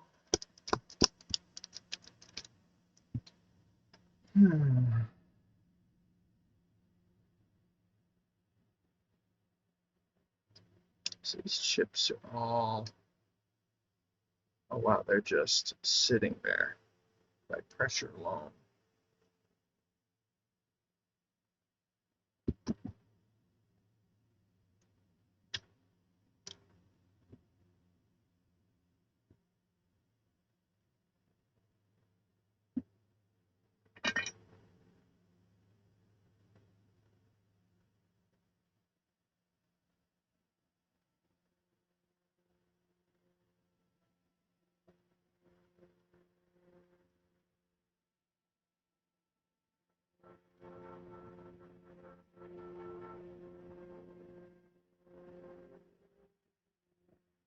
That one did have one tapped in.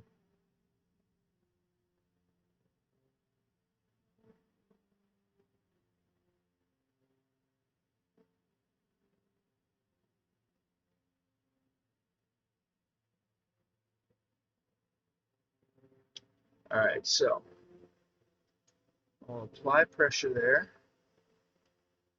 Keep those corner pins, and that ensures that it's flush. Do the same with this.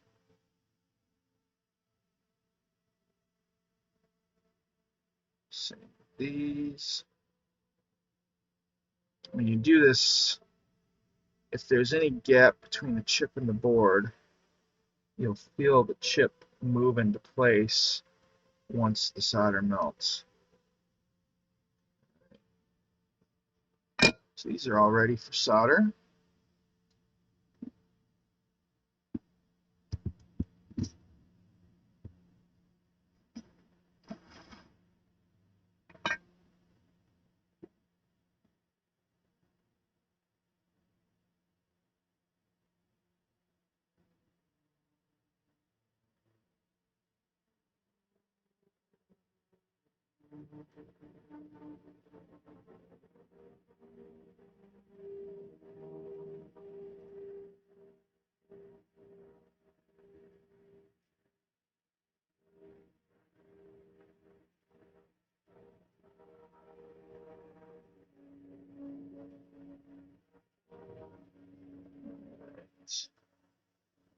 And the microscope stopped, so I'm just going to get rid of it. Move that up a little bit so it's a little more in view. Yeah, I don't know what's up with the microscope camera.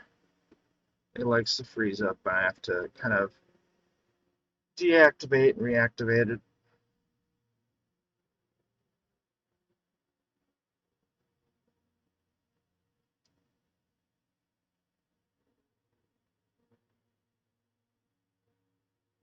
And as a reminder, this board is the video repeater. The Gigatron handles all of its video by essentially bit banging it. It has to process every pixel live as it happens.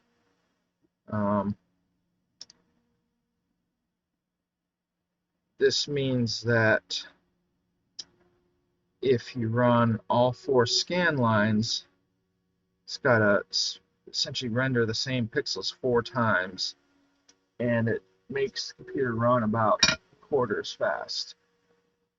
You can select between displaying all 4 scan lines per pixel in memory, displaying 3, 2, or only 1 scan. If you're doing 1 scan line, then you have 3 blanks. And you get a very, very kind of retro looking, scan line appearance out of it, but it doesn't look as nice as when it's just full pixels.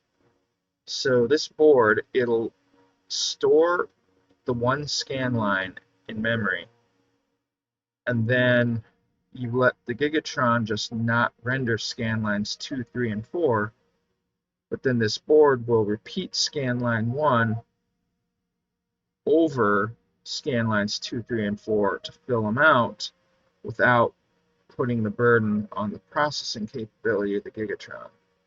So it's a neat little add-on.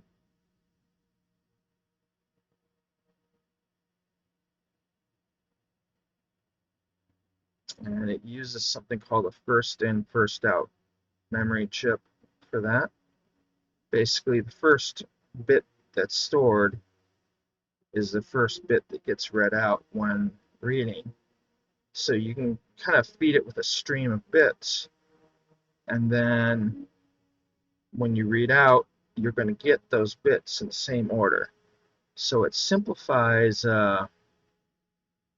it is in essence a way to simplify the logic circuits, because you don't need to make an address counter to scan through those bits.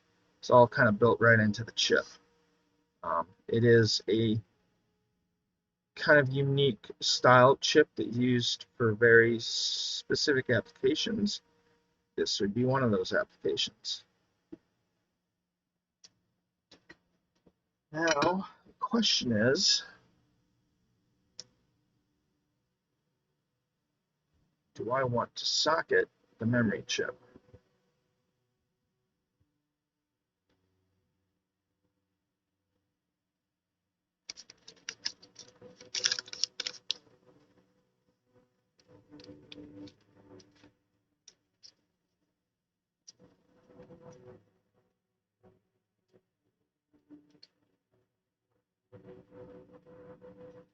Yeah, definitely have a socket for that chip. So that's that.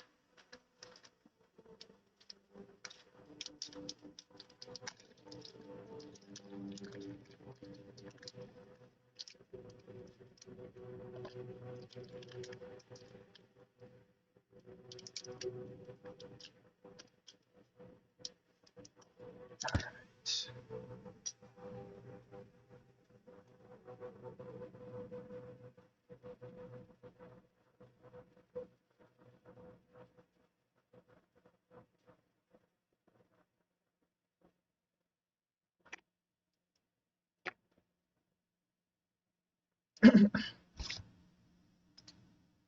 Oh, that is the question.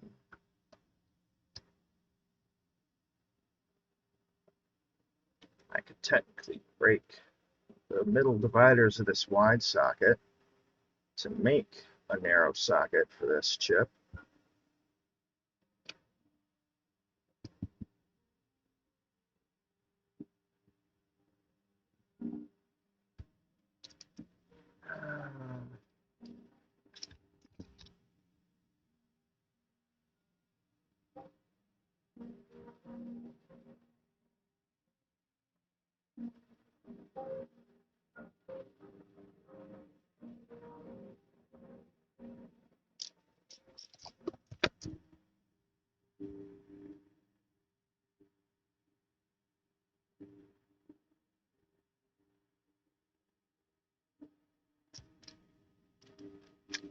I think these are actually the capacitors for the video expander. It doesn't matter because they're all the same. Yeah, there's 6 of those, so they're all technically the same value. Doesn't matter which board they go to, but these ones are out.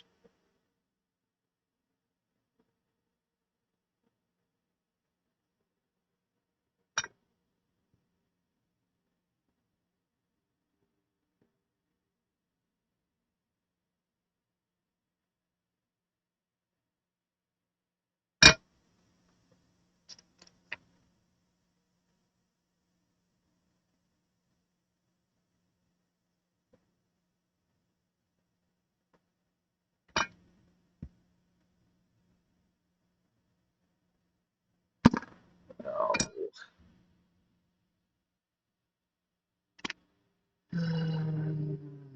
Close enough.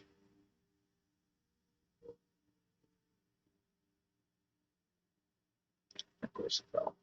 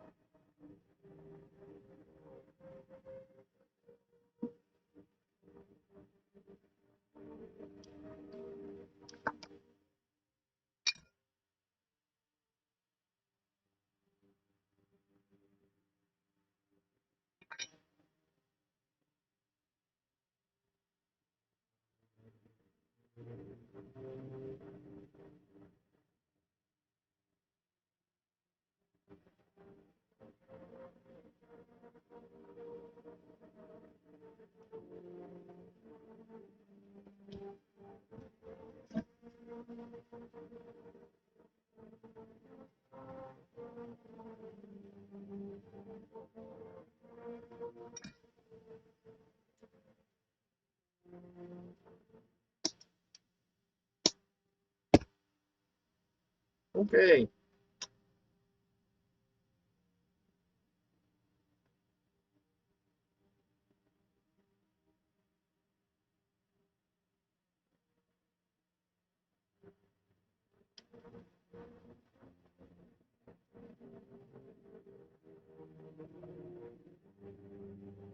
Okay, that'll work. I'm just giving these a very slight outward bend and bending the lead back so it'll act kind of like a little spring to hold it in place. So I don't want to put them flush to the board. These parts, while not super fragile, they are ceramic with an epoxy coating, I believe. And if you do stress the leads, they can theoretically fracture inside. They're not critical components, they're just literally for power filtering. So I'm just doing this mostly for aesthetics. I think they look nicer when they're not flush with the board and they're just a hair above.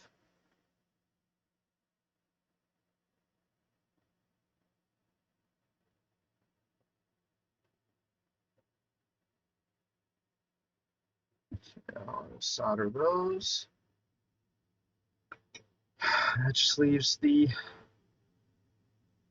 FIFO memory chip. It's first in, first out.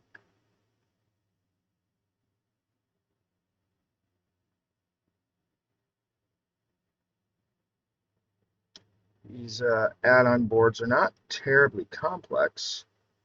They add some nice features, for sure.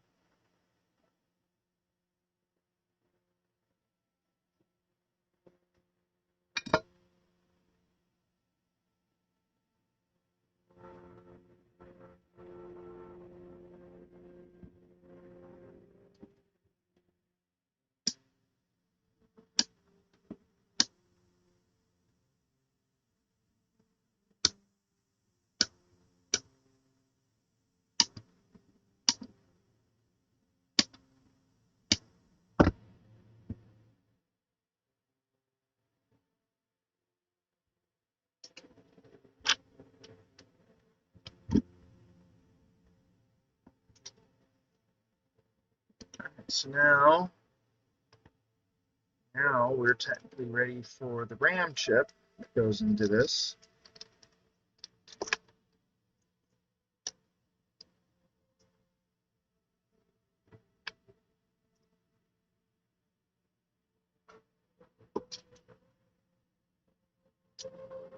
So I do not have a socket for that. So what do we got here? We got this.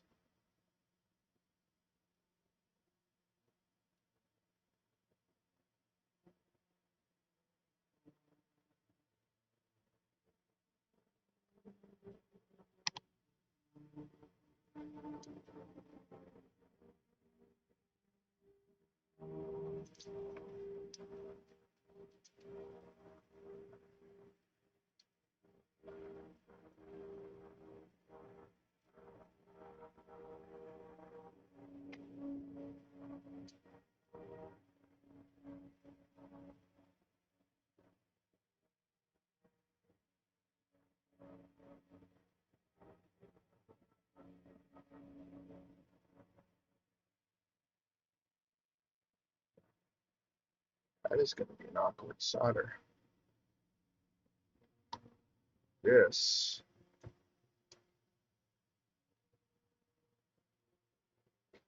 That first joint. I could probably reach it there. I think.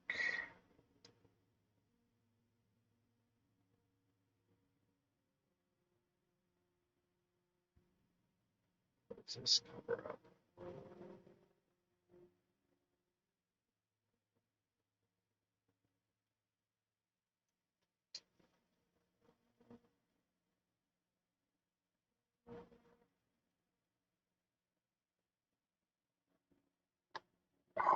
Man, that design is it's awkward. It's doable, but it's gonna be awkward.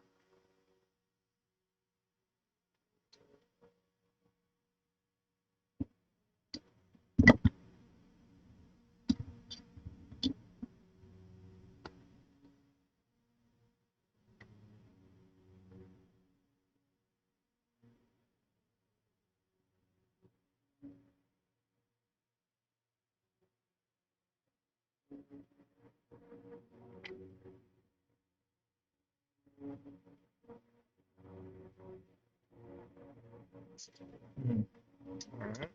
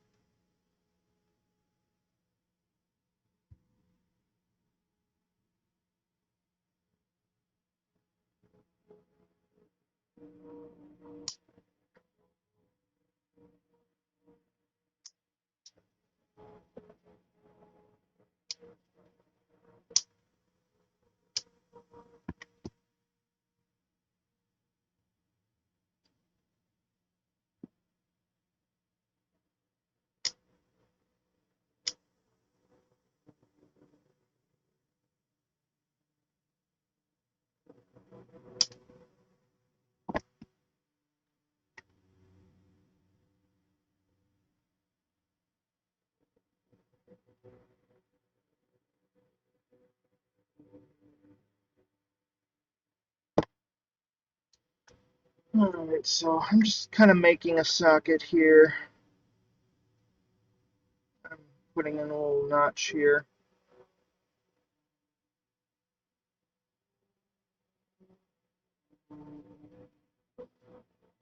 Usually a notch indicates pin 1 of the chip, which is how you know to orient it. So I mean there's a marker on the circuit board too, so whatever. So I am going to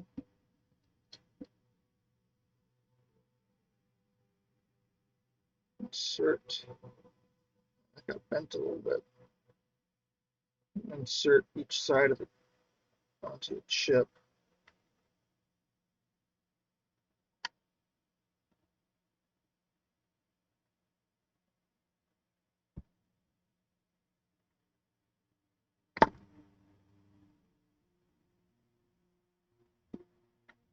The reason for inserting these first is just because we want to make sure the alignment is perfect.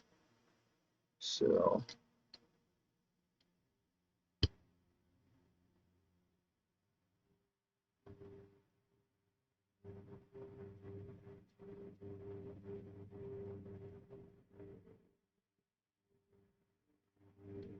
now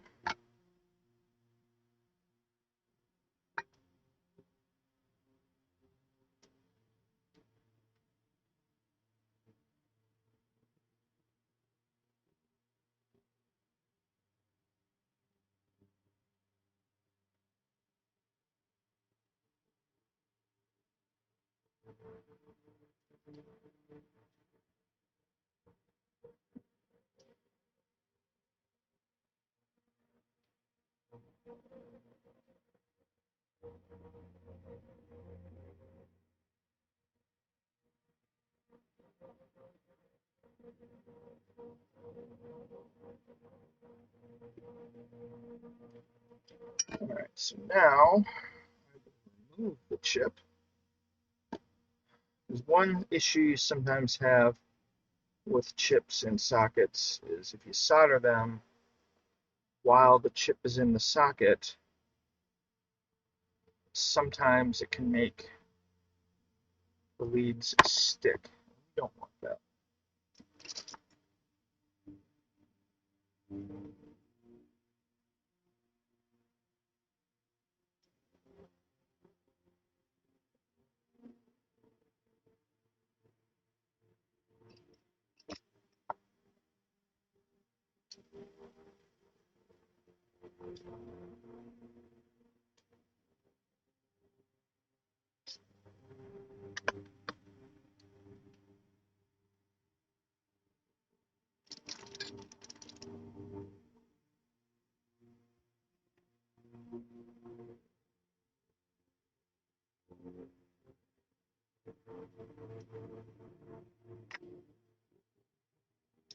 So the other thing I don't want to do is bend anything.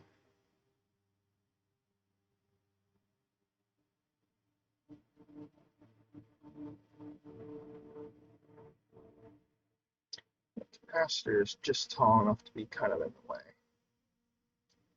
So much for aesthetically pleasing.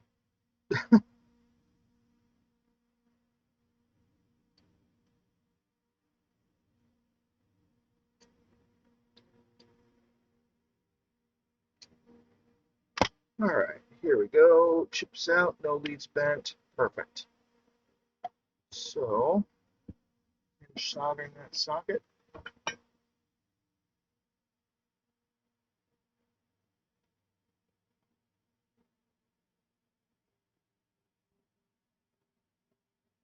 This is probably like the biggest upgrade that I personally want on my Gigatron. The video repeater basically gives the best video output mode and the best processing speed when usually the two are completely mutually exclusive. If you want good video output, you have slow processing. And if you want fast processing, you have bad video output. Or at least just, in terms of scan lines shown. This gives you the best of both worlds by completely offloading scan lines 2, 3, and 4 from the processor. And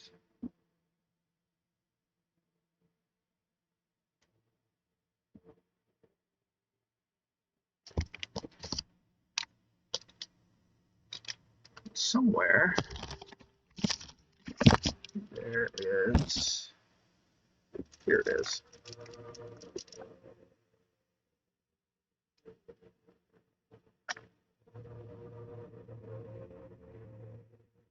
This lets you select whether you want all the scan lines or just some of them.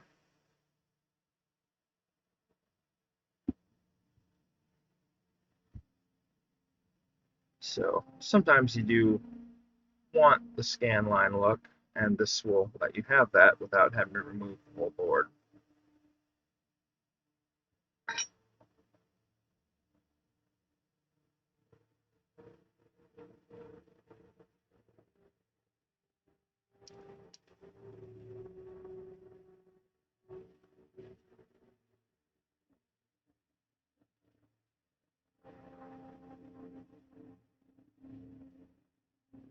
All right.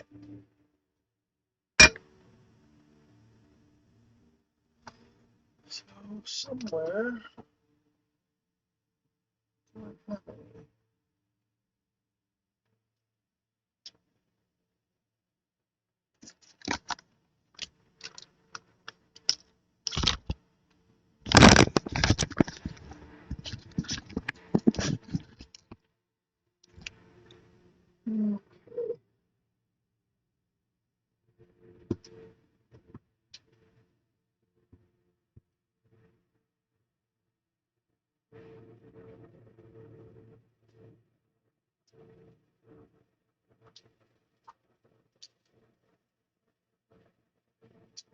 well, somewhere I've got jumpers. Is that one? Yes, it is. So it's labeled 3 from 4 and all. Okay, I'm going to select all. I don't know if 3 from 4 means 3 not shown or 3 shown. I don't know.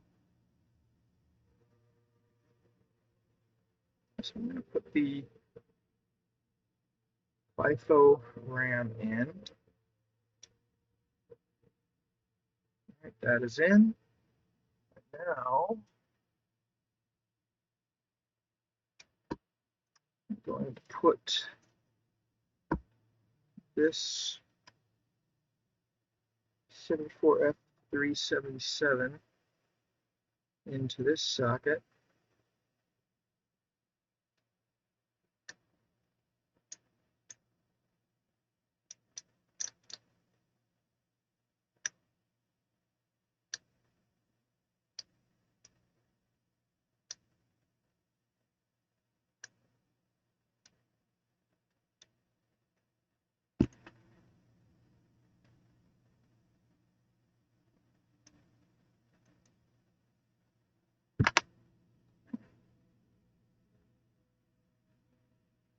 Okay, looks like every pin is straight and in.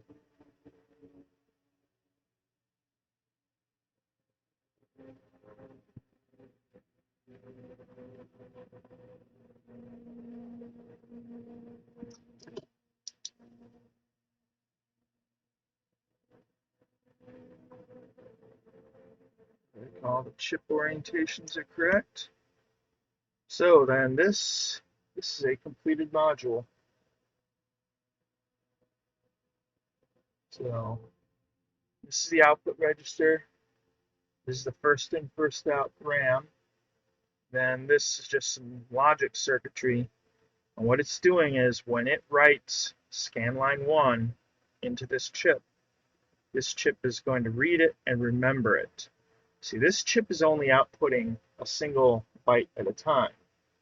So it's sending out, the red, green, blue, vertical, and horizontal sync signals for that one pixel, and then it's writing the next one. This is going to store an entire scan line, and this logic tells it, okay, store the scan line. All right, now the first one is recorded. Play it back 3 times. Now store a new scan line. Play it back 3 times. So that's what this is doing. This circuit will literally just plug into the board like that, and now it's just added on.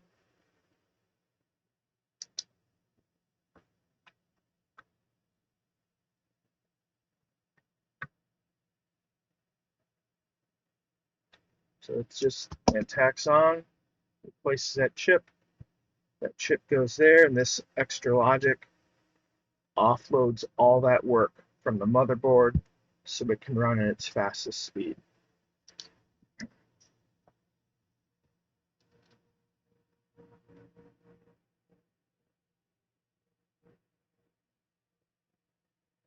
All right, that is one add-on done. All right, so on to the next one, I guess.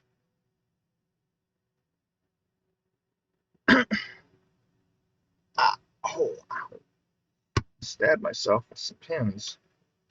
So this here is 32K RAM chip. What we need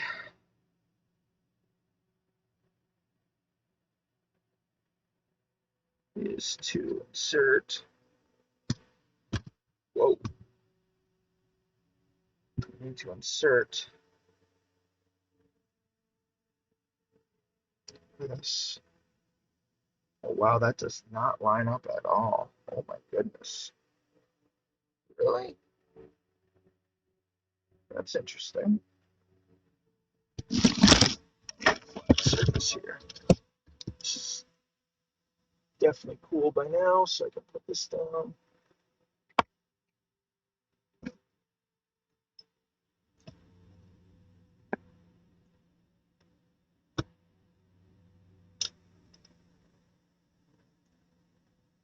Okay, so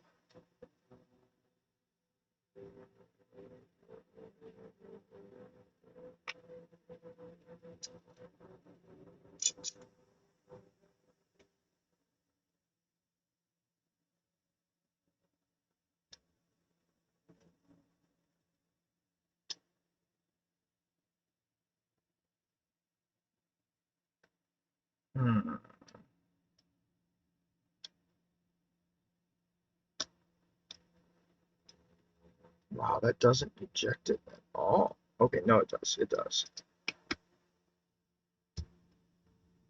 Wow, okay. That's interesting.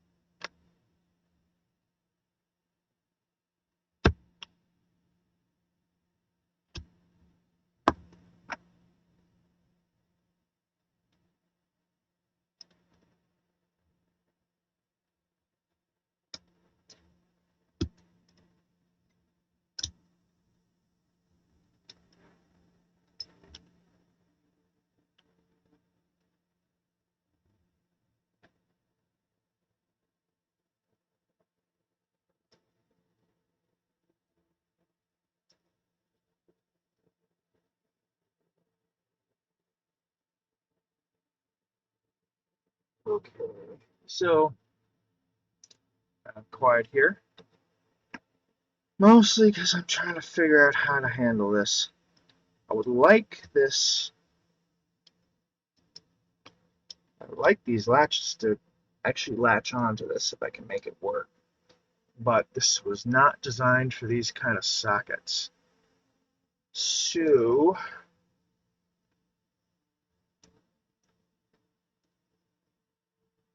that almost doesn't fit. Do I see that circuit board?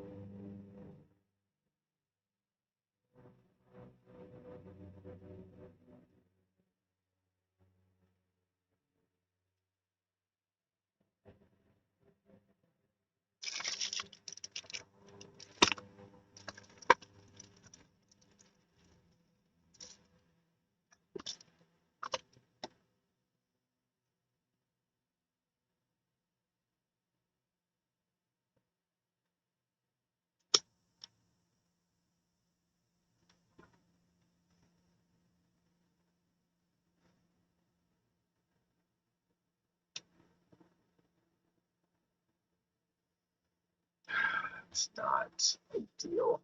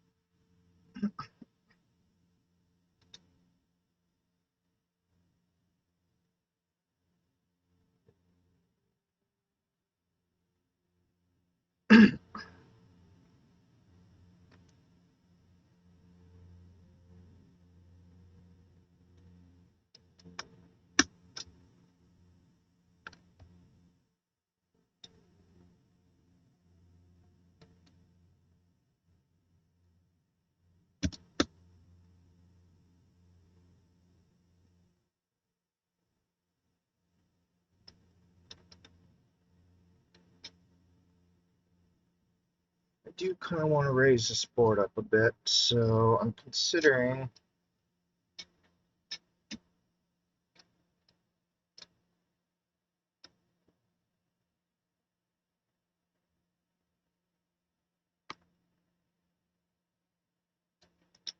because I have to raise this board up. It's actually not going to clear these tabs if I don't raise it, so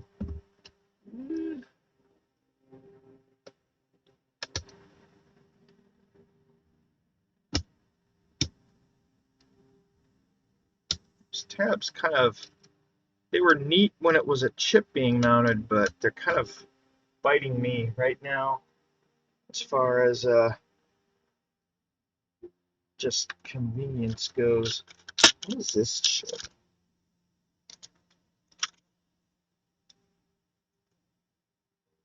For F113.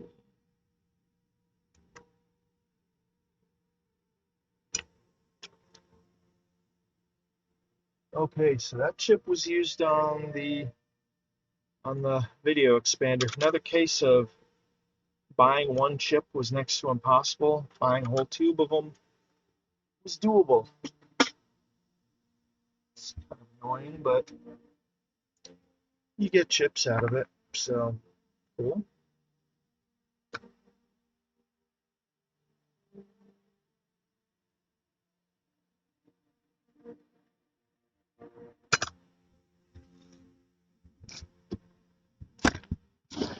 Alright, so I need to hold these in place.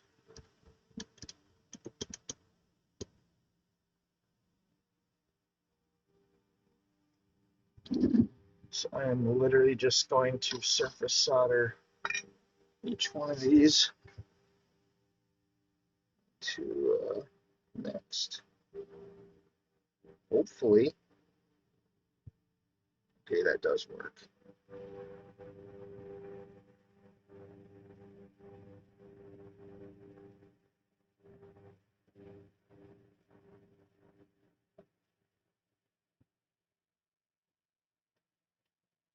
Oh, it's going to kind of mangle the plastic, but whatever. As long as it all lines up, it should be fine. I'm going to tack the other end though, because it is spreading apart and I don't want that.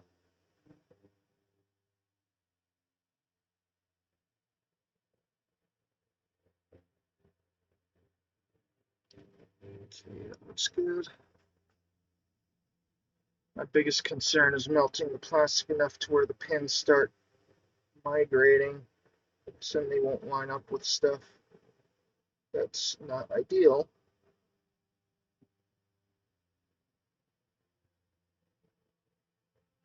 As long as I can feed it quickly, should be fine.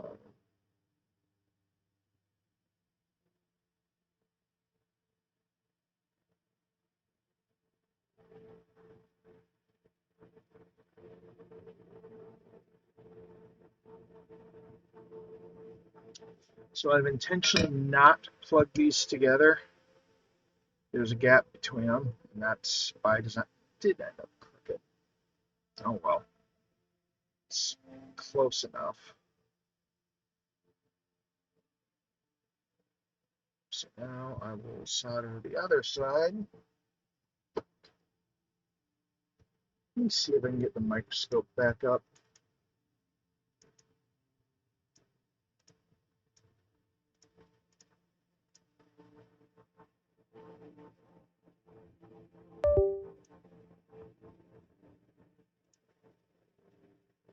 And it crashed already.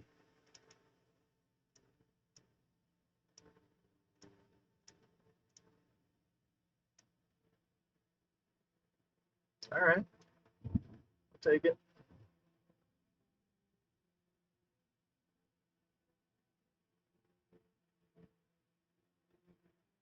So what I'm doing here is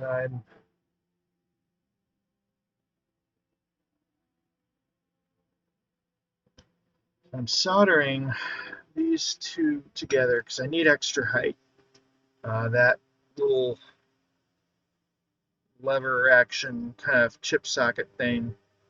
As cool as it is, it does get in the way of the board sitting on top of this, so that's why I got to solder these together to get extra height. And you can see it kind of mangles the plastic a little bit. Just, avoiding that, unfortunately. But as long as I'm quick, it shouldn't melt all the way through. That I don't want. That is a chunk of solder stuck to the plastic.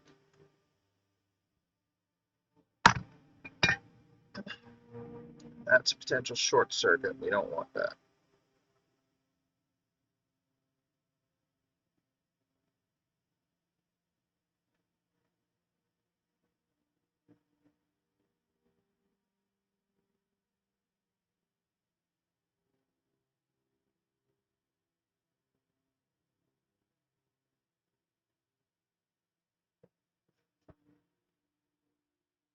Hi, Tam.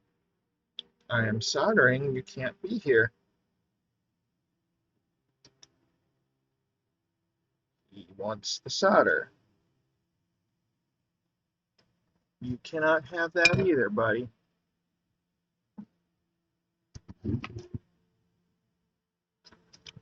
Nope. Nope. Ow. Sorry, buddy.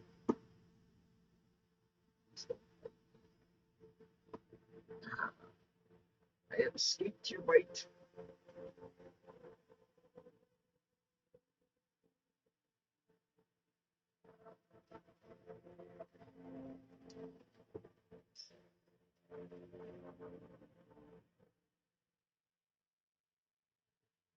Good boy.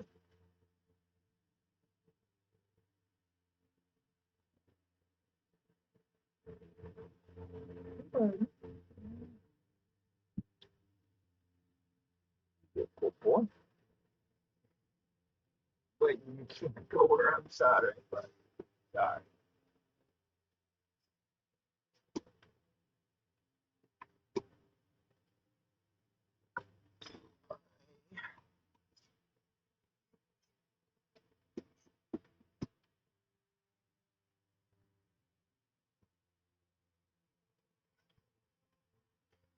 Secret weapon.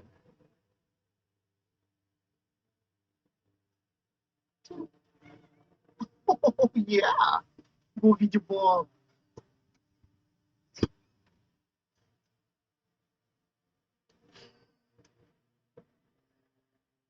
He's a good boy. All right, so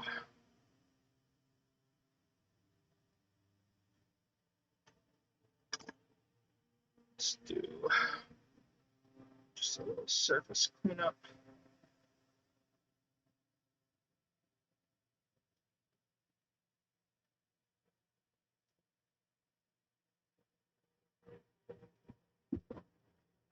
Hi, buddy.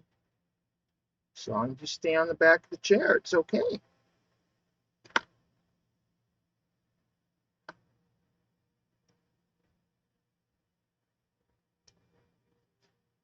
All right.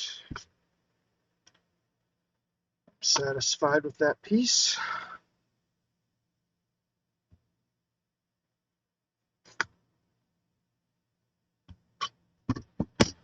Now the question is, I literally soldered the index markers opposite in one index. In one index. Are you kidding me? Oh my goodness. So the question is, which side goes in better? Well, the good news is I can pull it without having to operate the levers. Which defeats the retaining levers, but you know, I can. That's not for you. Boop, boop, boop.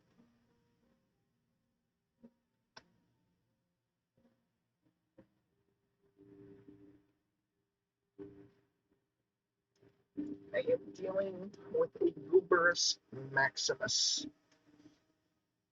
Alright, so I'm happy with that. That is a good level of retention.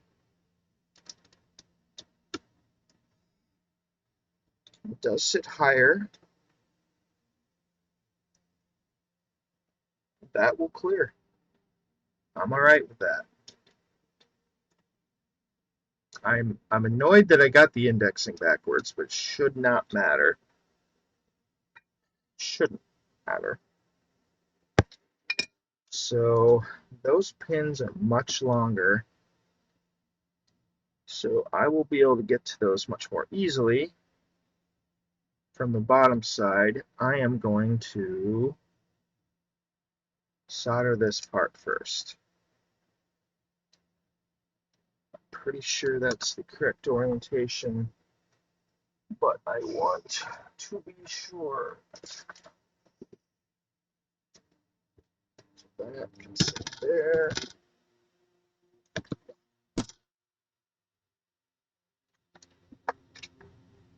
This manual is quite impressive, actually.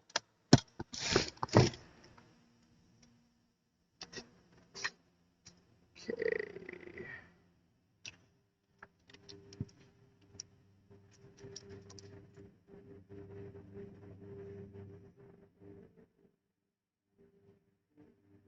Yeah, this is the later RAM expansion that I don't like. I don't like this one.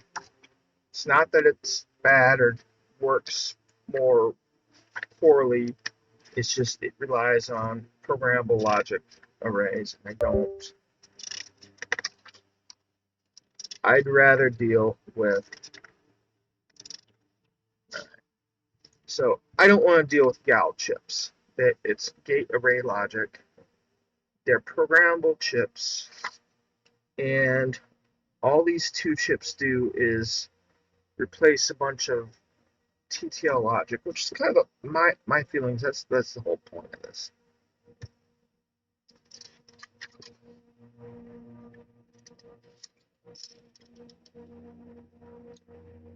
So there are different kinds of boards, and the native code for this thing can tell the difference. Damn, buddy. I guess you can sit on paper, and the microscope is frozen.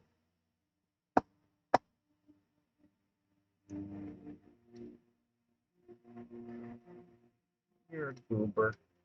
Did you know that? Even when you're a bad boy, you're a good boy.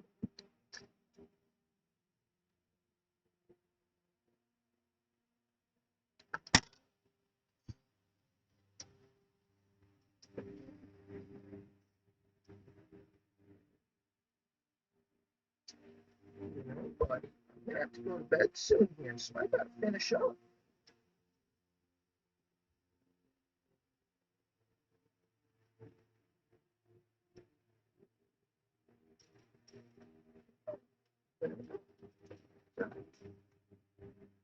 I want to go up.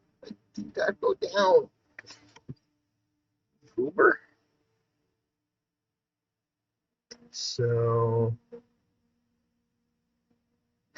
so yeah, Marcel's original expansion board leaves bits 4 to 7 floating, and it's able to detect that, so it knows when this board's installed, it'll recognize those bits 40 through 7, and it'll communicate with this the way it needs to. The GAL-based boards only return input data when reading from address 0. Damn, buddy, you can't do that. That soldering iron's hot. Please don't bite my finger. Oh, that was so close.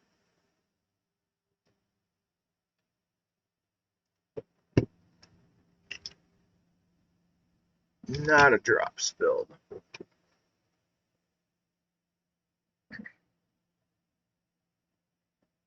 Okay, so version 6 gal boards set bits 4 to 7 to 0.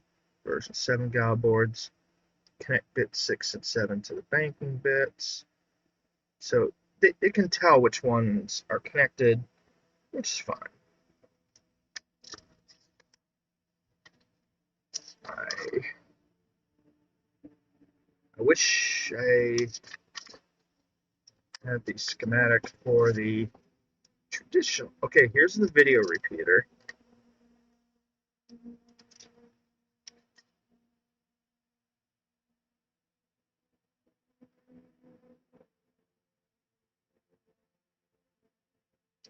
Okay, so 13 to 0, 13. Yep.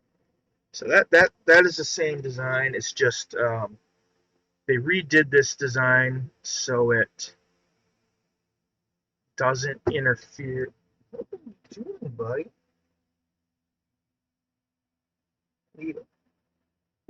Buddy. You can have the box you were chewing on.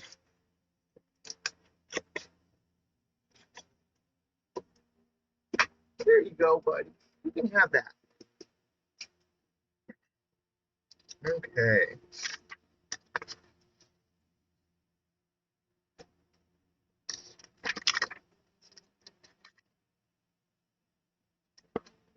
And that's the end of it. So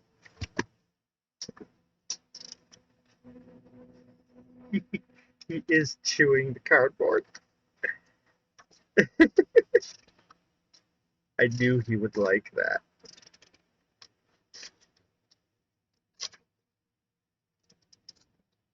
Okay.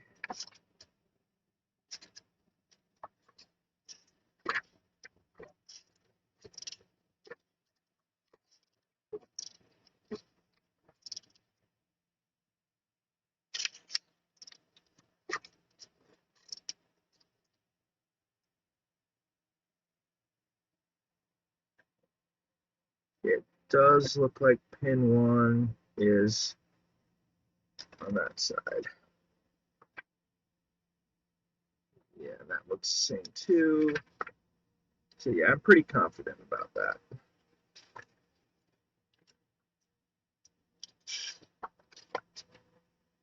Alright, cool. I just wanted to verify that because one issue with my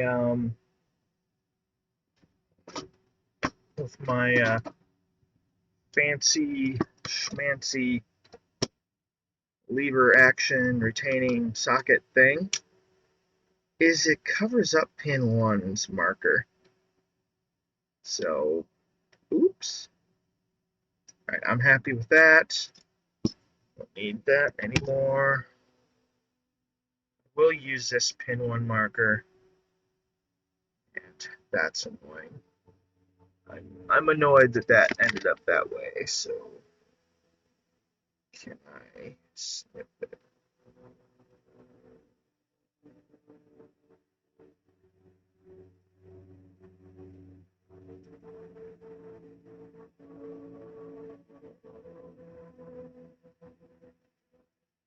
No, I'm just gonna leave it, making a mess of it.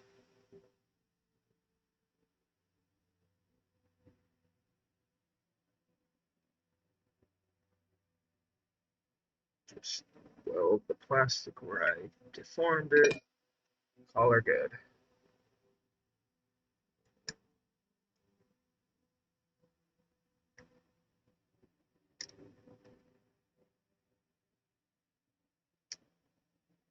It's mangled enough it won't look like a marker.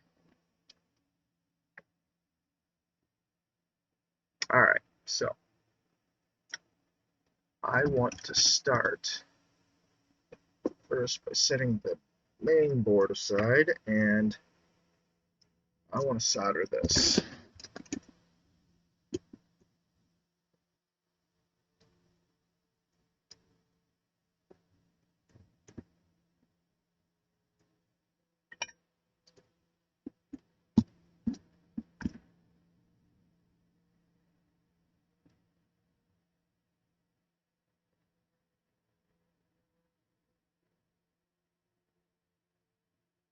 So what I'm going to do here, I'm actually going to space that out a bit, so I have better room to solder on the other side, solder the other connector in place.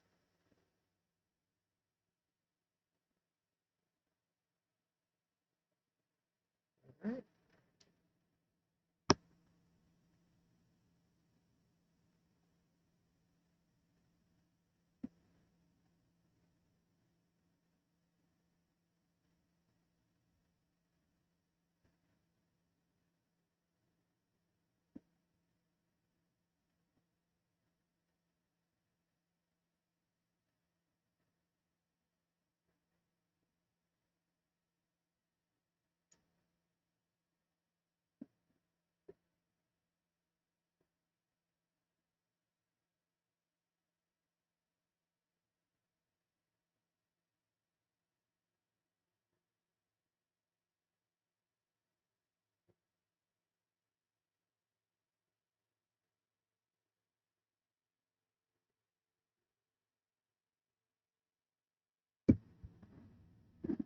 Okay.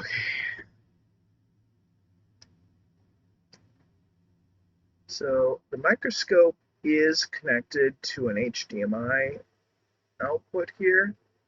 So I can actually see it. It's hard to show it on the screen. So I can at least see what I'm soldering in the microscope. I really wish it would show on the stream. Let me try to reset it again.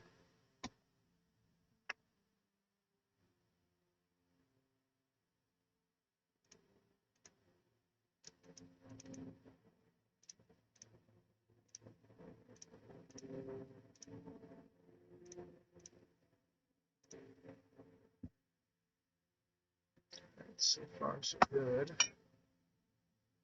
Go till it freezes again.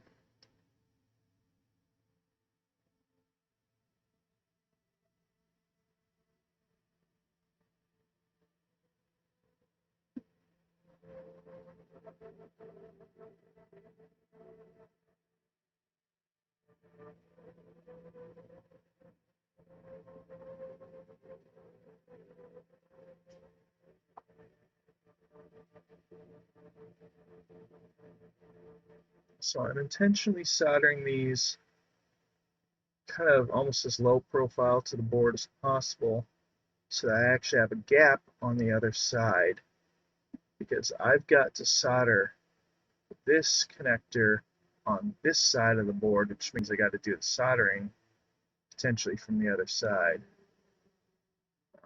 So I'm leaving myself a gap.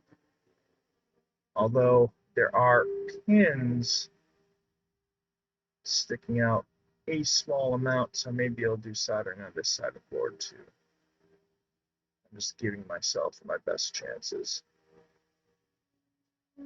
So yeah, that, as you can see, there's a little bit of a gap there. That is intentional. So now,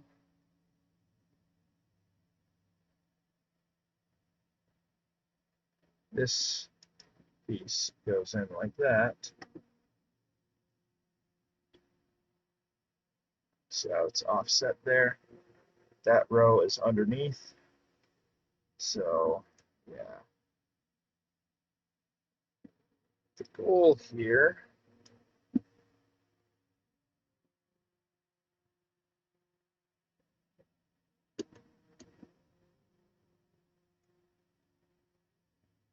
is to solder this also with as much of a gap as I can get.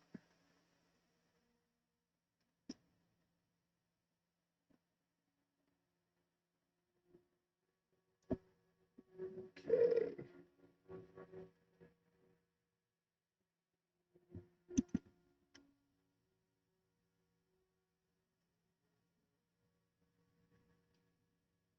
So I am going to to adjust that.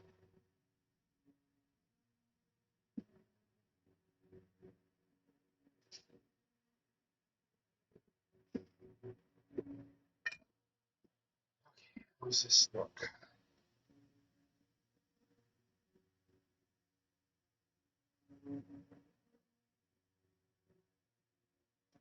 That's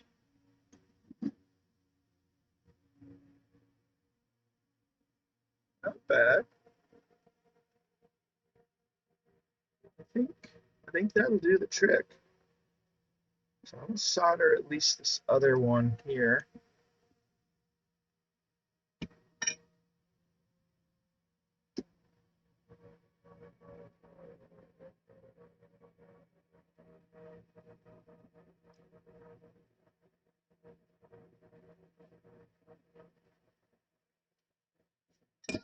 So now get it angled this way.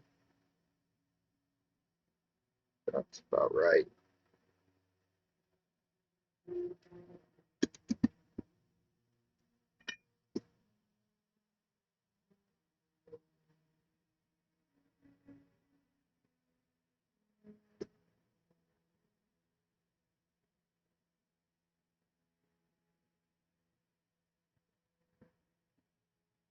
Hi, Tam.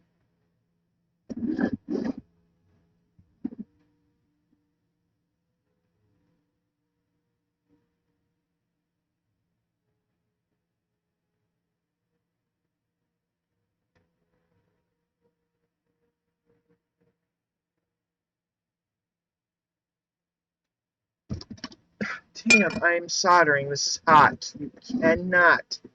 That has lead. You can't have that. Stinker. That's lead. You cannot have it. I know you want it, but it'll make you stupider than you already are. It's true. Stupider. Only got a few brain cells to spare. You can't use it. It's your cat. You don't.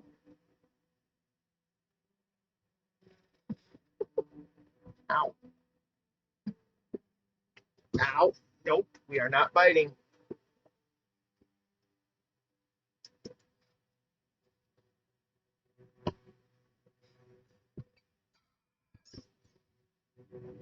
I hate to do it, buddy, but I had to pull out the water spray that time.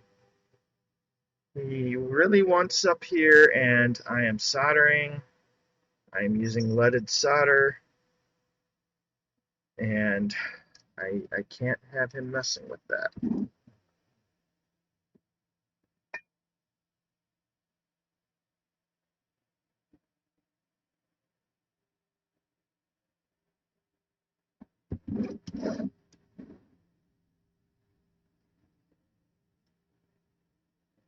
Okay.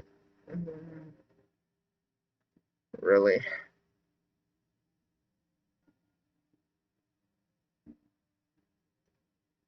Okay, so far so good. I've been able to solder these, and I'm sure you're all seeing the back of my head. Tam! Buddy, no! I love you, buddy, but you're being real dumb. And I will spray you with water if you don't stop it. Sorry, buddy. I hate using water, but sometimes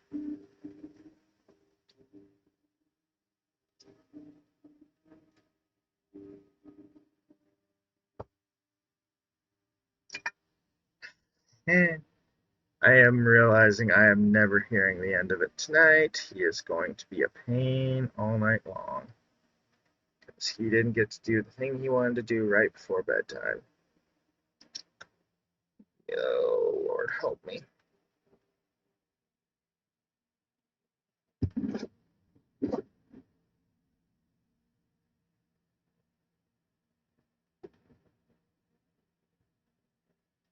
Okay, the inside side, the one that's hard to do, is done. So that's good. So that just leaves the easy side to do.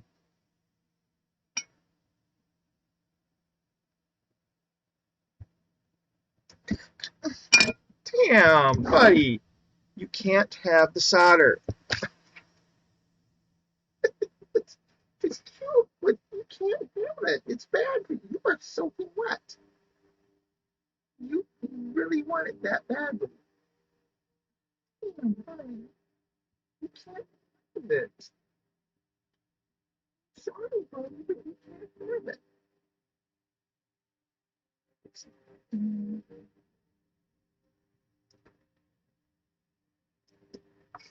You have your toys. You go play with those. Here, I will be right back. I need to go find his ball.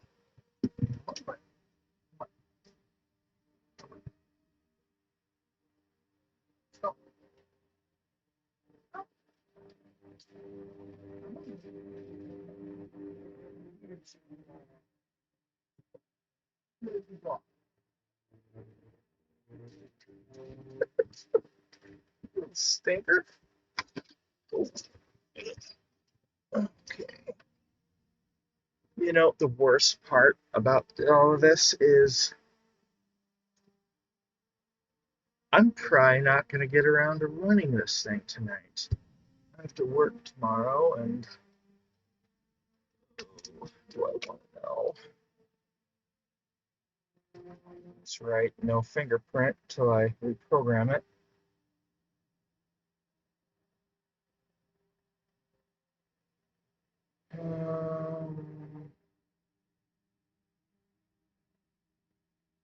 I open. Of course I open, so. All right.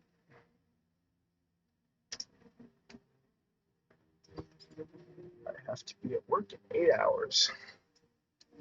So I need to hurry this up.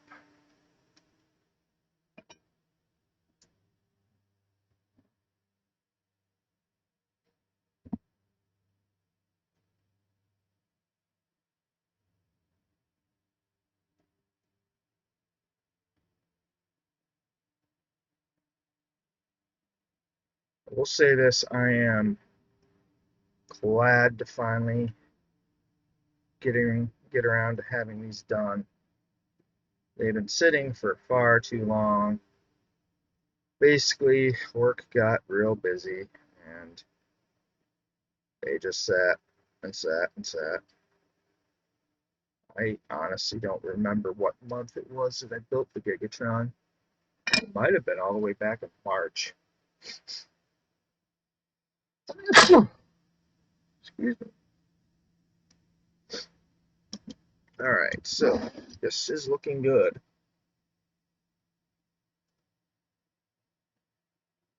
So we got the height needed to clear the tabs. Everything is soldered properly.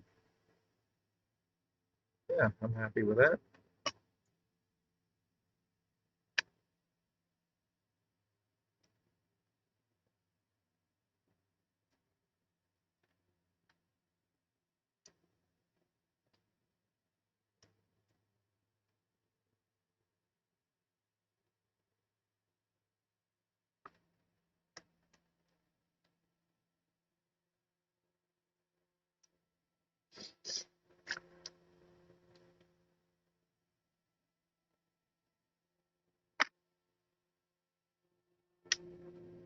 All right, so that looks good.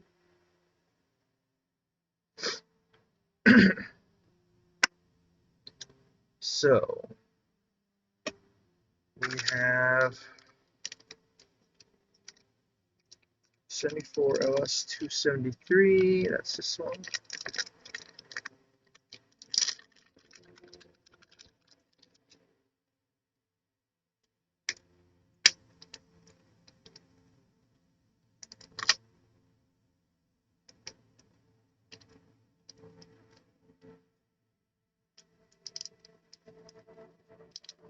I put the tape on the wrong side.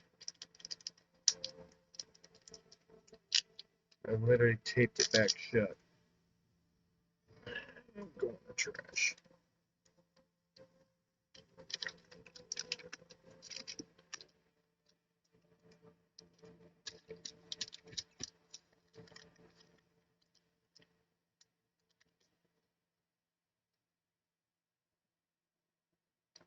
Okay, so this is the 377 that was desoldered, so I'm just gonna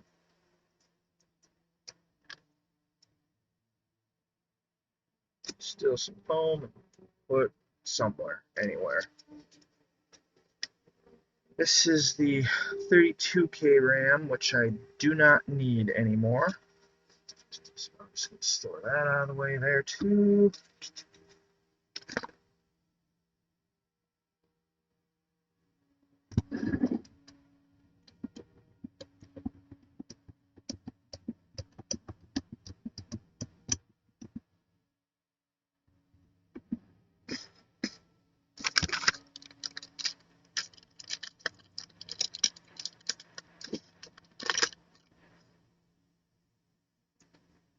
Cat hair. You'll learn to live with it. Okay, that was the 125. So this chip, gosh, we still have video.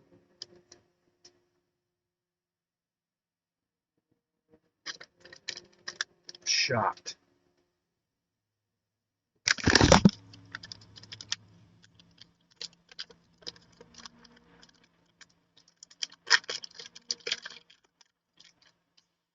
That is the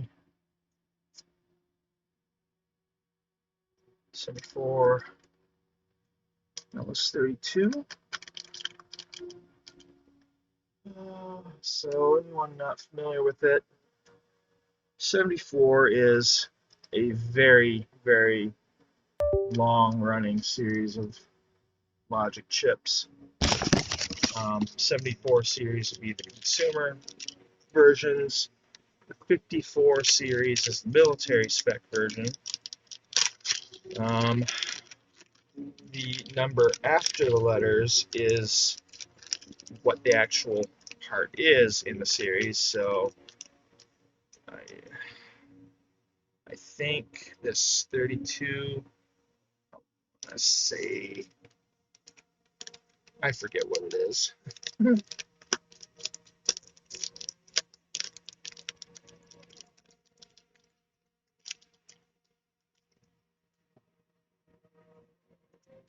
But the point is, they're all just different variety of logic. Each chip does a different thing.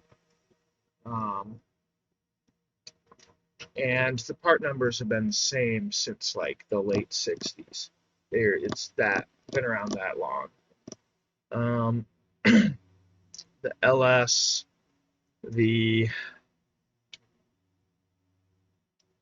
some of these are marked F, some of these are marked LS, some of these are HCT, some are HC.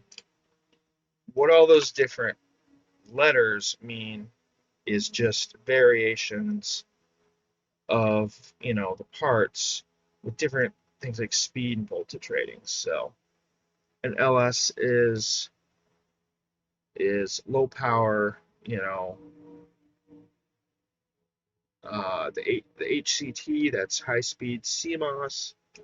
The HC is high speed CMOS, HCT is high speed CMOS, TTL or transistor logic, voltage levels. So it all just means different specifications of each individual variant of the part. So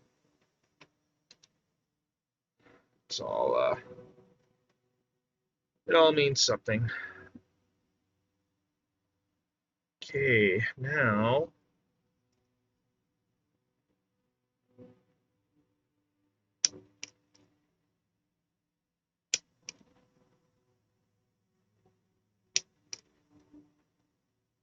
so these capacitors, they're very low value, just like 0.1 microfarad. They're not meant to do any processing or anything like that. They just act as just a little bit of almost like a filter for voltage spikes, voltage dips, as the different, chips perform logic. You've got switches that are basically turning on and off. And, if you think about it, like if you ever turned on, say, a microwave or an air conditioner or a vacuum cleaner, and you saw the lights dim for a second, that's what these are dealing with.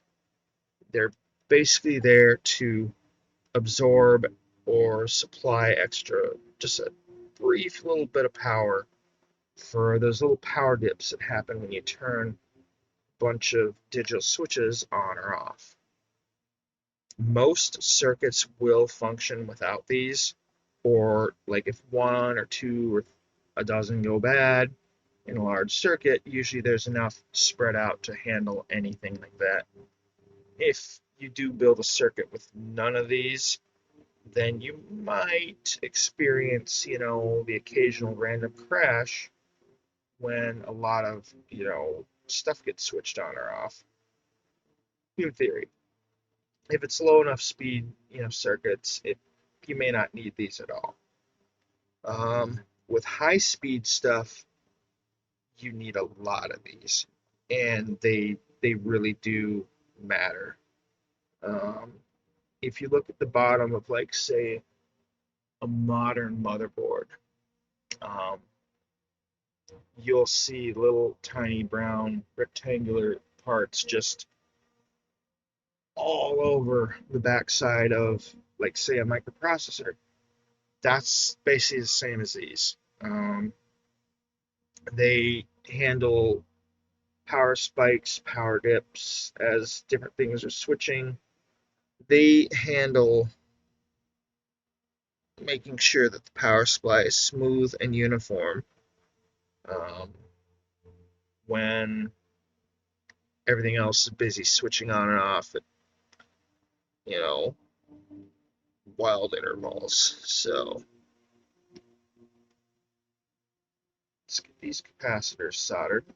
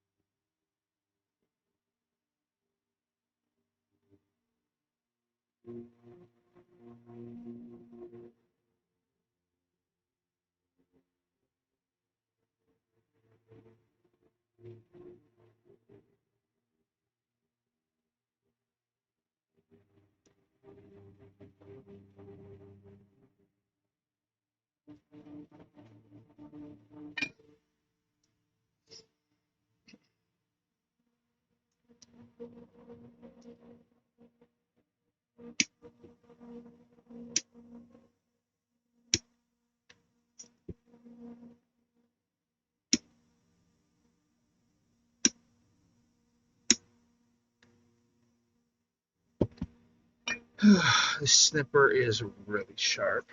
If I'm not careful, I will cut the pad right off the circuit board.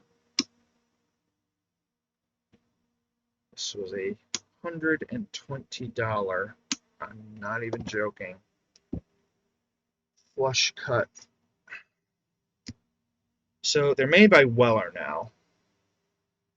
That's the company that does the soldering irons. They used to be made by ERM, and I do feel like the quality of this is not as good as the ERM days. It still has the branding. The original one I had, I abused it and I snapped the tip off. I ground it blunt so it would be at least flush. I use it for very tight spaces, and I genuinely feel that that old worn one with a busted tip is better than the new one. But this is still a good clipper. I would still spend what I spent on it to get one. It's for what I use it for, it's necessary. Painful to the wallet, but necessary.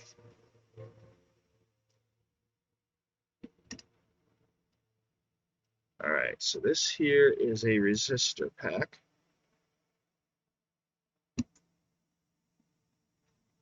Alright, so the dot indicates pin 1, the square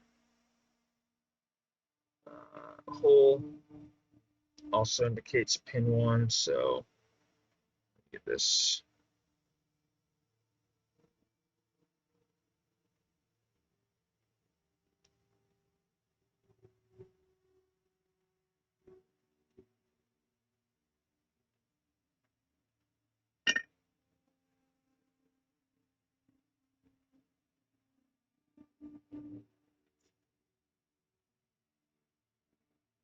Wow, really?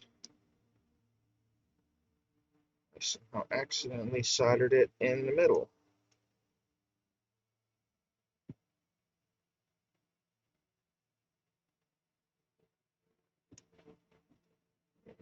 It works.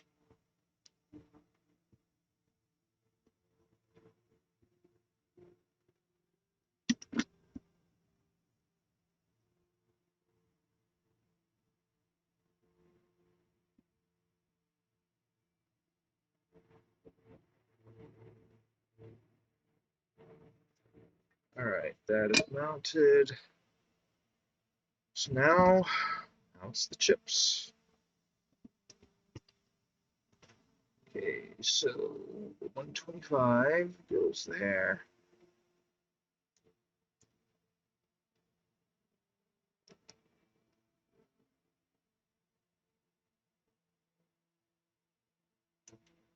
Yeah, you can generally refer to these 74 series chips by the last, numbers in the part. So like this is a 125, 74LS 125.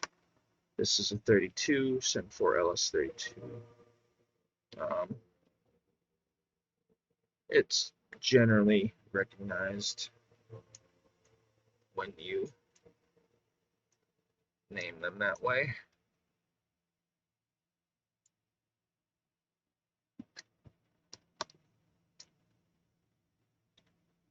So usually chips, the leads kind of are spread out a bit from manufacturing, so they don't quite line up with the holes. You have to kind of push them inward. There are tools that can squeeze the pins together and insert them. I don't have that. So I'm just giving the leads a little bit of a bend on the workbench. And then lining it up. I'm just using this to kind of push the leads in so they line up with the hole. Then they stay in place. They are not going anywhere. Well, this one's a little loose, but the pins are spread out enough that it doesn't fall out. So that's the important thing.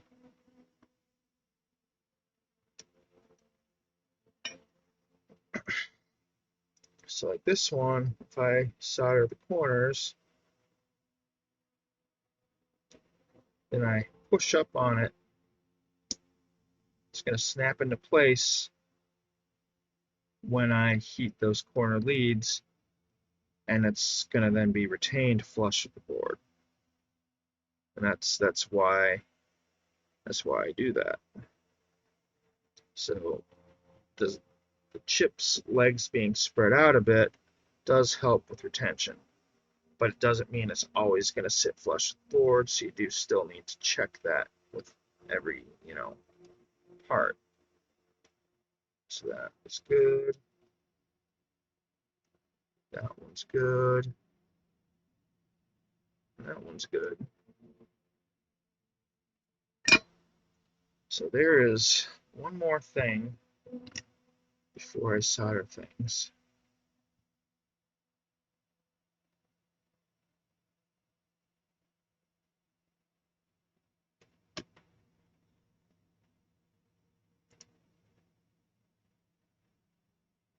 So if you notice on the board here, there is A15 right here. And that is there for a reason.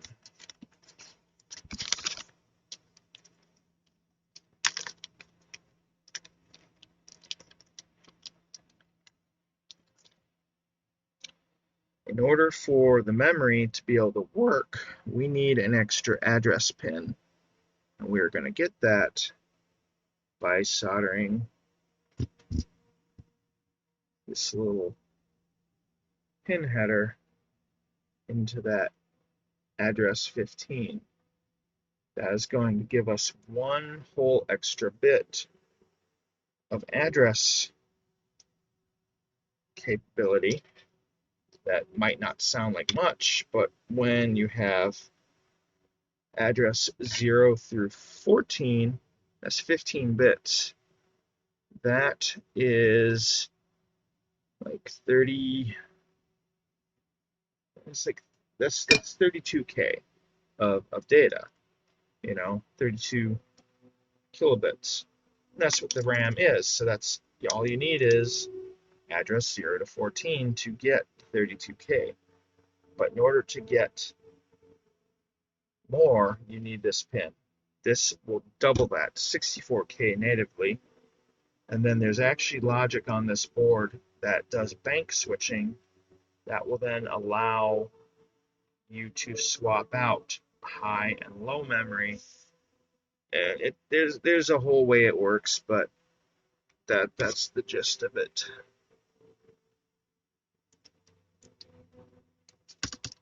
So then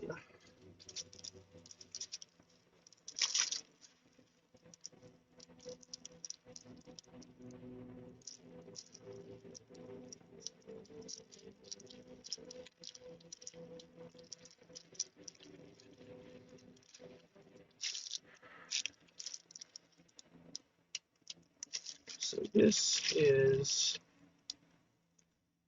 just wire with a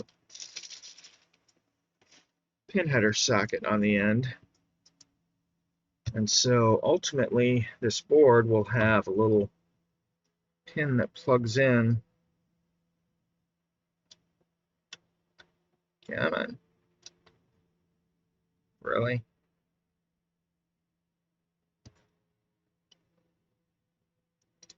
It's being stubborn. Of course it is.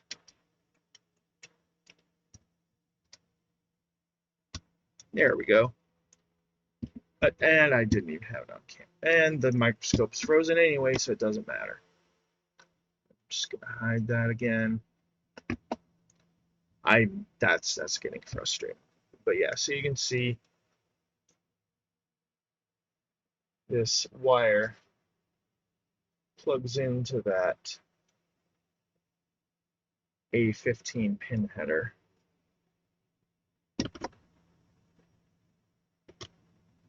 And then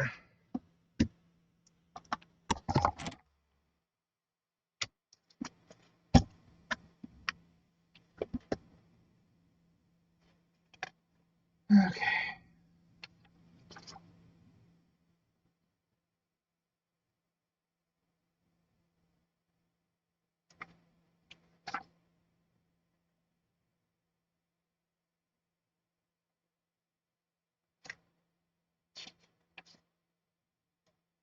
All right, so yeah, we'll have a wire then, which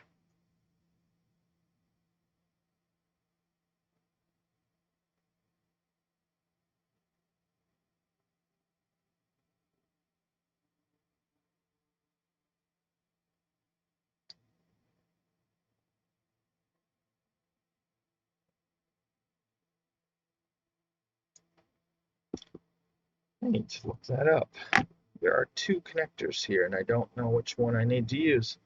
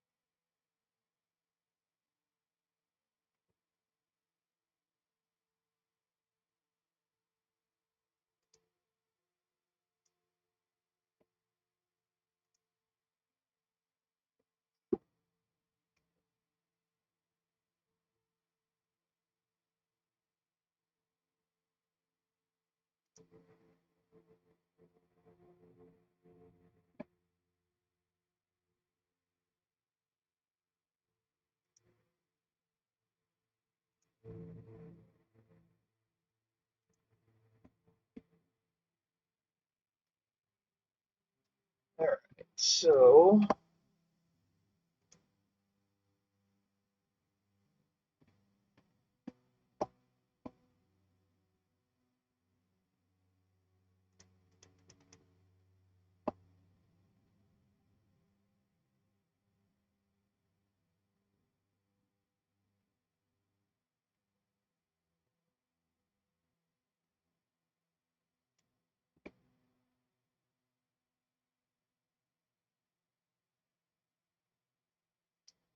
those are 4 serial ports.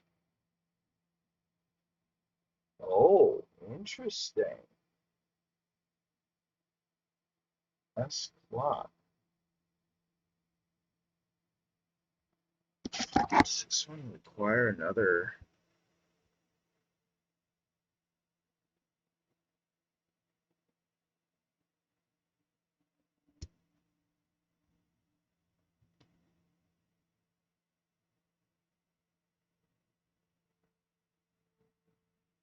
What is that?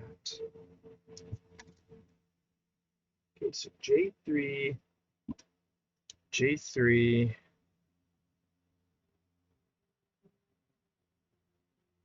is this one. So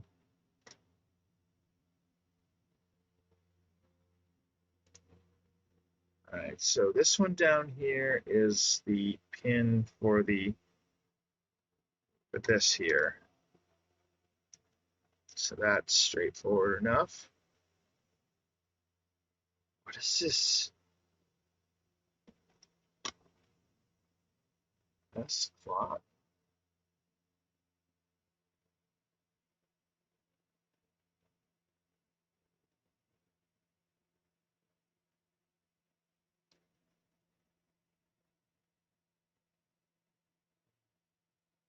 Okay.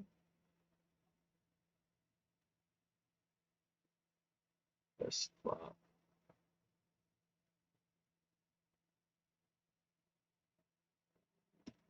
Is that an output for the serial?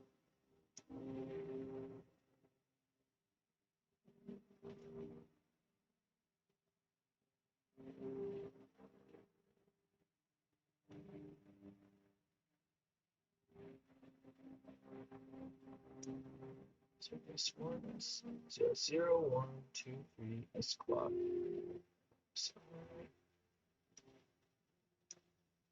So S0, 1, 2, 3, S clock.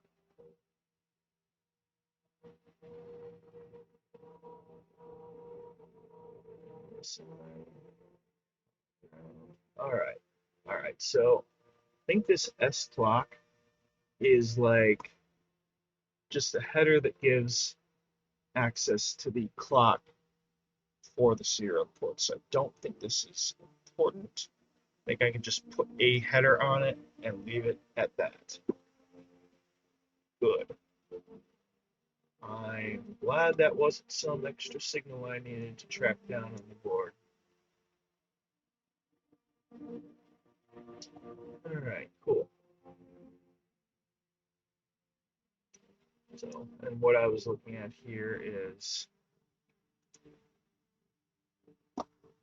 the S clock is pin 3 on all these serial headers.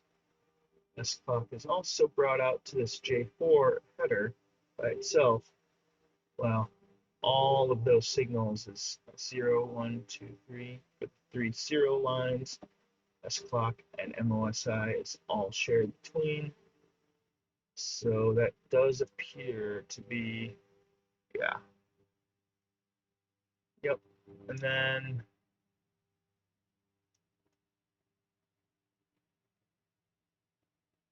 looks like A0 and A1 is used to write, oh buddy, is used to write, latch these gates here to select A15 or A16. when paired with A15 here. So basically, it's selecting a high or low bank, and then A15 selects the bank. So it would be either A15 or A16 selected, or both, or none, I guess. This is off. But yeah, so that makes sense actually. All right. Okay, so this is getting very close to done.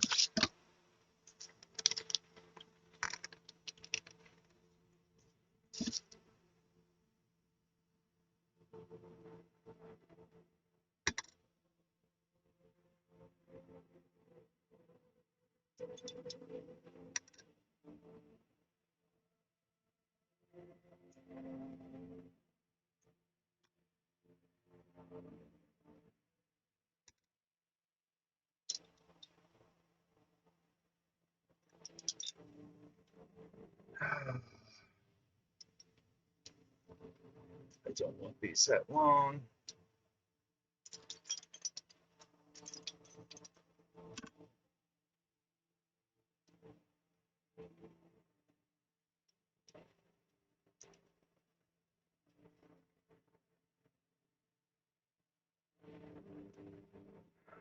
Can I?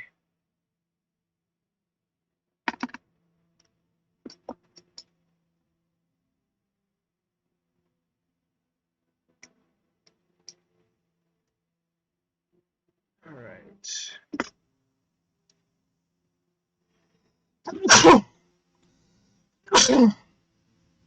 Excuse me.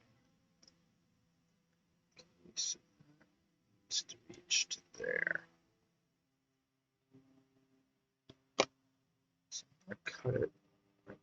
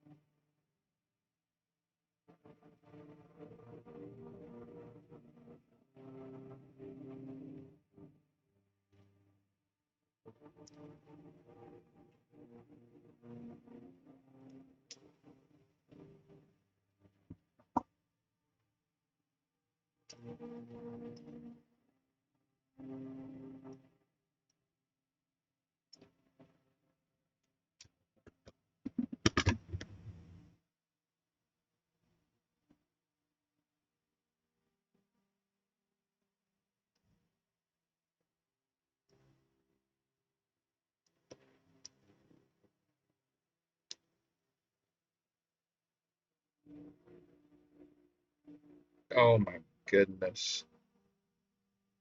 That's pathetic. I hate these Chinese connectors. They're one strand survives pulling on it. One strand, just one. That's absurd. Hey, buddy. Where are all my strippers?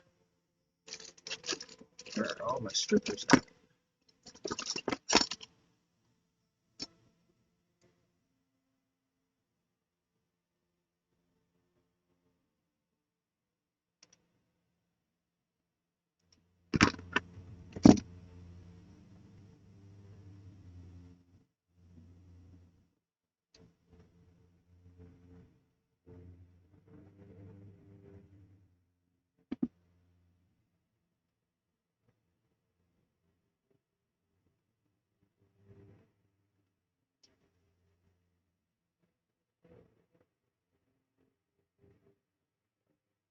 That's ridiculous. I literally pushed it through the crimp. That was already crimped.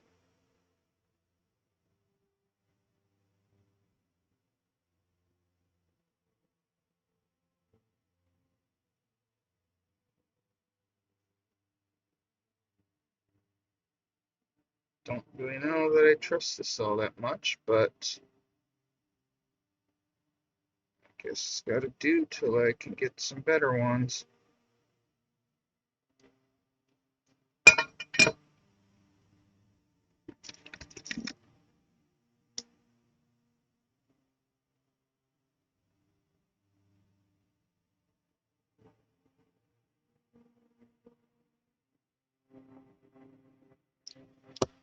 I'm pretty alright with that.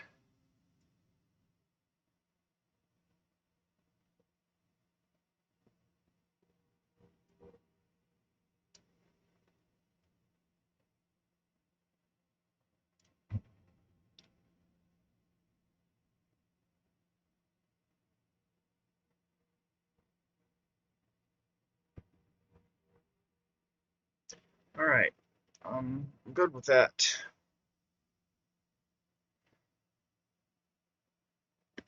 I'm going to mount U3 to the bottom here.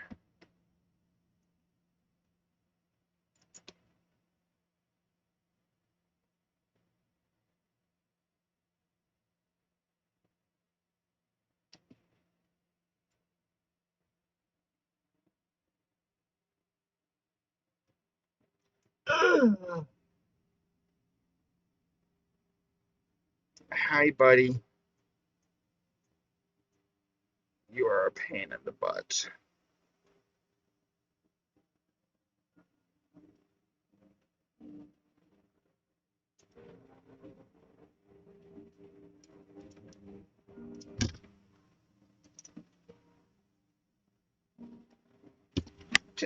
Tam! No! You little stinker. Tam, you cannot be back there.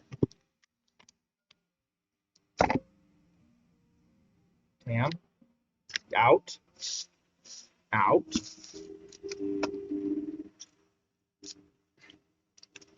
Over. Okay, you're out. You can't have that. No. No, you want it, but you can't have it. I'm denying him his toys. His leaded toys. You're not a child of the 70s. You can't have your toys with lead. Yeah, I know you're mad. You're mad. Over.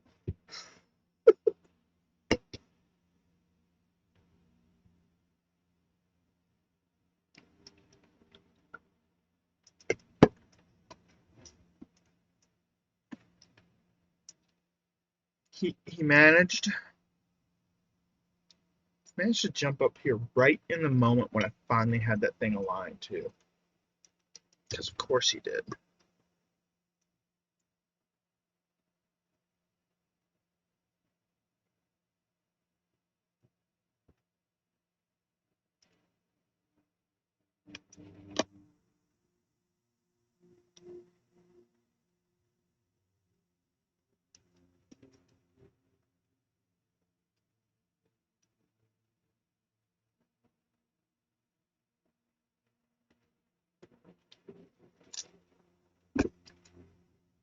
This is what I will do.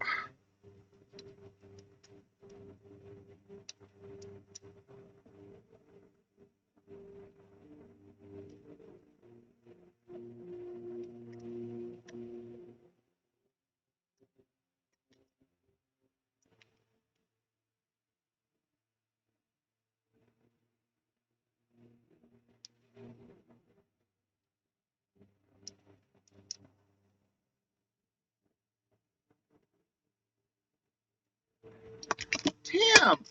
No! No.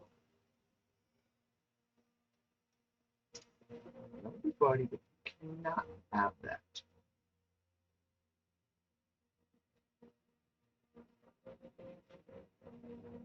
You're just staring at it. Stare at the hand. You little stinker. Nope.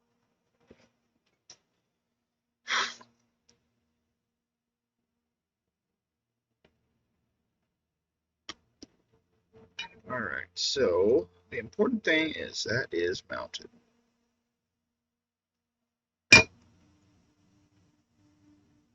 So now I can finish soldering the chips, which I kind of stopped doing when I got on the other tangent.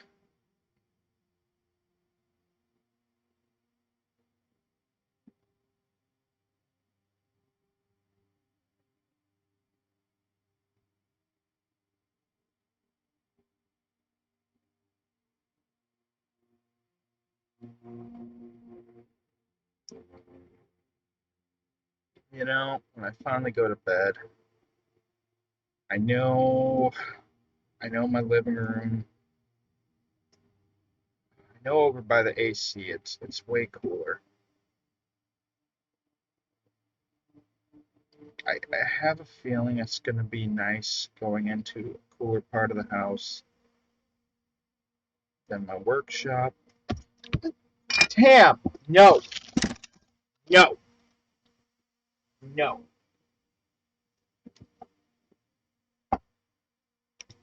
Little stinker. Oh, can't stay mad at the little goober. It's still cute, even when he's bad.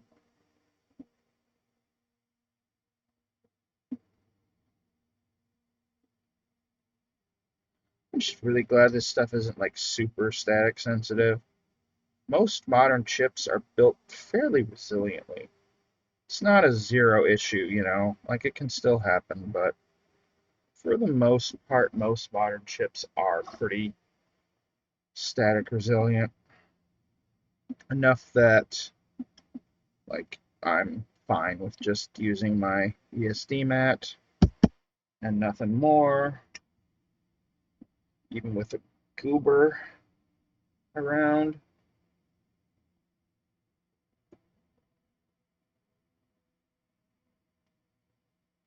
Alright, this is very close to done. Considering my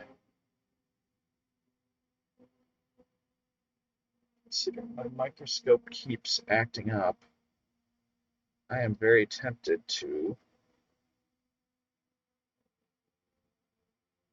pull the USB out of that one, plug my HDMI capture into it instead. Dude, do not. Do not. Yeah, I see your face. You're staring at that thing, buddy, but you cannot be up here. This is going to sit here now.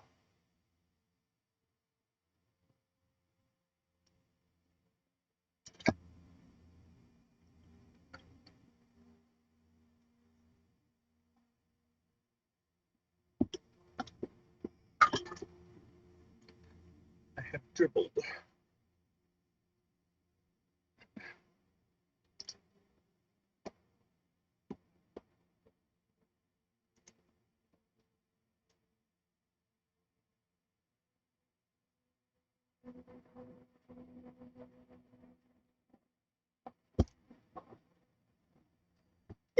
Goober.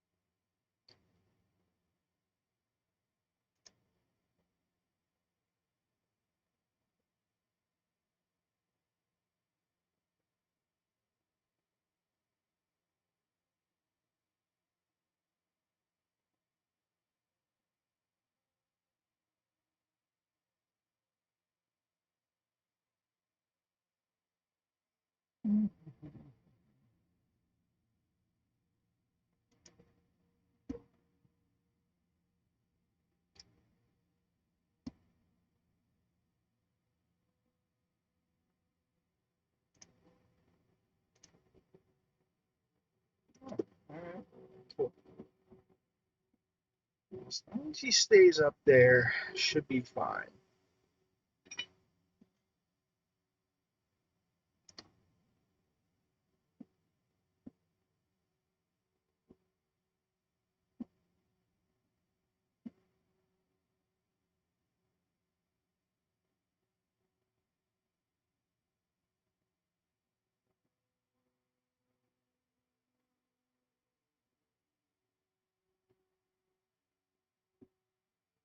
We're so close to done.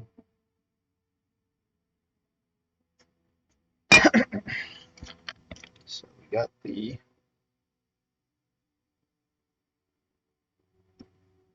serial ports here.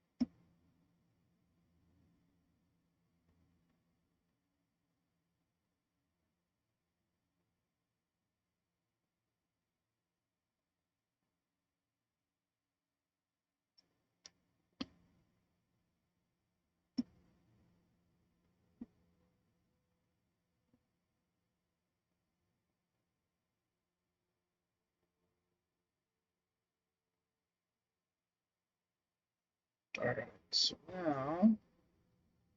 now that each one has one pin soldered, that one could use a little more solder.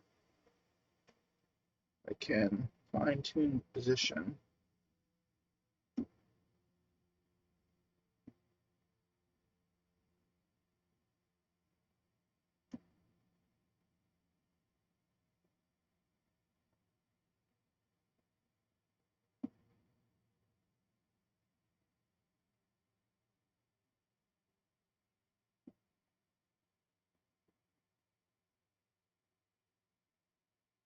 That should be much more stable then.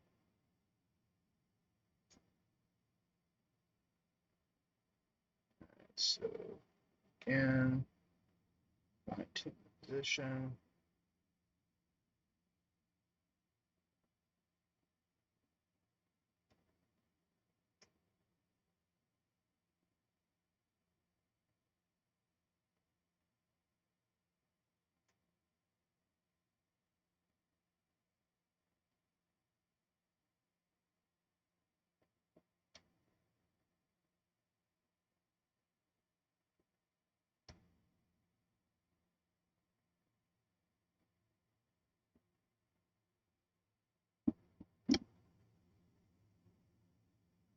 Looks pretty good.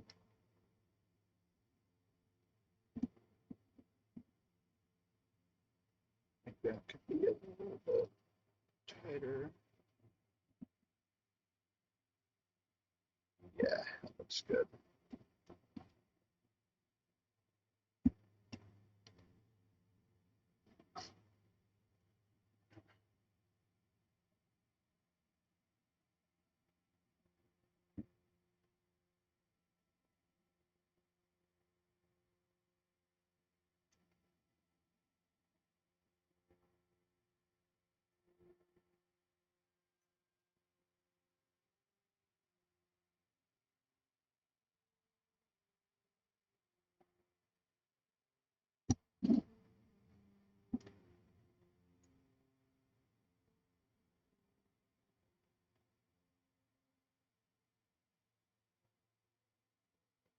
No, no, no.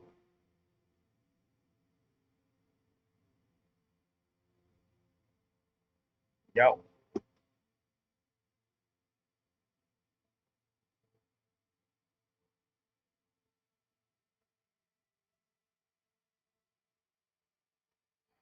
No, you don't understand how dangerous this thing is.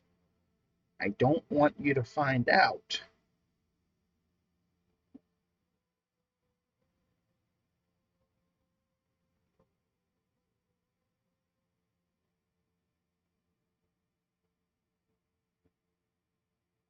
This thing hurts. I know. I've been burned by it before, many times before.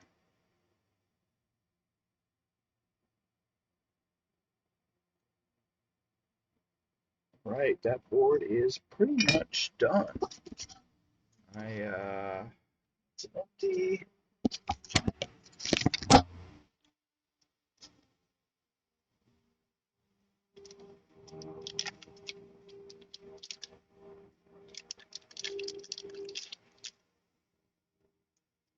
Oh yeah, that would be perfect for this.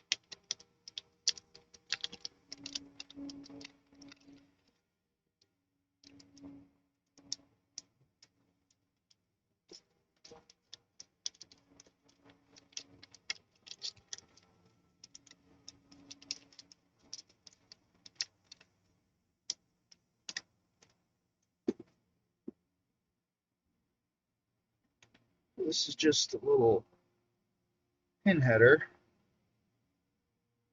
Solder it there. Tam! You... God damn it, Tam.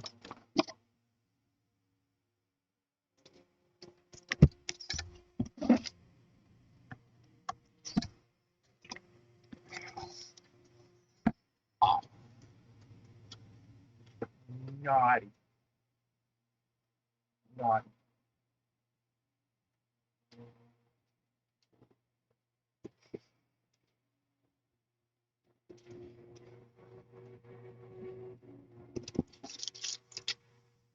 Yeah, I tell him naughty, and I pet him and cuddle him. I don't think he's gonna learn. So I just went ahead and bought these right away to go into these, so if I ever do expand this, I've got the sockets and headers all ready to go. So last thing this needs is this little clock trace here. A little test point for the clock for the serial ports.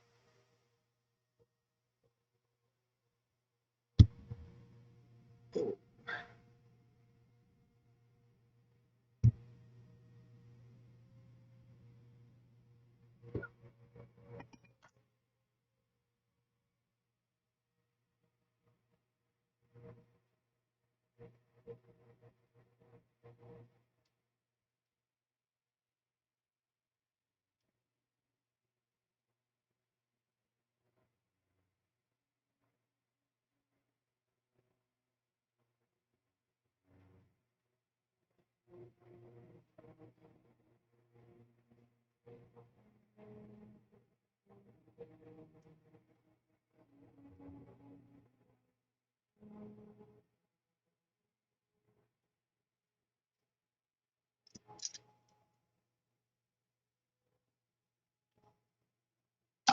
Yes.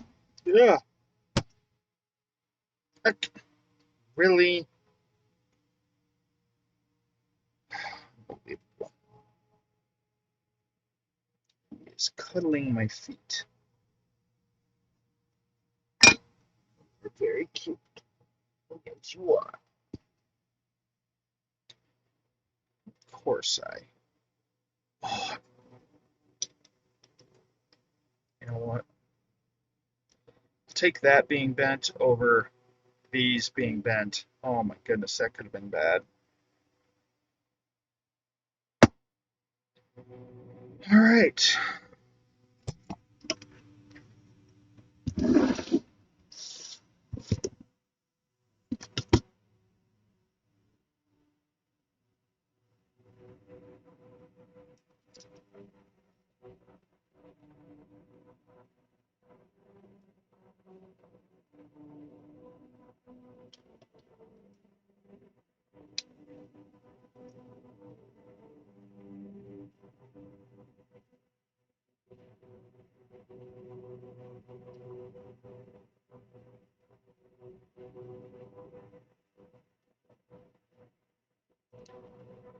Really? How did that happen? That got mangled by the soldering iron.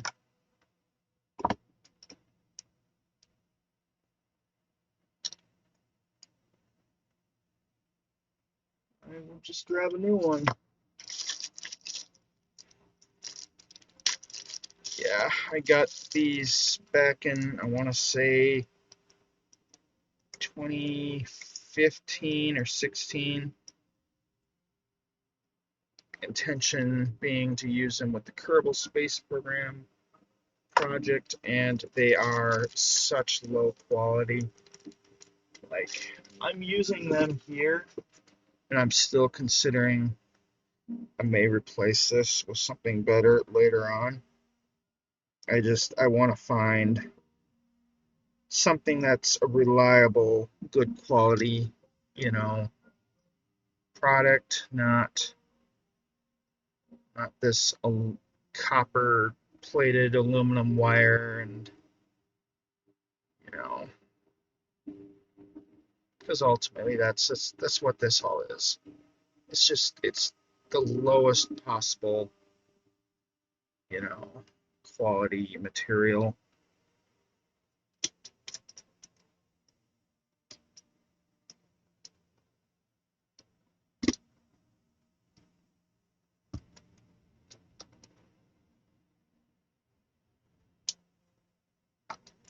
All right, so the memory expansion is installed.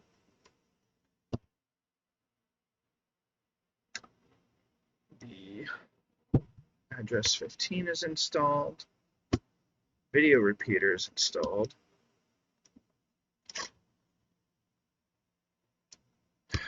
I want to try this. Okay.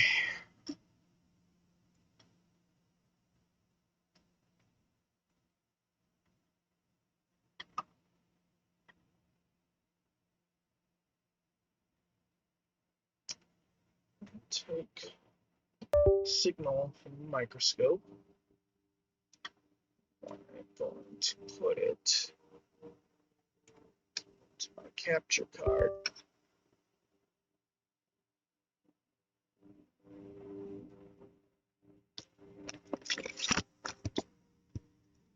I'm going to connect VGA .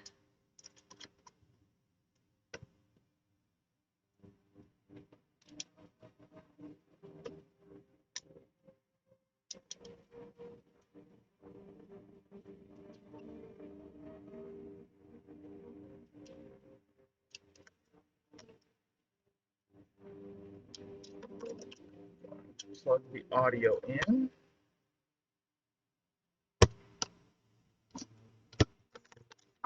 Now this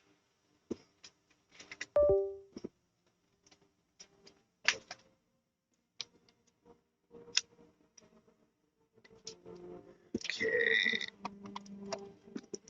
So this cord, no TAM. You saw the cord dangling. This is power the Gigatron. This is very short.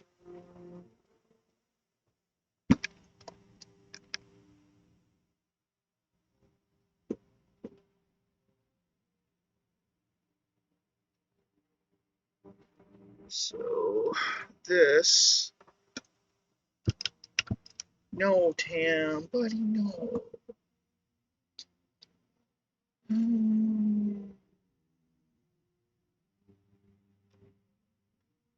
Yes, you're cute, bud.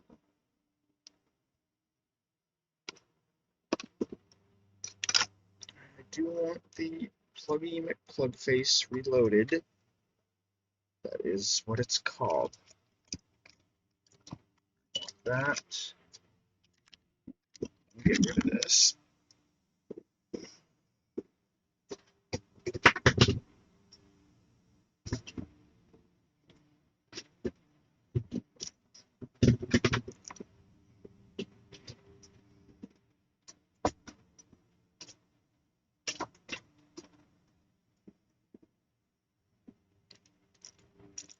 Don't need that.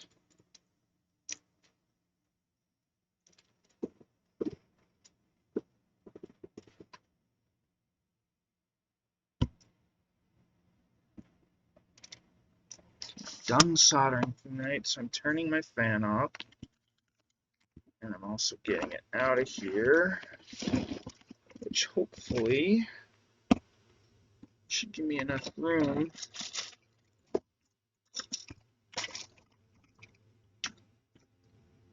to move this over a bit.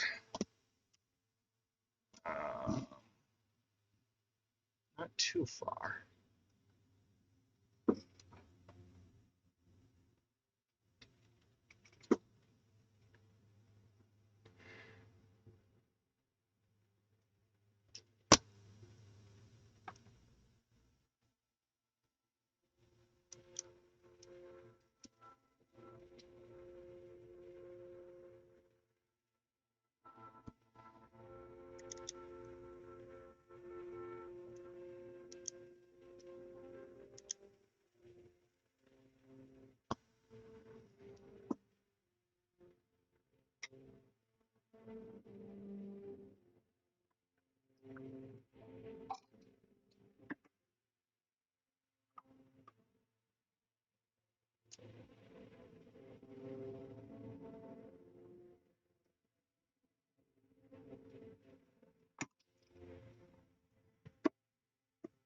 Okay.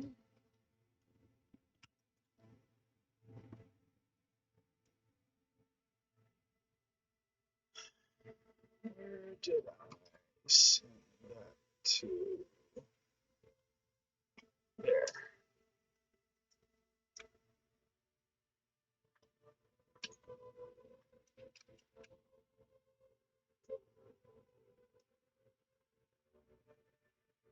Okay, will this work?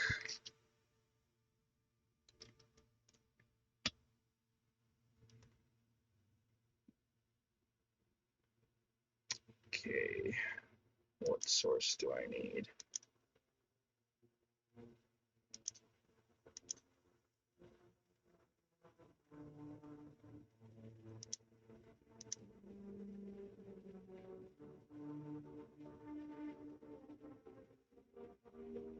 Okay, that's blinking. Where does this go to?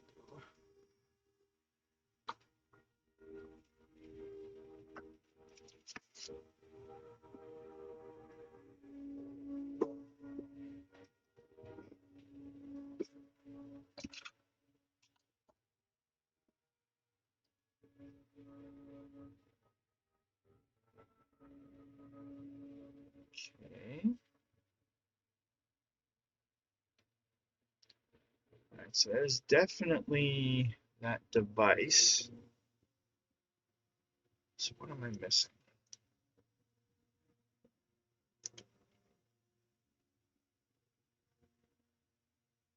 Okay.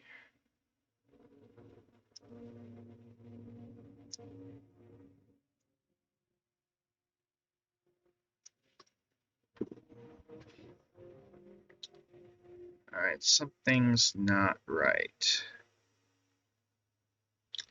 There's no blinking lights. Alright. Well, that's annoying.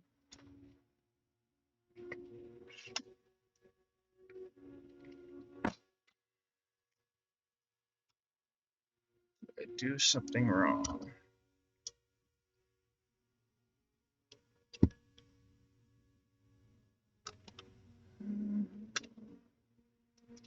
Let's try it with the original RAM. See if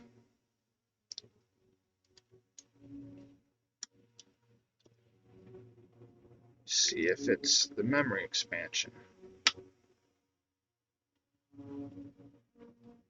Oh, that's a weird blinking pattern.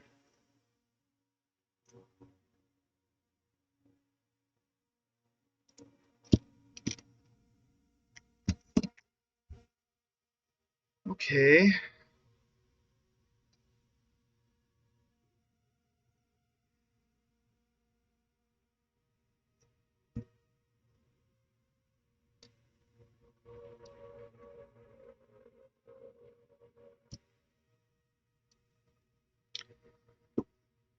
Alright, well that's a bummer. Something's not right.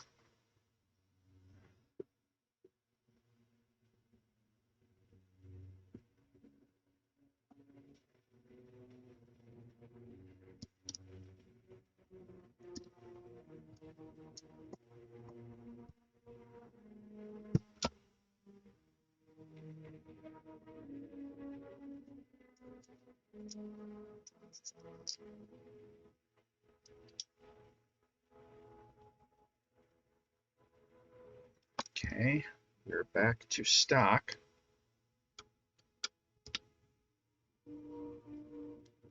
Okay, those light up, but they're not blinking.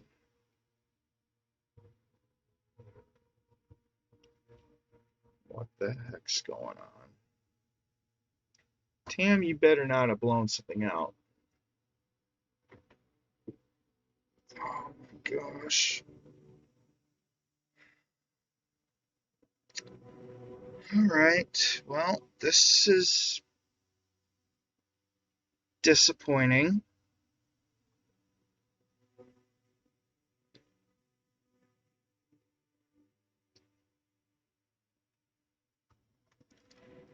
I really hope Tam didn't blow something up when he was crawling over this thing.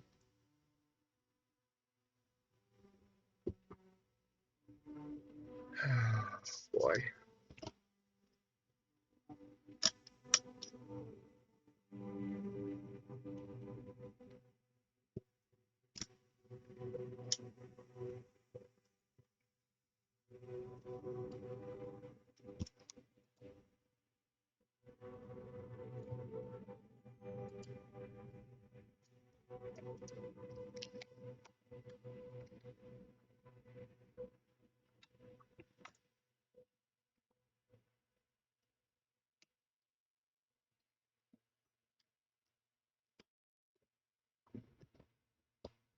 Alright, that's a bummer. I gotta figure out what's wrong now, because this is the original configuration, and it's not working.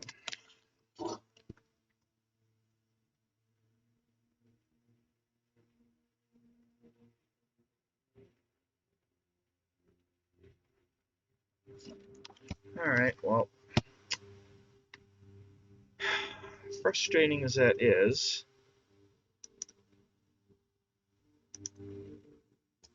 I'm probably going to call it here, just on the simple grounds that I got to work in the morning.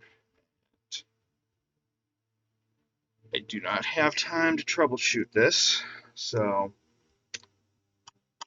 not sure what happened between desoldering this. I can try.